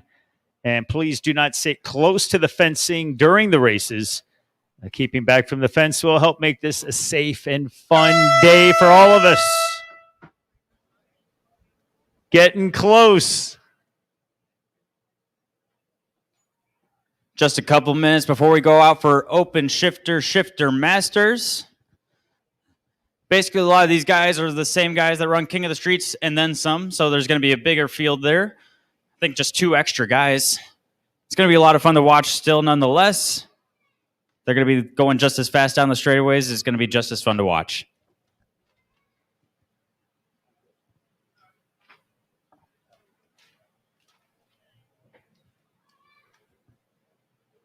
And a big tip of the hat to all the great race fans down here in the district of Rock Island. Great to have you guys all out here today. Hope everyone's enjoying.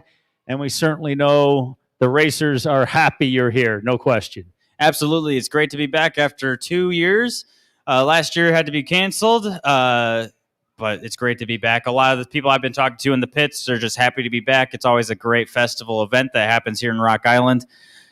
And I think it shows with just all the smiling faces I've seen today.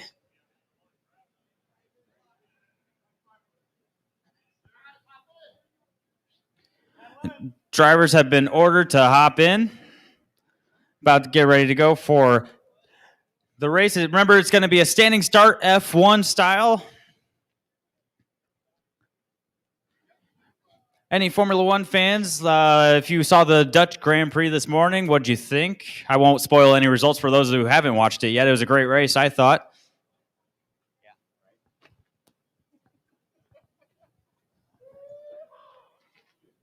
That is good of you not to be a spoiler. Yep. Drivers have been ordered to start them up. Here they go. A couple warm-up laps and then that standing start.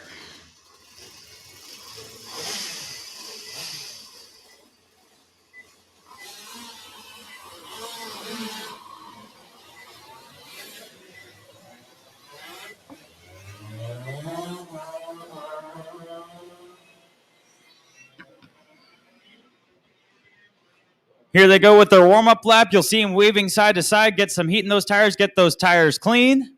Also, you'll see them slow down and then speed up. They'll get some heat in the clutch, heat in the rear tires to help them take off on the start. Looks like they'll have one more warm-up lap as they go around, and then we'll be ready for some shifter kart action.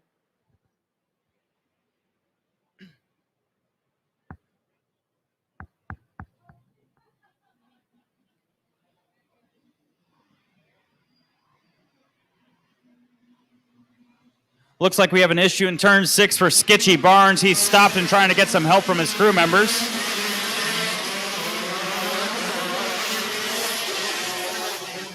He's back up and going all good, so no issues for him there, hopefully.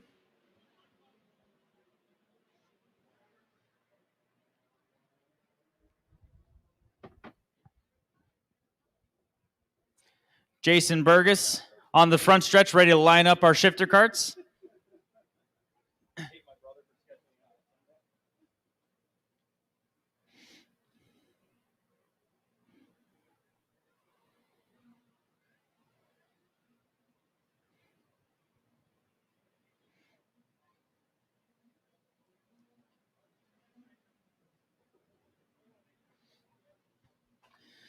Coming around turn number 6, ready to line up on the grid. There's Andrew Budoso starting P1.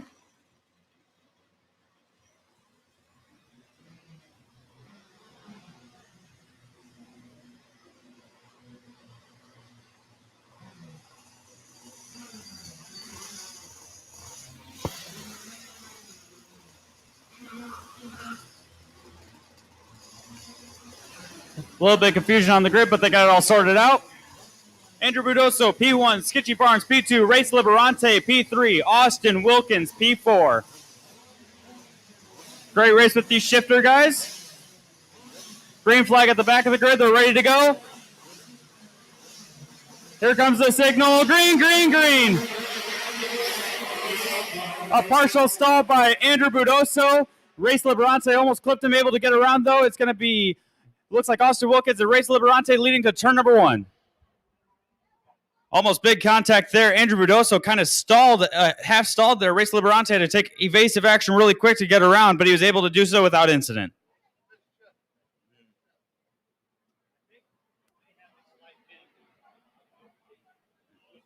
close. Yeah, that was go time. They got going right out of the gate. Yeah, they did. Here they come around the track. Austin Wilkins in the lead, followed by Race Liberante.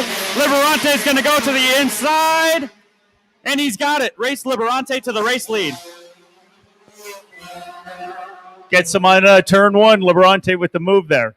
Yeah, absolutely. He got a great run out of 6. You could see the momentum he had compared to Wilkins.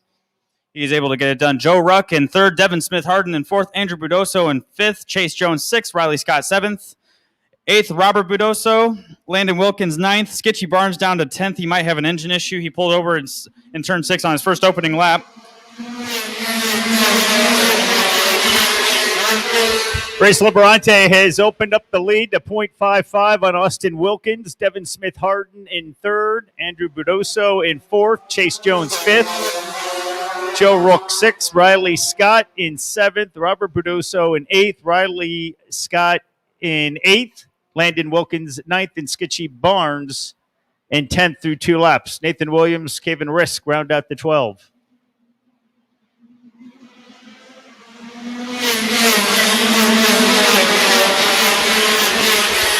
Race Liberante still in the lead.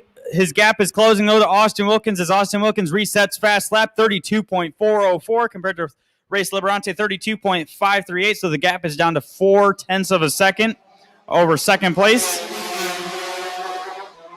Devin Smith-Harden in 4th. Andrew Budoso.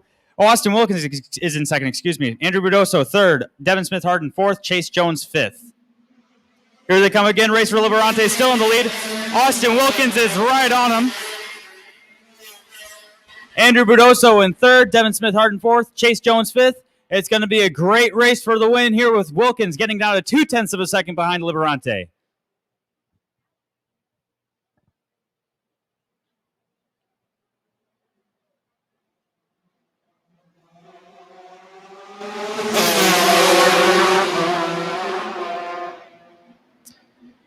Here they come around one more time around turn number 6. Race Liberante still in the lead, followed by Austin Wilkins, 0.2 behind. Andrew Budoso in 3rd, Devin Smith-Harden in 4th, Chase Jones in 5th. They got some lap traffic coming up. That's going to play an interesting part as this race goes on. Liberante up 0.20 on Wilkins, 0.46 on Budoso through 5 laps. We're going 20 in this one, 20 laps. Here they come. They got lap traffic here. We'll have to see if they can get around them. Race Liberante goes to the inside of one lap car. He's going to have to stay behind the other one. He's still in the lead. Liberante still with the lead with Wilkins right behind him. But, yeah, they are running into traffic there, Carter.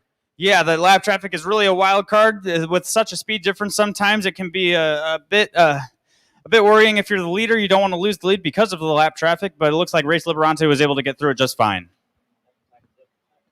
Yeah, it did. That pack is getting really tight. 2:10 separates first and second. Less than 1 second between the top 3. Here they go by once again. Race Liberante still in the lead with Austin Wilkins in 2nd, Andrew Budoso in 3rd.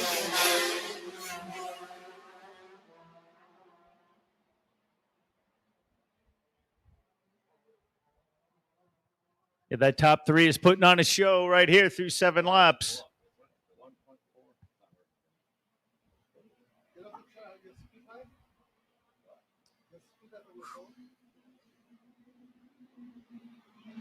Liberante still leads, bouncing through turn number 6. Austin Wilkins still in 2nd. Andrew Budoso in 3rd. Austin Wilkins 0.2 faster that last lap compared to Race Liberante, the leader. The gap between the top 3 is less than half a second. It's going to be a great race here coming down to the end.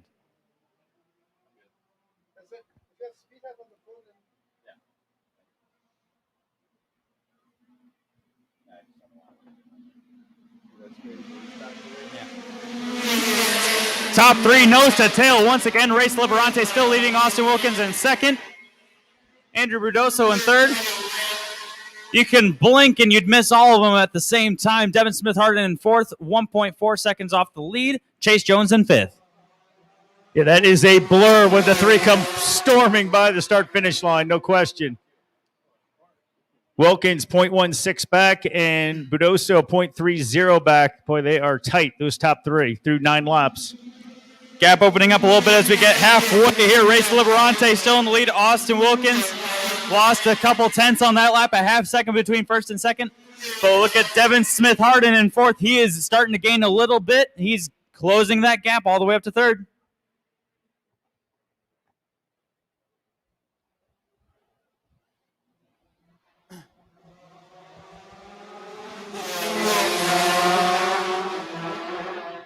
This would be great redemption for Race Liberante after his struggles in King of the Streets. To be able to win this would be really good for him as he still leads coming around for lap number 11. This 66 cart, Liberante with the lead on 22 Wilkins and 127 Budoso. They are tight. 0.30 back is Wilkins, 0.57 Budoso. All chasing Liberante, 11 complete. Yeah, Wilkins brought 2 tenths back to closer to the lead there. He's going ebbing and flowing from Race Liberante. We'll have to see if he can get close and stay close. He's really close this time. Race Liberante has only 2 tenths in it to Austin Wilkins, Andrew Budoso in third, only 1 tenth behind Wilkins. That top 3 could be covered by a blanket.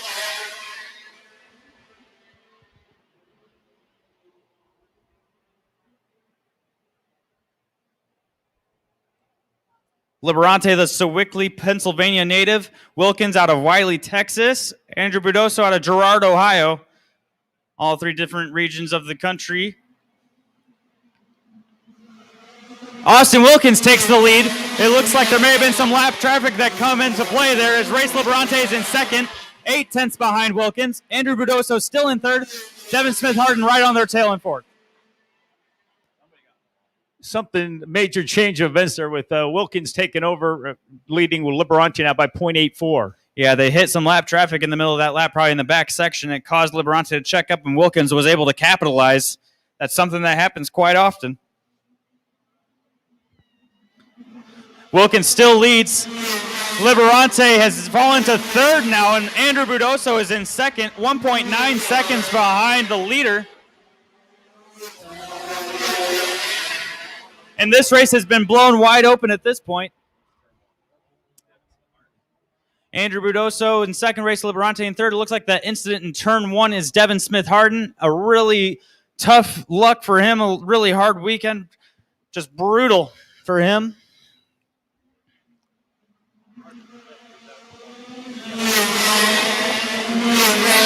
Austin Wilkins still leads.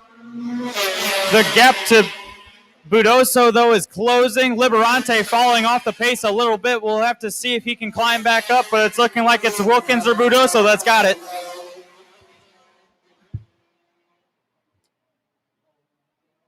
Wilkins with that 1.6 advantage on Budoso, and Liberante, as you mentioned, 2.8 back.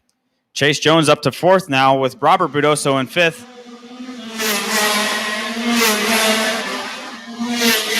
Austin Wilkins still leads with 4 laps to go. Andrew Budoso cutting another 3 tenths off the lead. He's only 1.3 behind Wilkins now.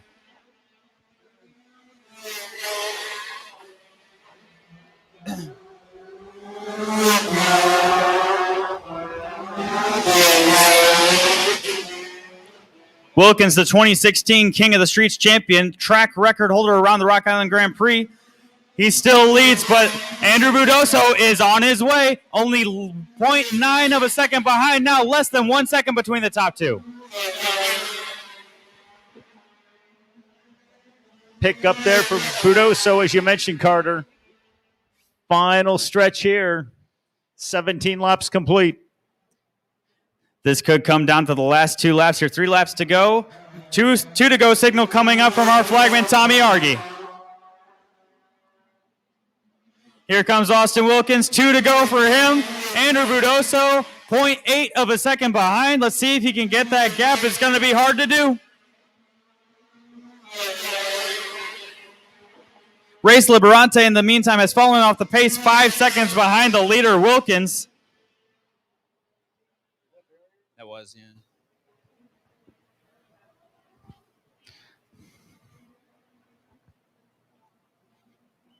Coming around again.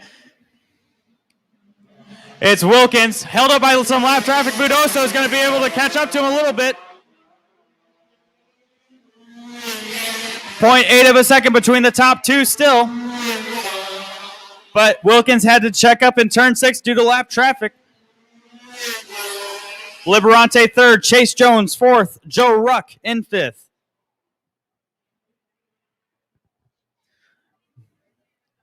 This is it. See if Budoso can pull this one out or if Wilkins maintains the lead. Double checkers in the air. It's Austin Wilkins with the win. Andrew Budoso in second. Coming around turn 6, Race Liberante in third.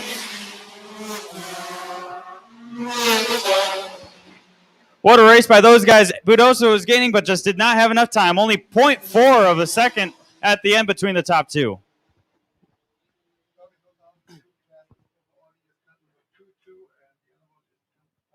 Carter, quite the race. A variety of guys had their moment in the sun at the start throughout this 20 laps. Yeah, absolutely. Andrew Budoso, with a poor start, able to recover and get back up to second.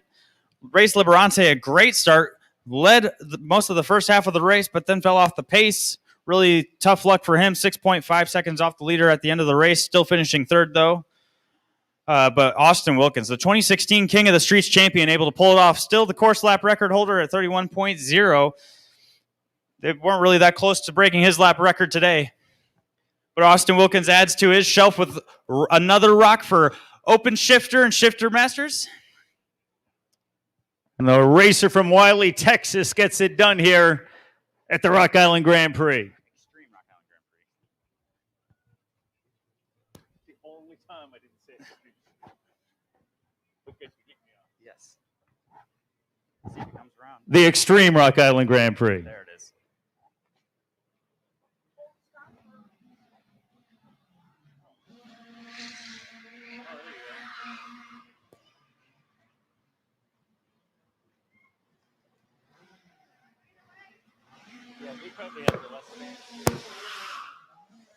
Oh, he stalled it. Austin Wilkins doing some donuts to celebrate.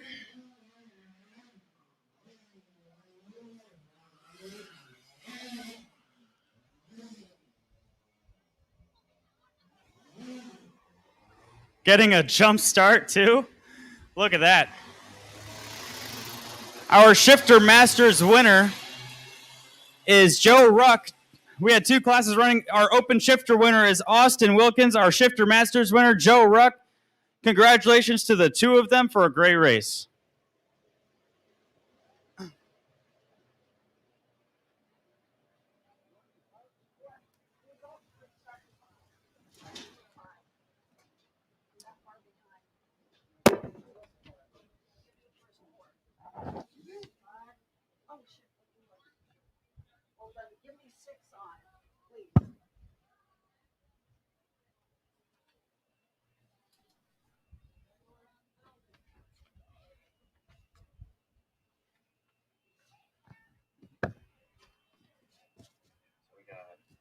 Classes to go. 206 medium 1, 100cc senior, Ignite senior 2, 206 medium 2. So medium is right there. Let's just We get there, perfect.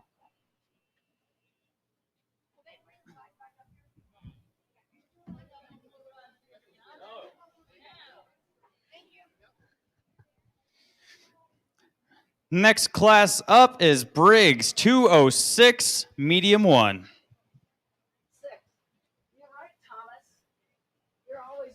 And this race will be brought to you by Briggs & Stratton and our local iHeart radio stations.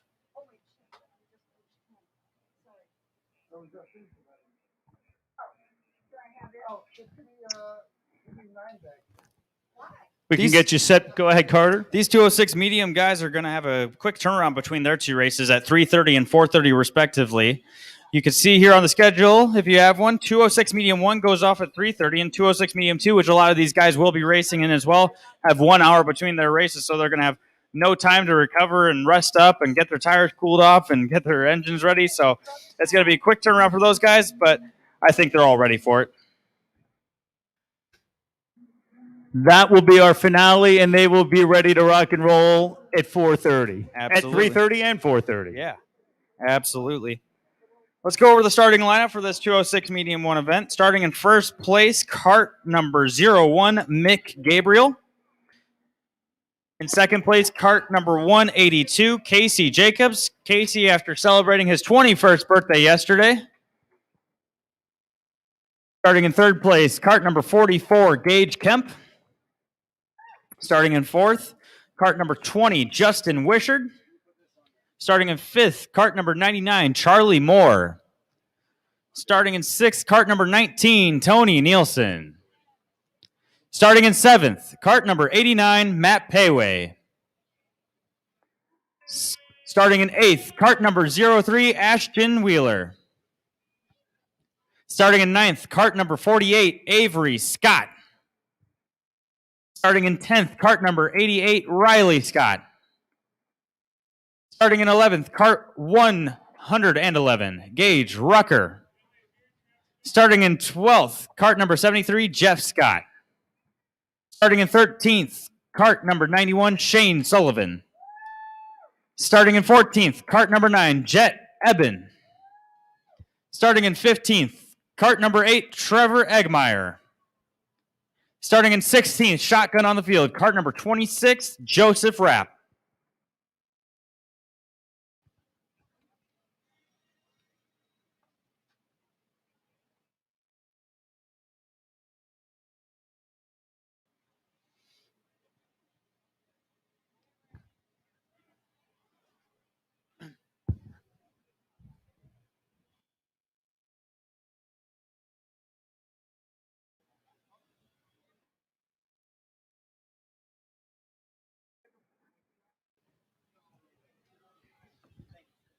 Jay, I think we have another exciting race on deck for us here. We have 16 Briggs 206 medium drivers. That 206 engine package has really proved to bring a lot of pack racing, a lot of nose to tail action with carts, like top 5 carts, top 7 carts, sometimes even the top 10 carts, all nose to tail, just drafting with each other, trying to make their way up to the front and trying to stay up there. I think it's going to be exciting stuff. It has been a great day, and more on the way. And just looking back at that last race, just when you think you might have a feel for it, it's not over till it's over. Exactly. It's really exciting stuff on the way. Some names to look out for, numbers to look out for. I would look out for cart number 01, Mick Gabriel. He was really fast yesterday in those heat races, able to get the win in medium 2 yesterday. So I bet he was going to carry that pace along with him today. Also, keep a lookout for Gage Kemp, Justin Wishard, Casey Jacobs, Charlie Moore, Tony Nielsen. All those guys will be looking to make their way up. Matt Payway, Ashton Wheeler, they'll look to make their way up to the front as well. Anybody here, really. They're all looking to make their way up to the front and stay up there. It's going to be a great race to see.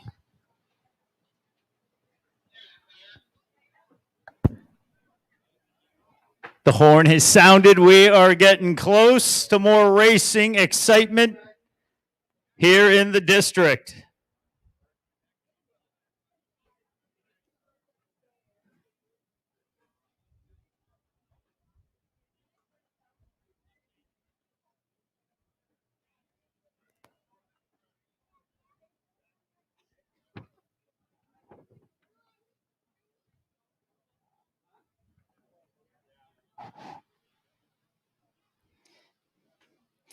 Briggs & Stratton Medium 1, brought to you by Briggs & Stratton and your local iHeart radio stations.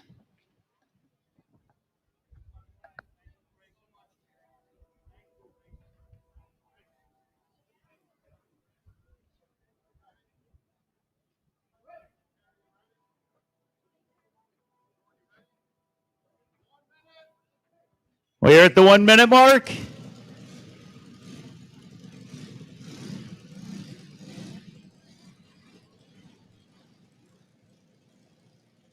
The Briggs & Stratton 206 medium getting close to going. Mick Gabriel on the pole.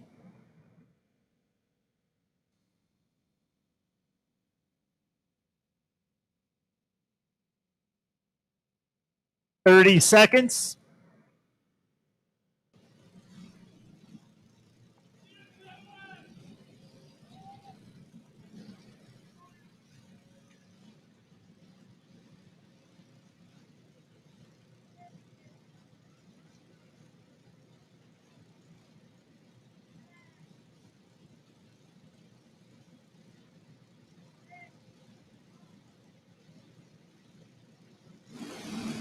And there is the green, and the Briggs & Stratton 206 medium is off.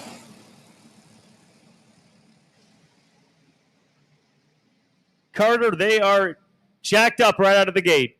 Yeah, it looks like Mick Gabriel leads to turn number 1. Casey Jacobs in second. Big pile up in turn number 1 is what we're hearing.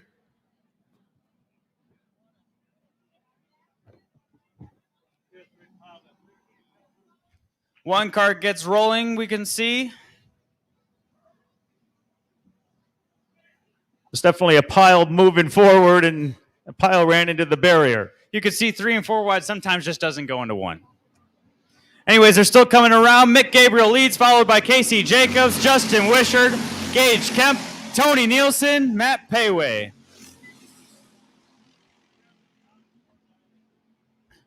Not Matt Payway, Charlie Moore, excuse me.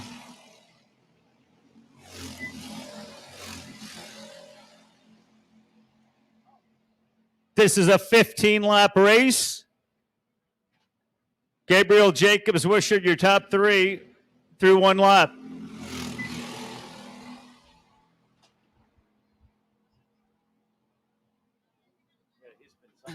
Yeah, he's been fast.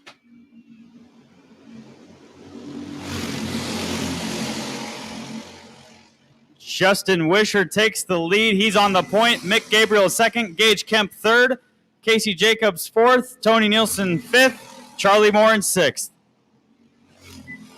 Wishart lead is .07 on Gabriel and .18 on Gage Kemp through 2 laps.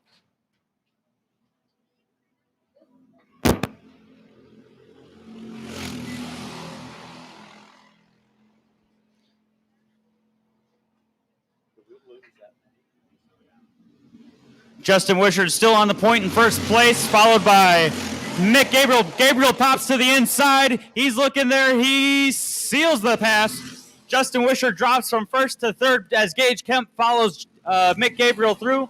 Tony Nielsen fourth. Charlie Moore fifth. Looks like we lost Casey Jacobs possibly.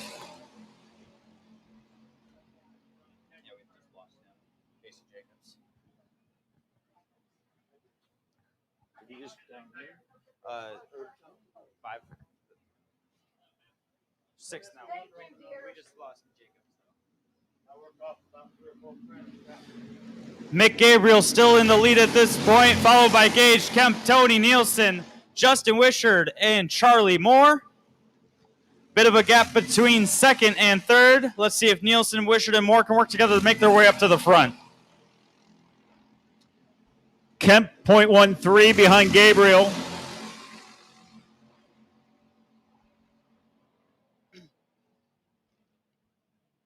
Charlie Moore sets fast lap that last time around, 38.254.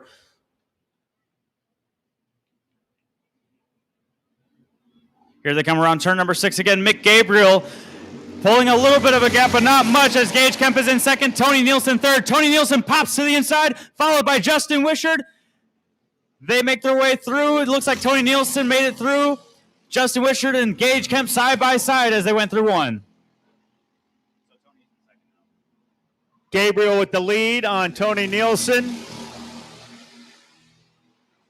5 laps done. And number 1, Mick Gabriel leading the way. Mick Gabriel out of Bolingbrook, Illinois.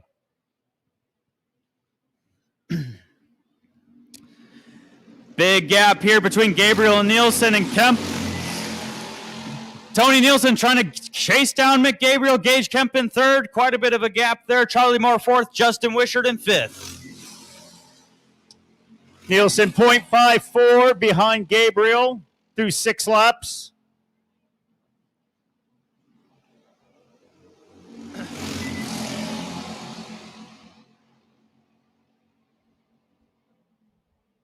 Still top 5 or?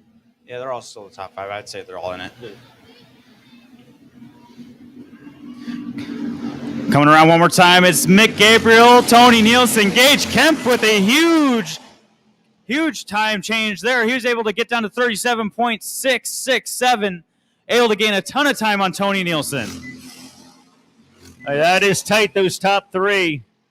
Nielsen .76 behind Gabriel, and Kemp is .89 behind Mick Gabriel. Gabriel still pulling a gap, 0.7 ahead of second place Nielsen. Wishart in fourth, Charlie Moore in fifth.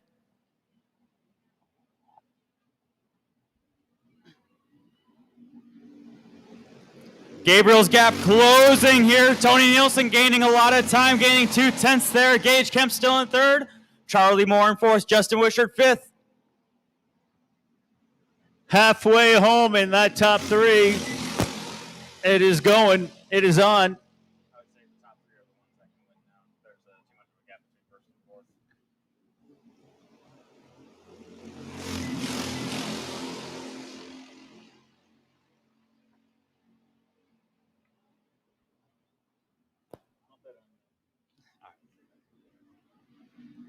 And there's no gap between the top three now. Nielsen and Kemp are there. Mick Gabriel still leads, followed by Tony Nielsen, Gage Kemp, Charlie Moore, and Justin Wishart falling back a little bit. It's between those top three. Carter, that is a tight top three, 9 laps through. It's going to be fun to see how those three figure it out down the stretch. This is only a 15-lap race, but still setup comes into effect here, especially as we get later into that second half. Who's got that setup right? Mick Gabriel's been fast all weekend long. He's been gliding over the bumps. His cart's on rails. Let's see if he can pull it off. They come around again. Mick Gabriel still leads, followed by Tony Nielsen, Gage Kemp. They're staying line astern. No move as they go into turn number 1. Waiting to see if anyone was going to make a move there. Nothing as they head to turn 1. Nielsen 0.13 back and Kemp 0.21 back of Gabriel. 10 laps down.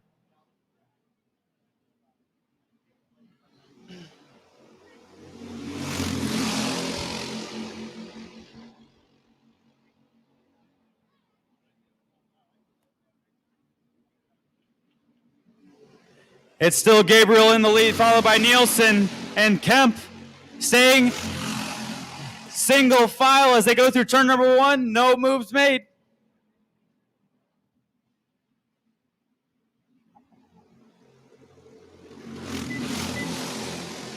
Status quo through 11. Just wait, we still have 4 laps to go. As we get down to about 2 to go, that's when we'll see the action start picking up here.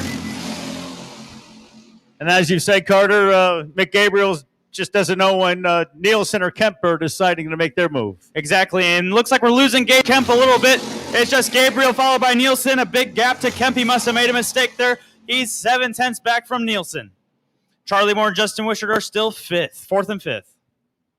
Nielsen 0.14 back of Gabriel, and it's 0.92 Kemp trailing Gabriel. As Carter mentioned, Kemp drops back a hair.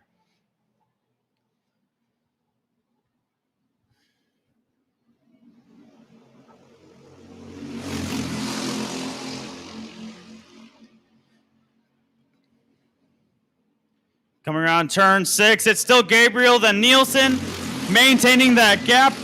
Gage Kemp, 1.3 seconds behind Gabriel, 1.1 seconds behind Tony Nielsen. It looks like it's going to be a 2-horse race as we have 2 to go.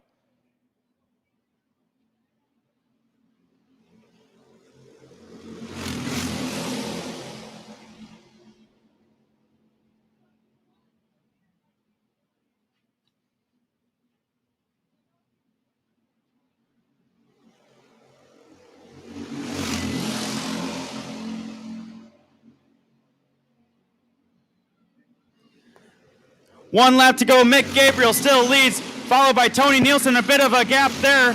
They're going through turn number 1. Gabriel leads by about a cart length over Nielsen.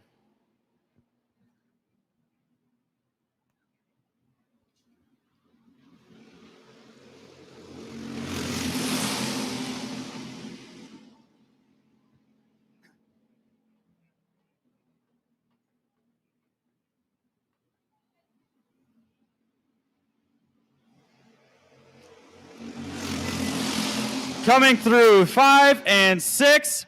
We'll have to see who has it. It's Tony Nielsen side by side with Gabriel. It's going to be at the line. It's Tony Nielsen. How about that? What was the gap at that finish? 0.027 at the line. Tony Nielsen gets another win at Rock Island. What a race. That was quite the finish. No question about it. Tony Nielsen with the victory out of Del Mar. He just gets past Mick Gabriel, 0.027. Mick Gabriel trailed Tony Nielsen. Gage Kemp in third, 1.55 back. Justin Wishard in fourth. Charlie Moore in fifth. Matt Payway in sixth. Shane Sullivan in seventh. Joseph Rapp in eighth. Jet Eben in ninth. And how special is this? Tony Nielsen's family coming out onto the track to give him the checkered flag. Hugging his family. What a moment.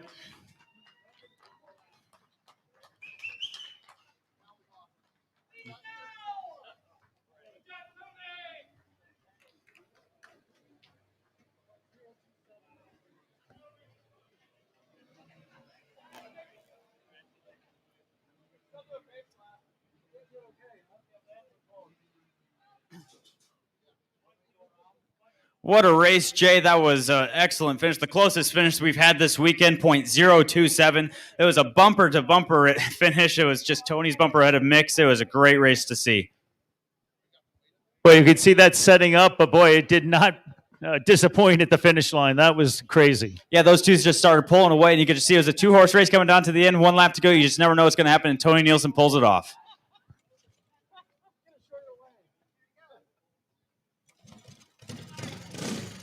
And the victory lap underway. Round of applause for Tony Nielsen out of Del Mar, Iowa.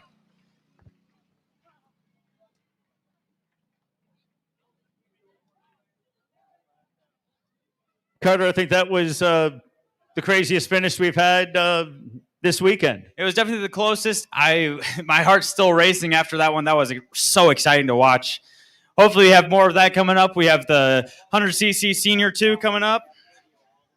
And then we have, man, I just need to catch my breath there. Yeah, we have 100cc Senior, then we have Ignite Senior 2 and 206 Medium 2. Those guys are going to do it all over again for our last event, so hopefully we get another close finish like that. As you mentioned, a short turnaround, but they'll regroup and be ready to roll. Absolutely, and there's going to be a lot more guys that went on in that lap 1 incident. They'll have their say in how that race goes.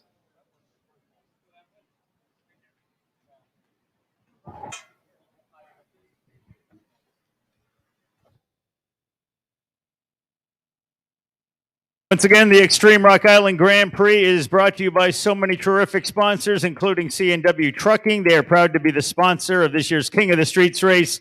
And Joanna's Bus Service and Briggs & Stratton Racing are sponsors of the King of the Rock races. Mediacom, proud to be the naming rights sponsor of the Extreme Rock Island Grand Prix. See them next week for internet, TV, and phone service. Mediacom, the power to simplify. Triple E Sales and Service in Orient, proud sponsor of the Grand Prix. And Hoosier Racing Tires are the official tire of the Extreme Rock Island Grand Prix. And Mediacom has provided hotspots around the track for your convenience. To access the official program for the races, the QR code can be found at various locations around the track, including all crossings.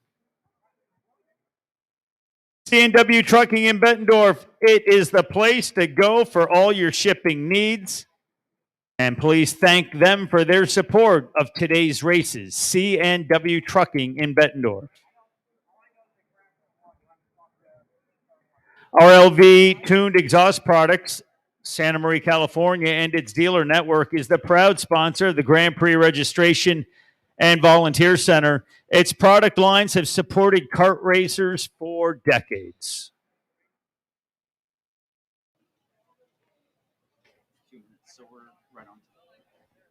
Carter, you want to get us set up for our next race? Happy to.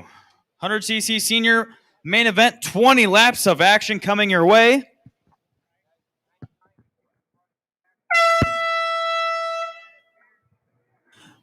Starting pole position, cart number 56 out of Indianapolis, Indiana, Chase Jones.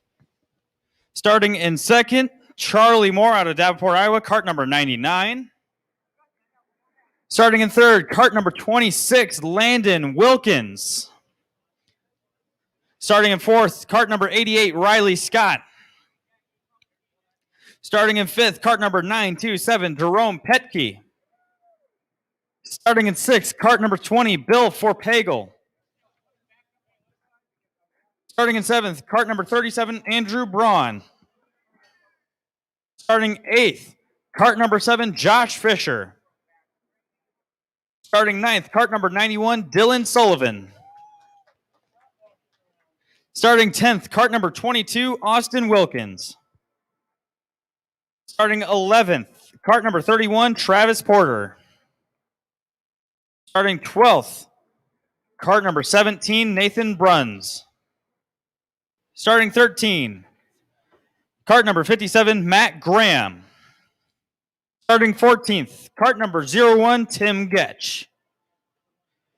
And starting 15th, cart number 66, starting shotgun on the field, Race Liberante.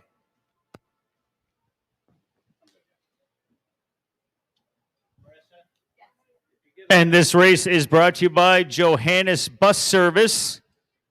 And we have got 20 laps of racing coming your way in seconds. And as Chase just gave you the rundown, Carter, as Carter just mentioned, I've got Chase on my mind. We have got ourselves a stacked field for this one. And they will all be chasing Chase Carter. Chase Jones. Chasing Chase. Yeah. Carter. Oh, okay. 1 minute to go.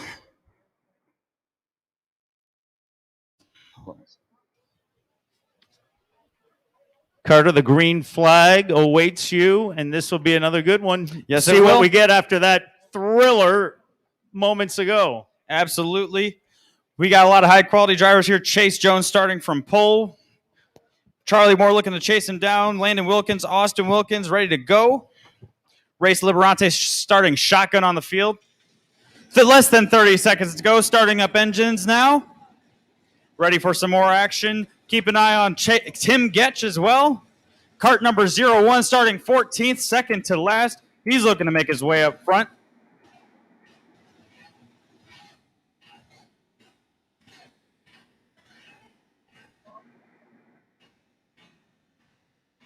Visors are down, heart rates are up, we're ready to go racing. Green, green, green. And it's a great start for Riley Scott. Chase Jones gets some help, though, from Andrew Braun. Chase Jones leads into turn number 1.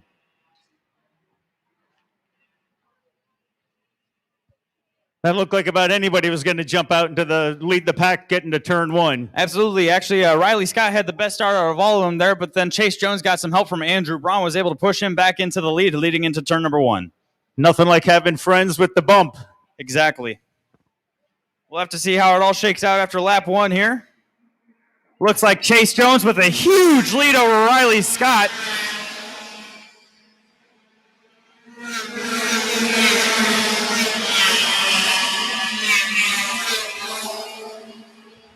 Obviously an incident must have happened with Chase Jones to have that huge of a lead. 1.3 seconds over Riley Scott and then 5 seconds over Bill Vorpagel.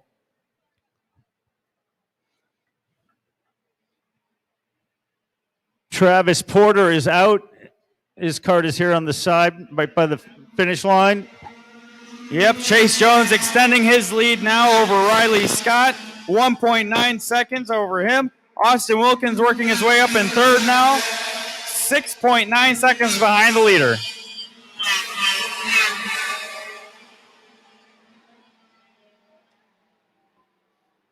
Well, those two have a nice advantage early on, but we still got a ways to go. Absolutely. Chase Jones leading the way, 1.9 seconds at the line over Riley Scott. A dream start for him as he comes around one more time here.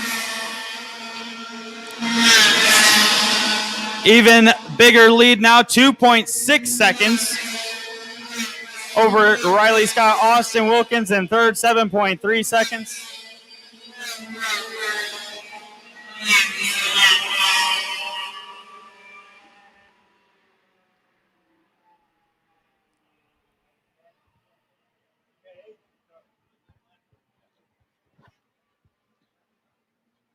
Chase Jones coming off a 35.14 third lap, and lap 4 looks even better at 34.81 as he continues to lead Riley Scott by now 3.54. Coming out of turn 6, Tim Getch just nicked the barriers a little bit, causing a little bit of indentation in the barriers. He still goes, though, so Tim Getch, slight contact with the barriers, but he's all right.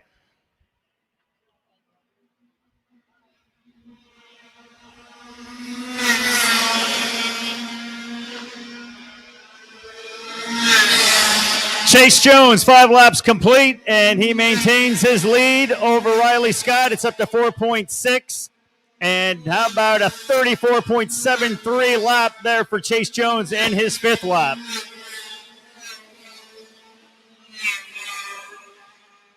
Chase Jones in a league of his own at this point. Amazing pace by him. A second a lap faster than Riley Scott in second. Chase Jones just has it hooked up.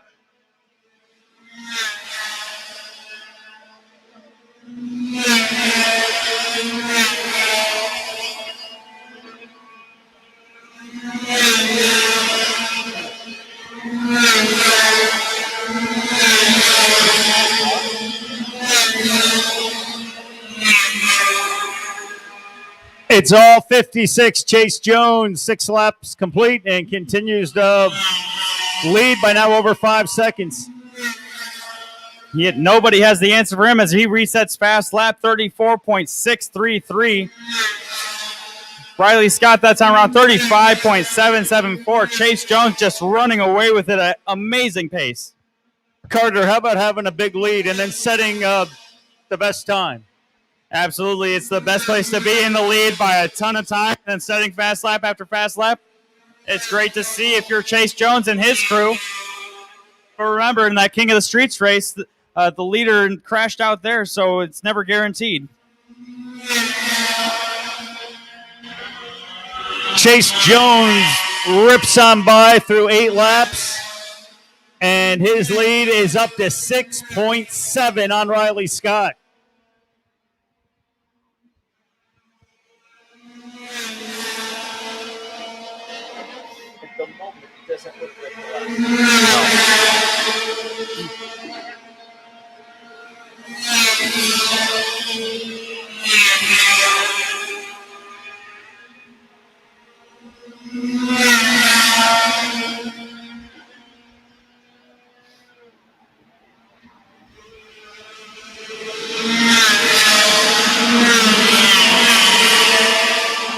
Chase Jones, 8.3 seconds ahead of Riley Scott in P2, but look at Austin Wilkins. He's starting to gain on second place. He's only 1.5 seconds behind now as we approach halfway this next time by.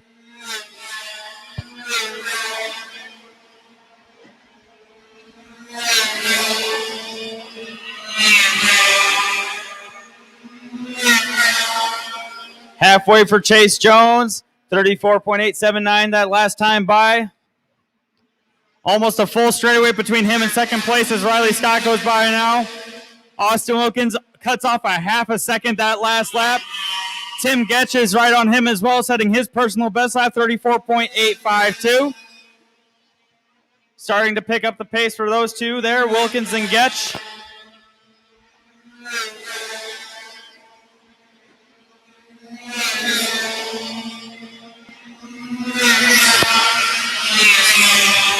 $11 laps done for Chase Jones, and he continues to just dominate in this one as Riley Scott is now over 10 seconds behind.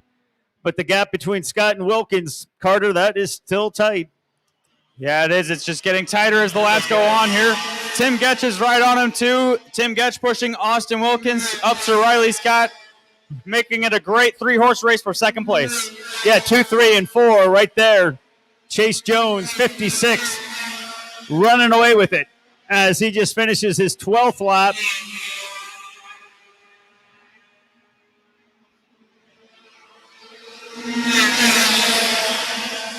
Riley Scott, 10.94 behind Chase Jones. That is how much of a lead Chase Jones has. Very, very impressive.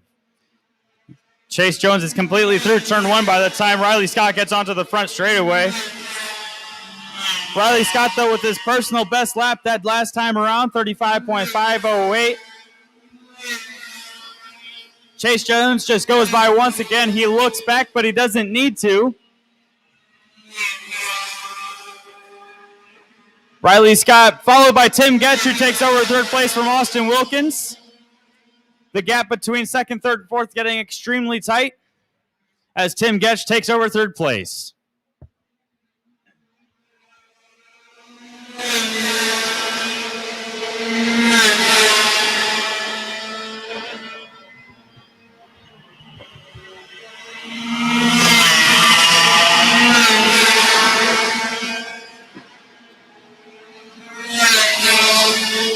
Chase Jones completes lap number 14, 34.896 for that time. Extremely consistent, good laps as Riley Scott gets a 36.4, Austin Wilkins 36.1. Tim Getch goes down to fourth that time by.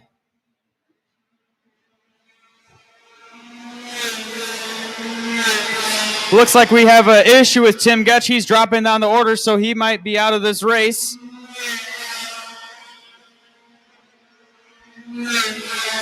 Chase Jones just finished lap 15, and that last lap he did in 35.25, and his lead is now over, well, nearly 14 seconds.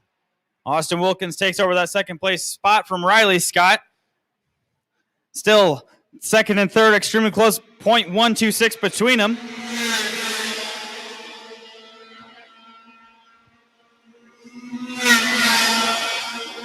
Four laps to go for Chase Jones here. Increasing his gap lap by lap 34.8, or after 34.8, just extremely fast laps by him. Austin Wilkins in second. 14, almost 15 seconds behind, almost half the race, or half a lap distance between the top two. Carter, I mean, there are races that go like this, but we haven't seen many like that. But these things happen. Just a very dominant performance. Yeah, these types of performances happen, but not every so often, you know. So what we're seeing here is just we had an incident in turn one right ahead of Chase Jones. It looks like he was able to get through it just fine. We'll have to see if he can come around this time by. 16 seconds between first and second.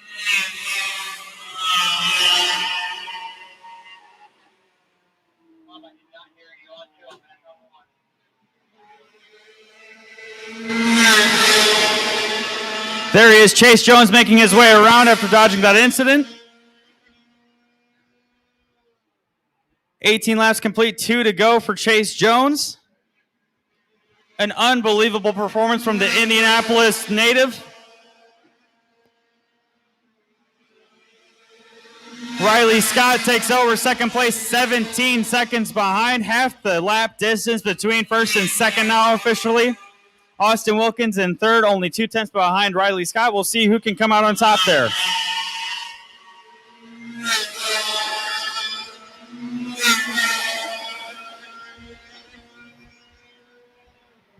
Chase Jones making the final lap around to victory.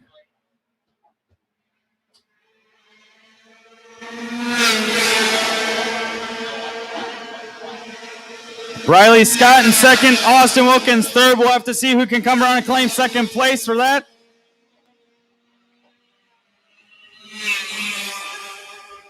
For the time being, though, he's probably coming out of turn 5, now turn 6. Chase Jones with a dominant performance. He wins 100cc senior. What a performance by the Indianapolis native, Chase Jones. Half a lap ahead of second place. Riley Scott comes around to take second place. Austin Wilkins third. Wow. Wow. Chase Jones with a win of over 18 seconds, 18.873 over Riley Scott, and then Austin Wilkins in third, 19.20 behind. That is an absolute big-time win for 56 Chase Jones. Carter, that was something else. You don't see wins like that very often, but when you do, you just have to celebrate it because you don't see those every day. Chase Jones was just the class of the field this time around, and really happy for him with his Willpower cart. Willpower, the IndyCar driver, starting a karting brand, and Chase Jones has joined the team since then and has shown what it can be capable of with another win here at the Rock Island Grand Prix.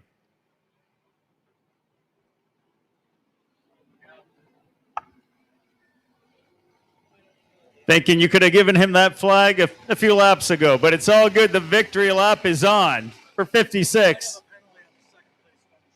Really? Okay. I won't announce anything yet until it's official.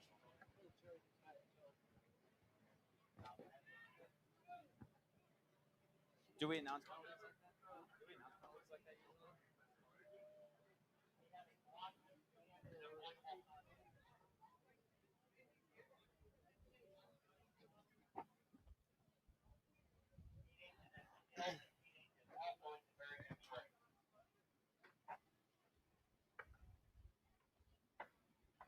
Go ahead and get him up and get him going in the next race, and I'll talk to him.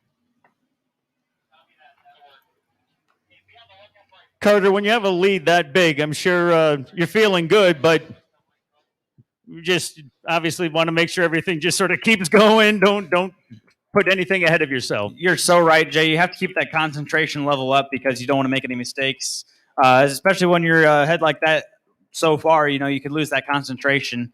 It's like you're starting to relax a little bit because you have such a gap, but that's when the mistakes are made is when you start relaxing. So you got to keep on point and just make sure you have the best race that you possibly can have. And he just kept kept extending that lead. So obviously his concentration did not waver at all. And the most impressive thing was his lap times. He was 34.8, 34.8, 34.8 for his lap times. Just really consistent. It was really impressive to see.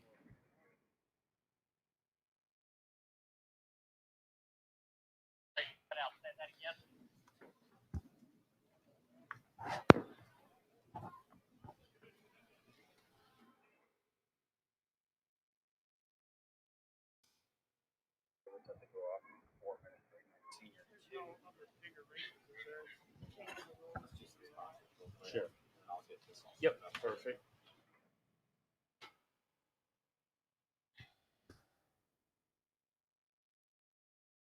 Law Center is not only the sponsor of the start-finish line, it is located at the start-finish line. You can see them for a wide variety of legal services. Sunbelt Rentals in Moline provides much of the equipment needed for the Extreme Rock Island Grand Prix. Visit them for all your equipment needs, construction, industrial, or residential.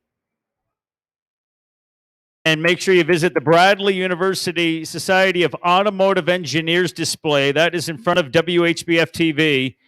Bradley SAE also works with Bradley Formula SAE, senior project team, and it gives students the chance to learn skills in design and manufacturing that they would otherwise not learn until their senior year. Their race cars are on display, and they're happy to talk with you about their program and careers for men and women in motorsports.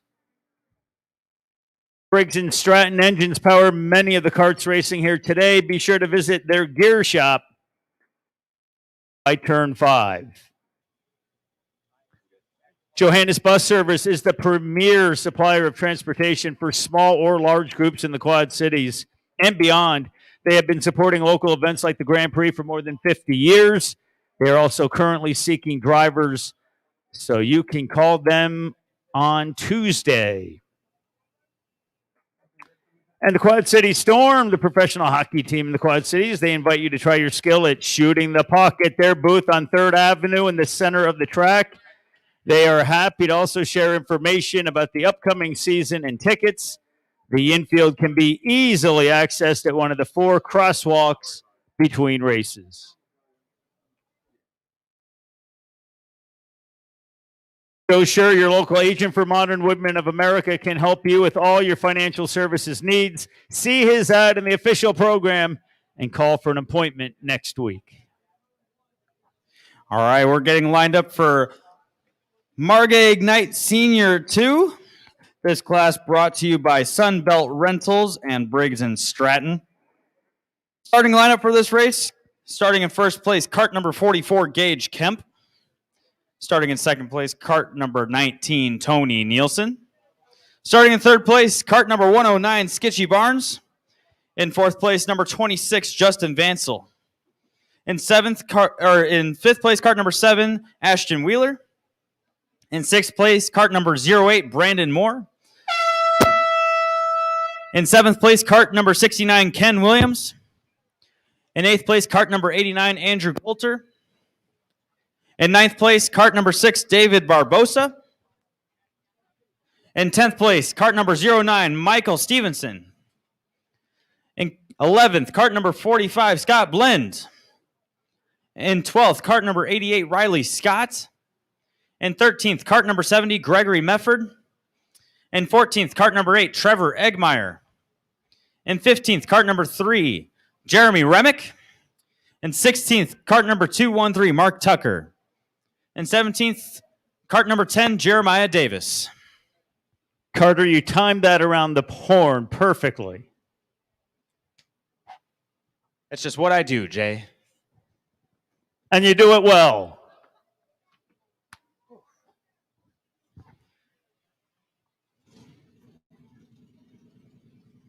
Race fans, we've got another good one coming your way. It's Margay Ignite Senior 2, equal carts, equal engines. That means pack racing. If you know what that means a lot of bump drafting. There's going to be carts in lines of 5, 6, 7, even up to 10 at times. It's going to be really tight racing. It's going to be really great racing, and it's going to be exciting coming to the finish. 1 minute to go. Engines are starting up, and we are getting ready to rock and roll. 15 laps on this race.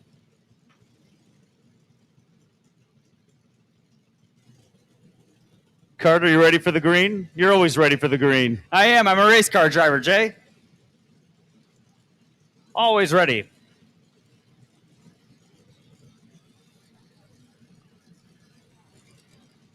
"30 seconds to go, ready to rock." I'm ready for the green, but I'm not a race car driver, so that's where I have issues. Within reason. You can learn. You can learn. We're getting ready to go here.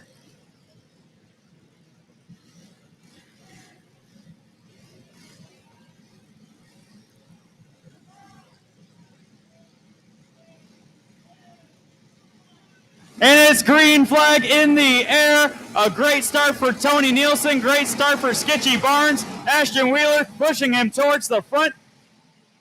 They are going to be 3 wide heading into turn number 1. Let's see who leads going in. And it's Tony Nielsen followed by Justin Vansel and Skitchy Barnes.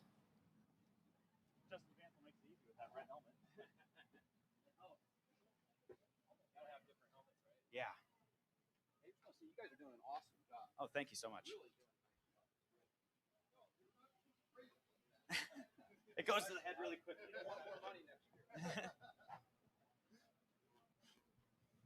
As they're making their way, you can hear them go through turn 5, getting ready to go into turn number 6. Who's leading coming out of 6 for lap number 1? It is Justin Vansel leading, followed by Skitchy Barnes, Tony Nielsen, Ashton Wheeler, Trevor Eggmeyer, Jeremy Remick, Jeremiah Davis, Kenneth Williams, Michael Stevenson, and Mark Tucker, your top 10.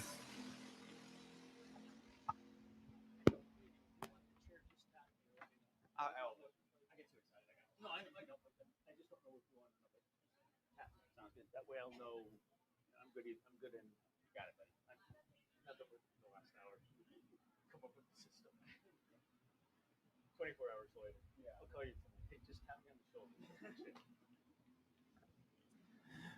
Justin Vansel with the fastest lap that time around, but he doesn't keep the lead for long. It's Skitchy Barnes that takes the lead, followed by Tony Nielsen, Justin Vansel, Ashton Wheeler, Trevor Eggmeyer, and Jeremy Remick, your top 6.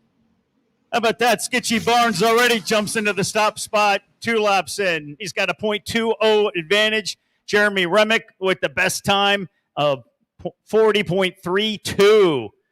That was the fastest time for Jeremy Remick. Those top 6 are nose to tail, 1 second separating them. It's going to be exciting coming to the finish here. 15 laps, but we're only 2 into it, so it's got a lot of action left to go. Sketchy Barnes still leading coming out of 6. It's Tony Nielsen behind him, followed by Justin Vansel, Ashton Wheeler, Trevor Eggmeyer, and Jeremy Remick once again. And that drafting, as you said, in high full effect here in this race. Absolutely. Those top 6 are nose to tail, 0.7 of a second separating them. A lot of action coming up.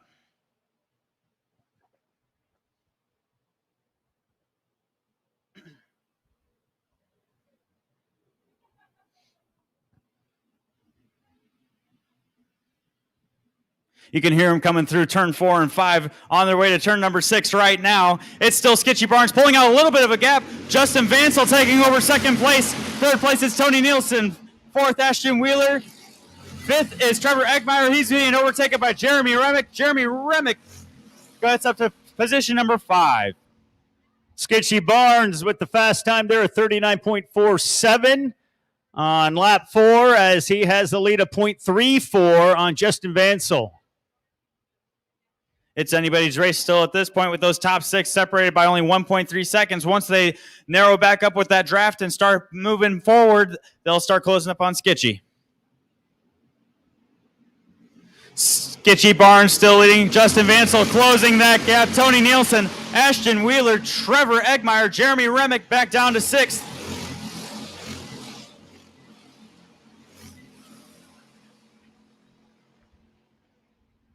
Ashton Wheeler with the fast lap, 39.14. 5 laps complete, 109. Kart 109, Sketchy Barnes, your leader. Easy to tell which one's Sketchy Barnes. His one's the green one, and that one's out front looking fast.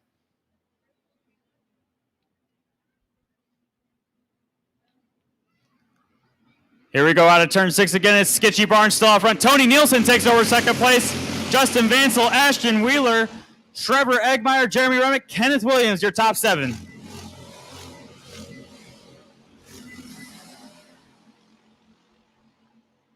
Nielsen with the fast lap there, 39.09. That is better than Sketchy Barnes, 39.40. Nielsen just 0.17 back of Barnes through the 6th lap. It's going to tighten up here. This is a result of the Margay Ignite chassis spec engine creates pack racing. Better for all of us to watch. And it's closed up the gap. Sketchy Barnes still out front, followed by Nielsen. Vansel gaining back up, followed by Wheeler, Trevor Eggmeyer. All going single file into turn number 1.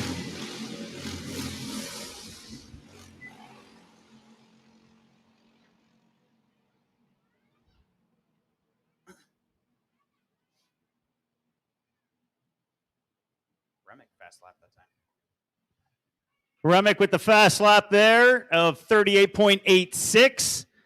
Remick currently in 6th. He is 1.26 back of Sketchy Barnes. There they come through lap 8. Halfway through, it's Sketchy Barnes followed closely by Tony Nielsen, Justin Vansel, and Ashton Wheeler. Vansel and Wheeler falling back a little bit, looking to close up that gap, but it's Nielsen and Barnes nose to tail. Tony Nielsen, the fast lap there, 38.88. Sitting in 2nd, 0.15 back. Riley Scott, my apologies, with the fast lap, 38.83. And Riley Scott getting things done, but he is back there in 11th, but that was a good lap for him.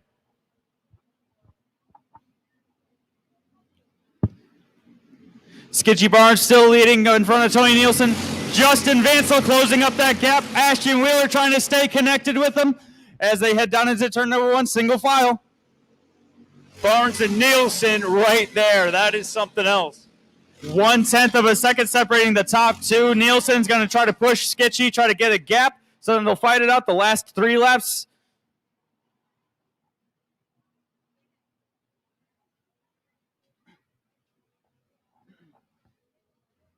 Vansel Wheeler still within a second. 3rd and 4th through 9 laps. We're going 15. Sketchy Barnes pulling out a slight kart length lead over Nielsen. Vansel in 3rd, closing up that gap. Ashton Wheeler still in 4th, trying to stay connected, 1.3 seconds behind Sketchy. but it's only 0.6 of a second separating the top three.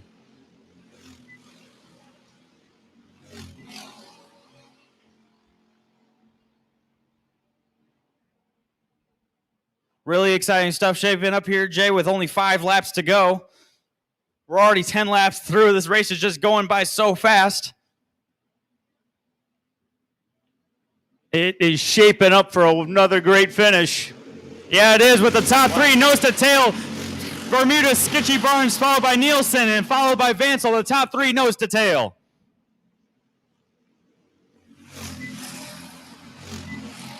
Looking at these guys, Skitchy Barnes out of Bermuda, Tony Nielsen out of Delmar, Iowa, Justin Vansel out of Quincy, Illinois. All 3 different areas represented in this race. And who is going to make their move and when, and how is it all going to shake out? Nobody knows except for the drivers. We'll have to see how it shapes up. Going through turn 5, coming towards turn number 6 right now. It's Skitchy Barnes still in the lead, followed by Nielsen and Vansel. Really close racing between the top 3. Going single file towards turn number 1. They'll all stay in line astern.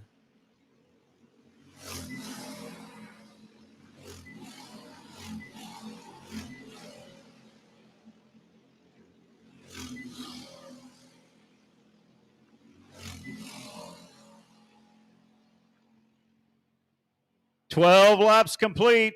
Barnes still with the advantage."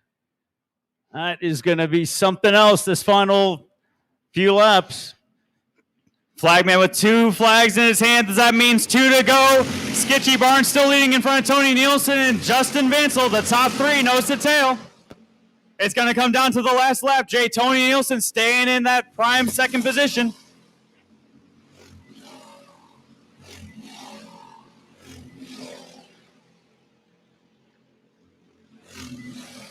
How do you like Vansel's position right there as well? Vansel's always ready to pounce. I know him. He raced back in Route 66 back in the day. He's a really high-quality driver. He's ready to pick up the scraps when they're there. He's also ready to make the first move if he needs to. Here they come out of turn 6. 1 lap to go. It's Skitchy Barnes still in the lead, followed by Tony Nielsen. Skitchy Barnes going to the inside to defend. Tony Nielsen looking inside, doesn't go for it. They go through turn number 1, single file. Skitchy Barnes, Tony Nielsen, Justin Vansel. There we go. We'll see how it shakes out when they come around to the finish line. It's going to be close here. It's shaping up for another exciting finish. It might be side by side like it was for the 206 medium earlier. We have double checker flags waiting at the start-finish line.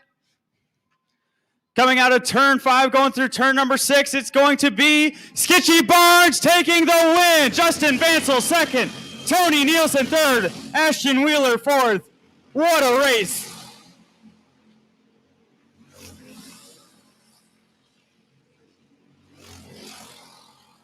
Bermuda's finest. Skitchy Barnes taking the win in front of Justin Vansel. Tony Nielsen in third. What a race, Jay. It was great, and it came down to the last lap. That may have been more separation than he had in the last handful of laps. Absolutely. Looks like there was probably some slicing and dicing on the back half of the track. It separated them up, and Skitchy Barnes was able to take the victory. Skitchy Barnes, your winner. Well done. Justin Vansel in second. Tony Nielsen in third. Ashton Wheeler fourth. Kenneth Williams fifth. Jeremy Remick sixth. Trevor Eggmeyer seventh. Riley Scott eighth. Jeremiah Davis ninth. Mike Stevenson in 10th. Mark Tucker in 11th. David Barbosa in 12th, and in 13th, Gregory Mefford. Skitchy Barnes, a big proponent of the Rock Island Grand Prix, so it's always great to see him when he comes back year after year, entering in so many classes. He's always a crowd favorite, too, taking his victory lap. Round of applause for Skitchy Barnes out of Bermuda.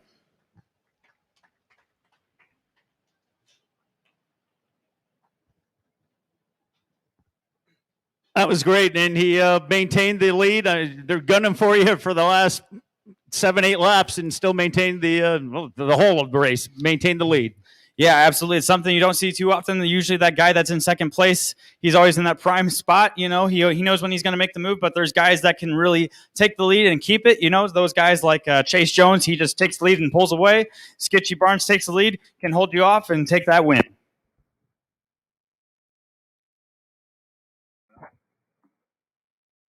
Our last race is on the way. Should be another good one. It has been just a fun couple of days here, no doubt about it, at the Extreme Rock Island Grand Prix. Absolutely, Jay. 2 full days of racing, heat races on Saturday, all the finals taking place today. Action-packed, full of racing. Close finishes. Some finishes may not be as close as others, but we had probably one of our closest finishes ever in Rock Island with that .02 gap between Tony Nielsen. When Tony Nielsen took that victory there, that was an amazing race. 206 Medium 2 is on the way. Medium 2 brought to you by Briggs and Stratton and your local iHeart radio stations. Our 2019 champ was Gary Lawson of Greenfield, Indiana. Gary Lawson, all-time winning racer here at Rock Island with 26 victories, I believe, if I remember correctly. David, correct me? 28, excuse me. 28 victories for Gary Lawson. He's our defending champ in this. He's not back to defend his championship.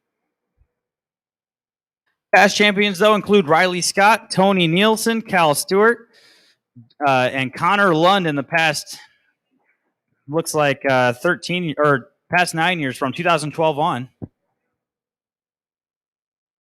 Tony Nielsen winning in 2014, 15, and 17.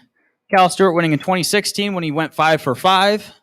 Riley Scott from Quincy winning in 2018 and 2019 and 2013 from Gary Lawson. Connor Lund winning in 2012 in its inaugural year.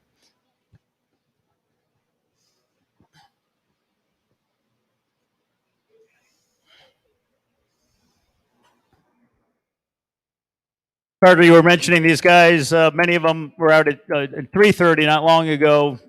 How difficult is that for that turnaround, body, cart, the whole deal? It's really interesting because there's different situations you can be in at the end of that race. In 206 Medium 1 at 3:30, you could have been one of those guys that crashed out early. You know, you have to repair your cart in less than an hour. That's going to be a lot of work for those guys. Usually those guys are miracle workers if they can get that done in time. For the guys that did finish the race, though, they'll be just getting their mind right in between races, doing any last-minute adjustments that they need to do between those 2 hours. You know, it's a really good practice session if you didn't perform well. So then they can get their tire pressures right, change something on their setup so they can be ready to go for this race. As for tiredness, you know, some of these guys are racing in 5, 6, 7 classes. So I think this is going to be running on empty for how much energy is left in the tank, but we'll have to see. But after the last 24 hours, you're utilizing every bit of information you've got about the track, the conditions, everything, and it boils into this race right here, right now. Absolutely. And one thing you have to keep in mind, too, is this track's going to have the most grip it's had all weekend, the most rubber down on the track. So it's going to have a lot of grip. So some of the guys may have made adjustments in anticipation for being more grip on the track because sometimes you get a little bit, as they say, tight. You know, the cart sticks too much to the ground, also known as understeer. So they just need to loosen it up so they can have more RPMs through the corners and have a little bit more speed through the corners. So they're taking a lot of things into consideration between last race and this race. Absolutely. That is the voice of Carter Pease. He raced here 5 years, 2015 through 19, United Township grad. I'm Jay Kidwell from Local 4 and Fox 18, and it has been our pleasure to be with you yesterday and today. We hope you have been enjoying the Extreme Rock Island Grand Prix, and we've got one big blast yet to go. Absolutely. Let's go over the starting lineup for the last 12 drivers on the track. Starting on pole position, cart number 01, Mick Gabriel. He finished runner-up in the 206 Medium 2 about an hour ago. Or 206 Medium 1, excuse me. Starting in second, cart number 88, Riley Scott. Starting in third, cart number 99, Charlie Moore. Starting in fourth, cart number 48, Avery Scott. Starting in fifth, cart number 73, Jeff Scott. Starting in sixth, cart number 03, Ashton Wheeler. Starting in seventh, cart number 182, Casey Jacobs. Starting in eighth, cart number 44, Gage Kemp. Starting in ninth, cart number 19, Tony Nielsen. Starting in 10th, cart number 20, Justin Wishard. Starting in 11th, cart number 111, Gage Rucker. Starting in 12th, cart number 26, Joseph Rapp. 12 quality drivers ready to make this last race a memorable one. Hopefully they do. It's going to be a lot on the line. It's that 206 class sealed engine, spec engine, ready to go. going to cause a lot of pack racing. It's going to be great for us to watch. Carts in line 5, 6, 7 in line. We'll have to see how it all plays out. I love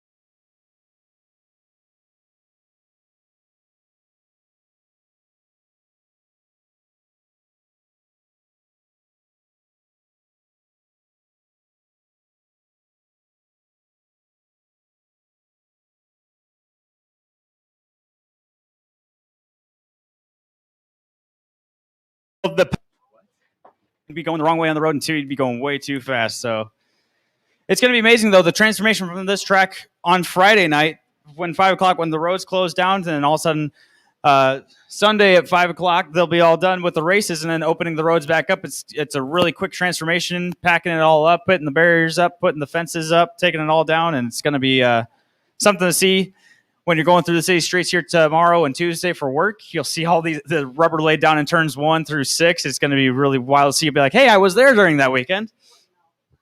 And a huge tip of the hat and high five to all the incredible workers that put this course and make this weekend happen. They do. Absolutely. We cannot thank the volunteers enough for all their work.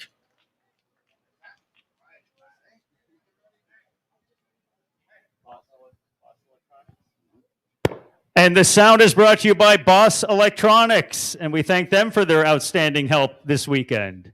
Boss Electronics.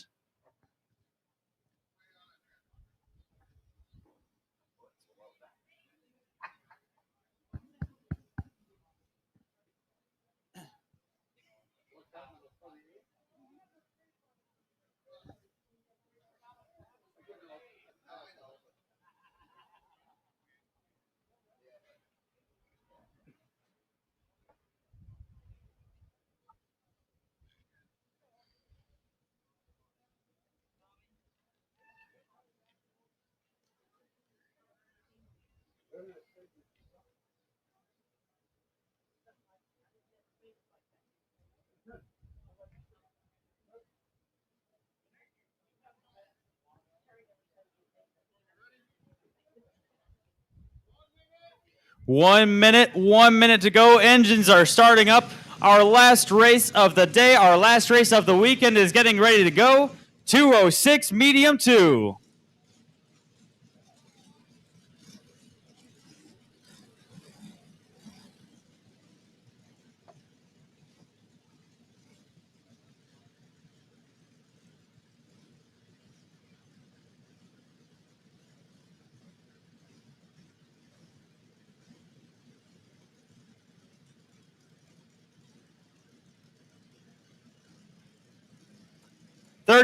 Less than 30 seconds to go. Getting ready to go for our last class of the weekend.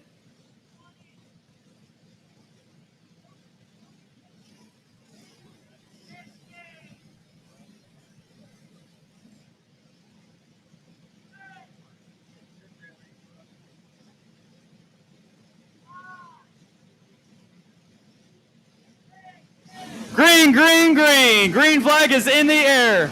A great start for Mick Gabriel. He's pulling away from the pack. And they're rumbling over to turn number 1. It looks like Mick Gabriel has a great start. And he leads through turn number 1. 3 wide going at the back of the field. Looks like Casey Jacobs was able to get it through there. Clean start. Everyone's off and running. No issues. And we'll see how it shakes out as they come around.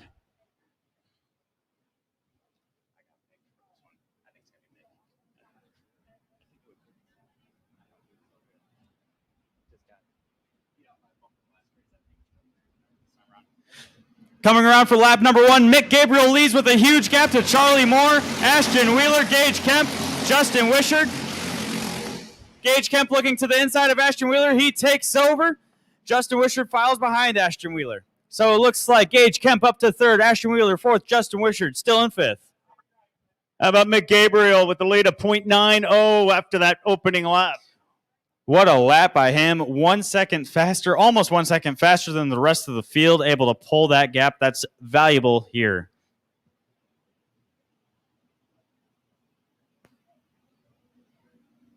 You can hear him rumbling through 5, coming through 6 now. Mick Gabriel extending his lead even more over Charlie Moore. Gap is 1.4 seconds over Charlie Moore. Gage Kempin's third. Ashton Wheeler, Justin Wishart, Riley Scott, Jeff Scott, Avery Scott, Tony Nielsen in ninth, Casey Jacobson rounding out your top 10. McGabriel did that lap in 38.65. And looking sharp with that lead, as Carter mentioned. That lap was still half a second faster than anyone else in the field. A great lap once again by Mick Gabriel. Maybe 4/10 faster than a couple of the guys there. Mick Gabriel coming around turn 6 once again. Gage Kemp in second. Ashton Wheeler in third. Justin Wishart fourth. Riley Scott fifth. Mick Gabriel not able to extend his gap too much that time. Only 1.6 now. Casey Jacobs with fast lap. That last lap around 38.193. A lap by Casey Jacobs.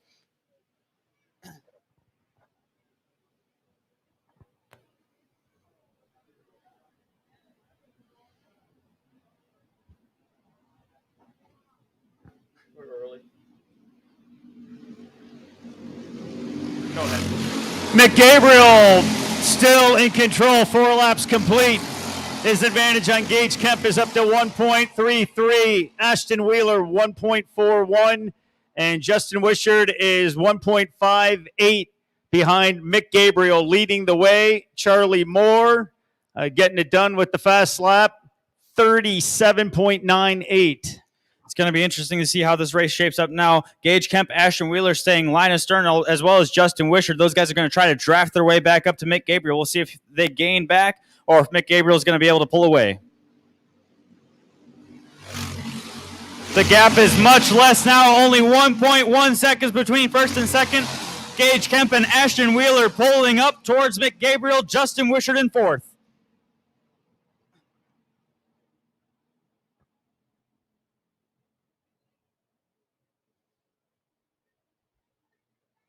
Like I said, Jay, they're going to be drafting up on him. It looks like they gained 3/10 just that lap, so it's going to be really close coming around this time by, especially because they'll be sniffing that draft of Mick Gabriel. Let's see how it's shaping up coming out of turn 6 right now. Gabriel still leads. Gage Kemp still in second, followed by Wheeler, Wishart, Scott, and Charlie Moore.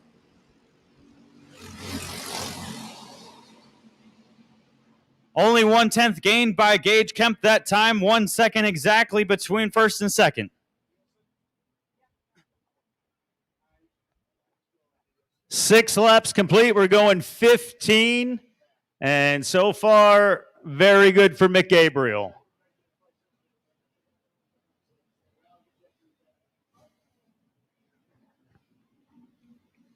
Coming out of turn 6, once again, Mick Gabriel. The gap is much less this time. It's only 0.8 of a second between first and second place. Gage Kemp, Ashton Wheeler, and Justin Wishart working well together, as well as Riley Scott and Charlie Moore. They're all trying their hardest to gain back to Mick Gabriel.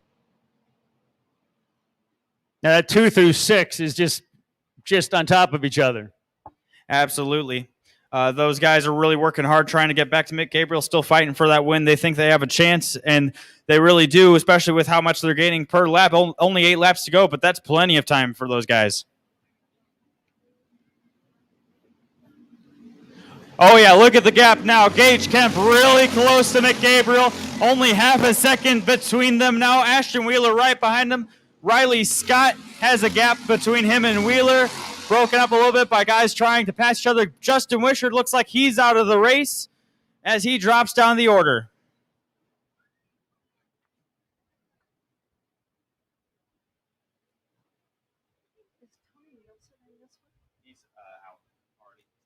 Halfway home, and Mick Gabriel still leading the way. It is tight, though. We'll see how it shakes as they come around through the 9th lap.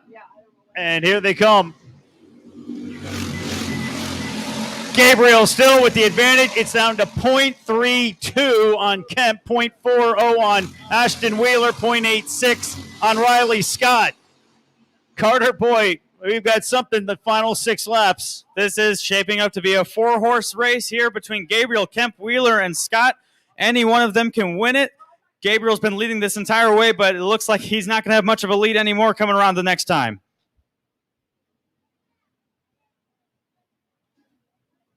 You can hear him rumbling through 4 and 5, coming around 6 here. Gabriel with Kemp right on him, and they're going to go to the inside.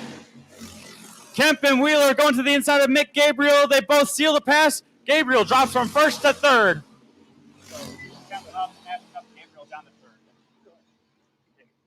So it's Gage Kemp in first, Ashton Wheeler in second. Mick Gabriel drops down to third after that turn 1 pass. Riley Scott staying in fourth. We have seen that a few times, that turn 1, it gets going on this straightaway. Yeah, Mick definitely gave him some room there. He knows that this is a long race. He was just probably let up on the throttle to make sure that they both get past, but he pays the price. He's down in fourth now. It's going to be Gage Kemp, Ashton Wheeler, Riley Scott, then Mick Gabriel, line astern. Kemp leads Wheeler by .08, leads Riley Scott by .20, and Gabriel .28 behind the leader, 44, Gage Kemp, through 11 laps. We're going 15.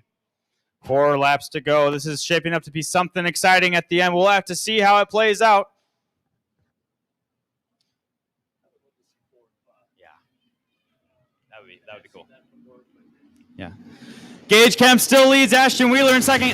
Mick Gabriel gets his way up to third, right on the tail of Ashton Wheeler. They're going single file through turn number 1. Kemp's lead on Wheeler is .08. The lead on Gabriel, .25. Riley Scott, .55 in fourth through 12. Next time by will be 2 laps to go for Gage Kemp in the lead. Ashton Wheeler following him close behind in second, but Mick Gabriel's got something to say about it in third.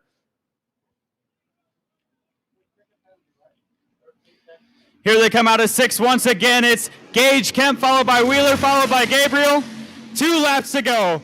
Riley Scott is right back on the tail of Mick Gabriel as well. He'll have something to say about it.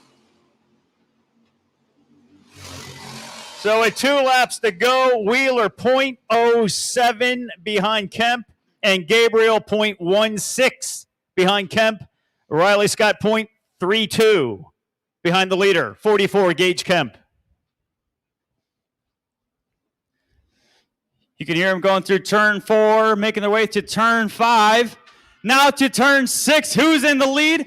It's Ashton Wheeler in the lead with 1 lap to go. Mick Gabriel goes down to the inside to make his move, followed by Kemp and Riley Scott. Mick Gabriel moves to first, followed by Gage Kemp. Ashton Wheeler drops to third. Another big move here going into turn 1. Absolutely. It's going to be a photo finish. Fire up those cameras. Get ready for it.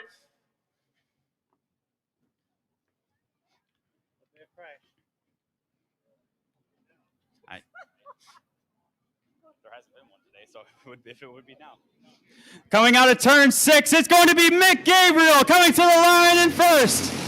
Gage Kemp second, Riley Scott third, Ashton Wheeler fourth. What a race by those guys. Way to keep it clean, no incidents at all. And Mick Gabriel pulls it off for the win. He's just playing around. And Mick Gabriel comes up with the victory. Gets by Gage Kemp in second, who finished .33 behind Gabriel. Riley Scott in third, finished .42 behind the winner. Ashton Wheeler, .60 in fourth.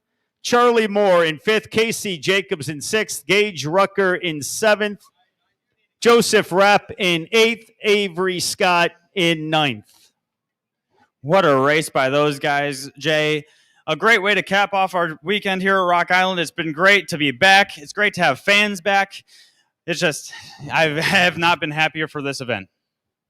Yeah, no, it was absolutely outstanding. The racing Saturday and today, just extraordinary.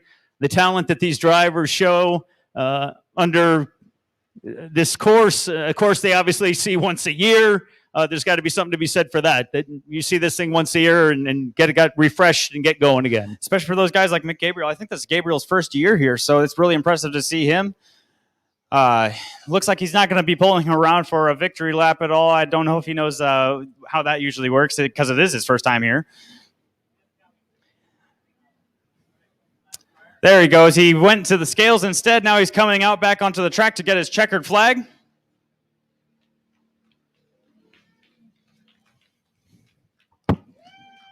gets his checker flag from our flagman, Tommy Argy. Mick Gabriel out of Bolingbrook, Illinois. A round of applause for our 206 Medium 2 winner. Impressive race indeed. He had the lead for a good majority of the day, but in the end, he prevailed as he came up with a big finish on lap 15. And race fans, we thank you so much for coming out to the Extreme Rock Island Grand Prix. We thank you so much for being here. And on your way out, please take a note of all of the amazing sponsors who help make this event a reality. And please keep them in mind and let them know that you appreciate the Grand Prix here. It is a Rock Island tradition, a Quad Cities tradition, and it's 26th running of the Extreme Rock Island Grand Prix. Carter Pease, you are absolutely terrific. Your expertise and knowledge really, really appreciate your help this weekend. It's been my pleasure, Jay. You are a total class act, very professional, and I will enjoy working with you in the future. I certainly look forward to it. And a final announcement, we want to let the racers know that the awards ceremony will be held at the Holiday Inn immediately following the conclusion of racings. And the bar will be open, and there will be plenty to celebrate. Trophy and check presentations will follow the conclusion of tech inspections. So racers, Holiday Inn, head on over there. Trophy, check presentations following the conclusion of tech inspections. For all of us, Mr. Roger Ruthart and the incredible crew that puts this together, and Carter Pease, who is A+, I'm Jay Kidwell from Local 4 and Fox 18. Thanks for coming down. Thanks for being here. Hope you enjoyed the racing. Have a wonderful Sunday. Enjoy your Labor Day weekend.